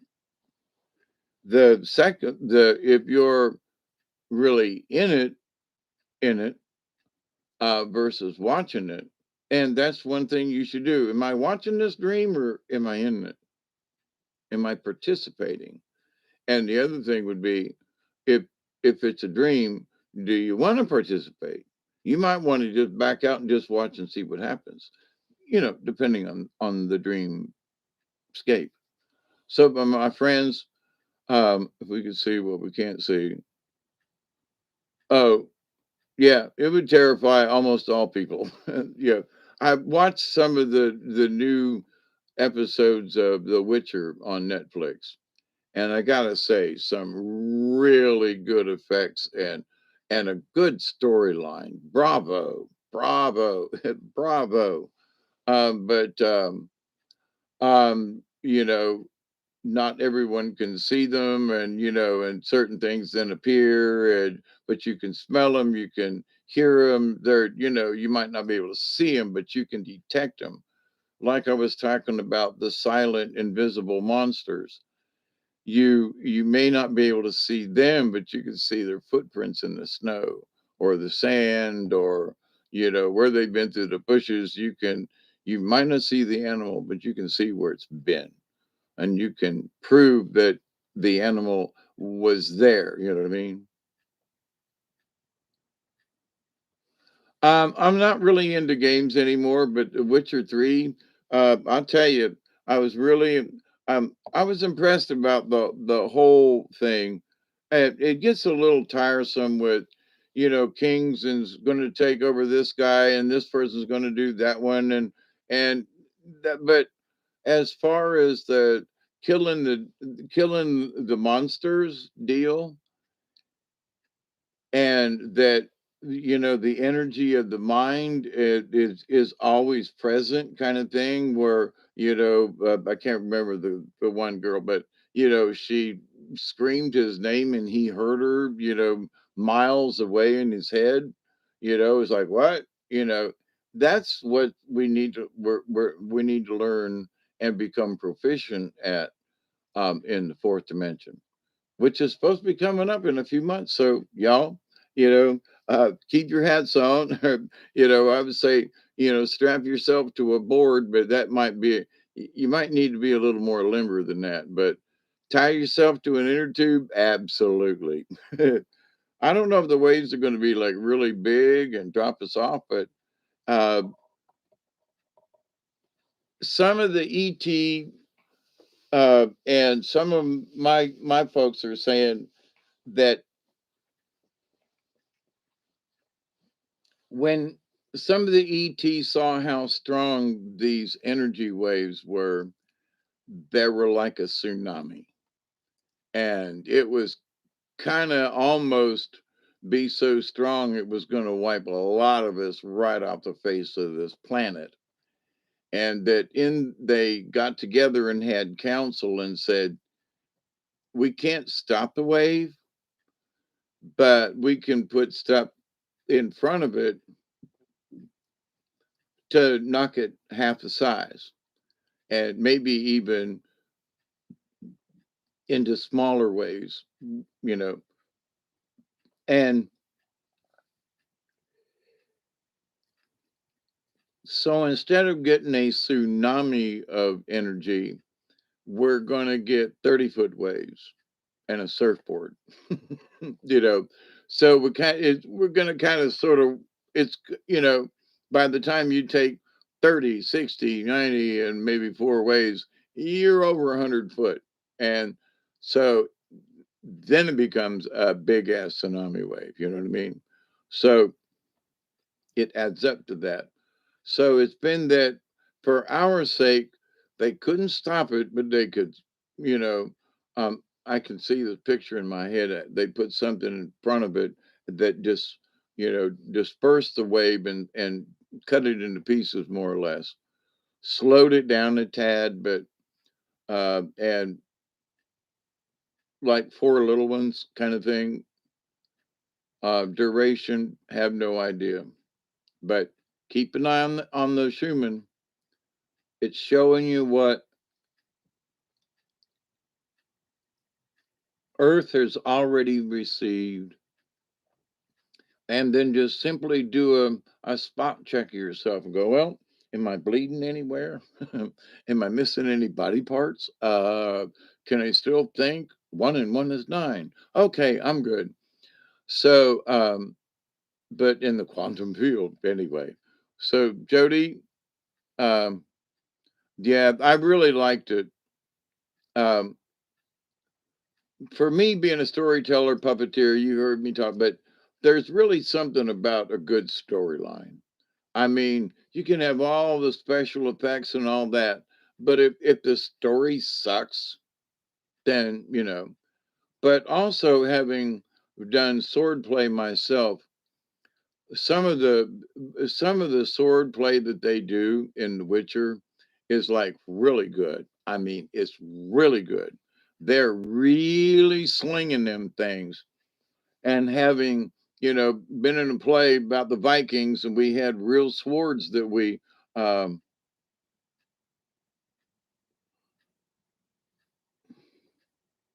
Siri, yeah, okay, gotcha.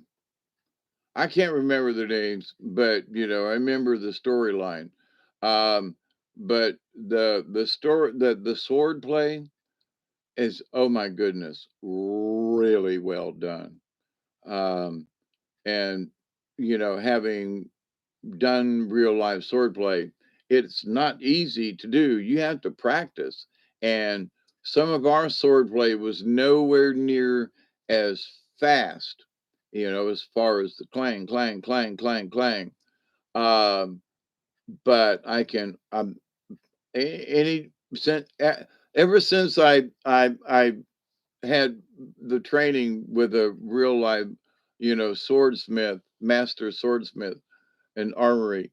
Um, when there are some, I'm like, man, come on, who taught you guys how to do that? That's their strokes were like so, but The Witcher, them dudes was like hammering it out, and I was like, son of a, I was like, oh my god, how many hours did they practice that to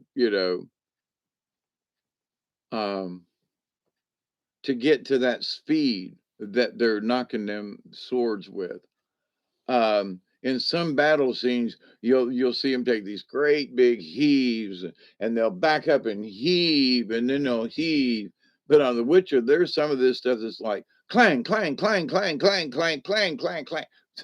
They're like, whoa, dude, you guys are good. Just saying.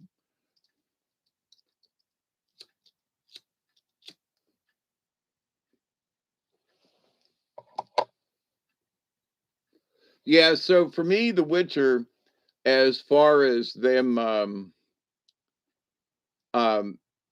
like having been in different plays and stuff, anyway, the fact that I have seen some shows that try to be period authentic, and so they'll make a slip up in uh and there's something in the costuming or whatever that is just like it doesn't fit.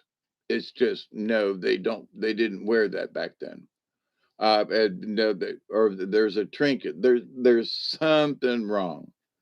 But I gotta say, um,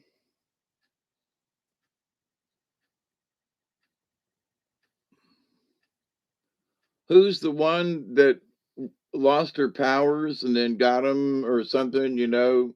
Uh, that's not Siri. That's the other girl. I can't think of her name. But anyway, um,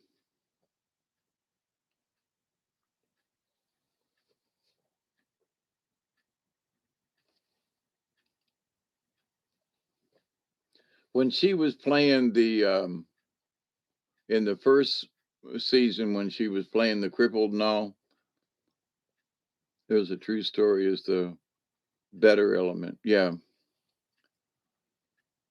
But the fact that they have been consistent, there's the costuming, the armory, some of the stuff, and I'm like, they got it right. I mean, they got it right. They got it right. There was something about the horses. Reins or something about the bridle or something that on one of the scenes, and I was like, wait a minute, they didn't have them bridles. But here's the thing, it's not necessarily England, you know, it's wherever they live. So it's not really they're trying to mimic old England or, um, so that's interesting. It's in its own land, so they can get away with certain things like the bit in a horse's mouth or something, and it's like that's aluminum. No, no, they didn't. But they're not trying to be old English. So, but they still strive for very period, and they're for to me that thumbs up for that one. And they've been really good with surprises. But hats off to the folks who did and do the sword fighting the way they did it. That really good. And I love them dwarves. Oh my god. You know,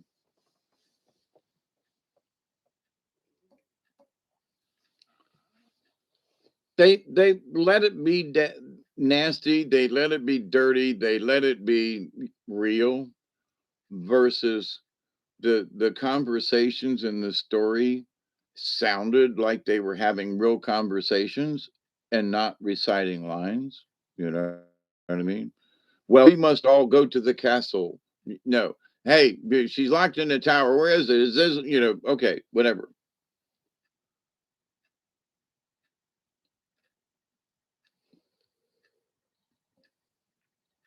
but some of these newfangled stories and stuff is like, yeah, okay, but you know, I'm really proud of The Witcher and the folks that did it. Yeah, they really did a good job, and I can't wait for season 3 because they left us with a really good cliffhanger. So that'd be interesting. So anyway, thank you for your time and coming and hanging out.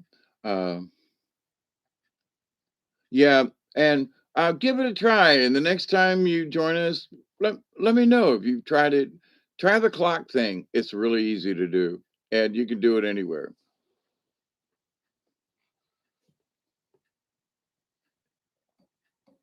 Yeah, I hated his horse got killed by that giant thing with the claws and all, and they had to put him down. That was a I hated that for the horse. It was a beautiful horse.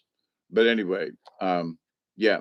My friends, I love you. I already said a prayer an hour and a half ago, but I will follow it up with one more and say, I really do continue to pray that each and every day, that each and every one of you will continue to learn how to accept and receive the knowledge, the healing, the wisdom, and the many blessings in the universe.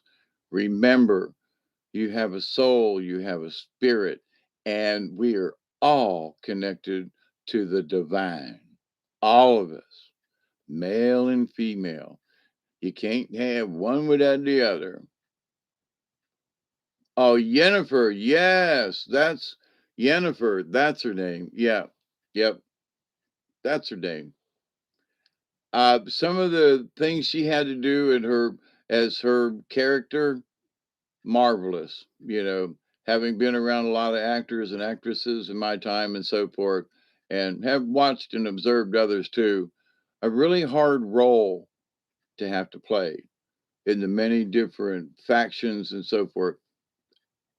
Good job. My hat's off. 2 thumbs up, 10, whatever you want to do. You know, um, I could complain about something, but it would be so minute. It was like, nah, they really did a good job. So anyway, thank you, Witch Moon. I love you too. Y'all have a beautiful day as well. And now that I found the damned old part, just give me a half a second and wish me luck in my truckle run. Now that I've diagnosed the problem, keep your fingers crossed for a second. But I get it to run. Lord have mercy, I've been through enough. I need a little bit of better luck on this. But anyway, so I love you all. Until next time, if you get a chance, watch the pre-recorded live show on Milky Way on Tuesday. We had a good time, and it runs a little long, but anyway, we tried to sound like we were live. It ought to be a hoot. So I love you till next time. Be safe, okay? Thank you, Jody and Isby, always, and Witch Moon, and I forget everybody else, okay? But I love you. So have a great week, okay? Be safe. And from South Georgia, I want to say TTFN. Cheers, everybody. Keep it between the ditches, okay? And we'll see you soon. Oh, and we're supposed to have cold weather. Some of you are already in it. Stay warm, okay? And we'll see you soon. Bye.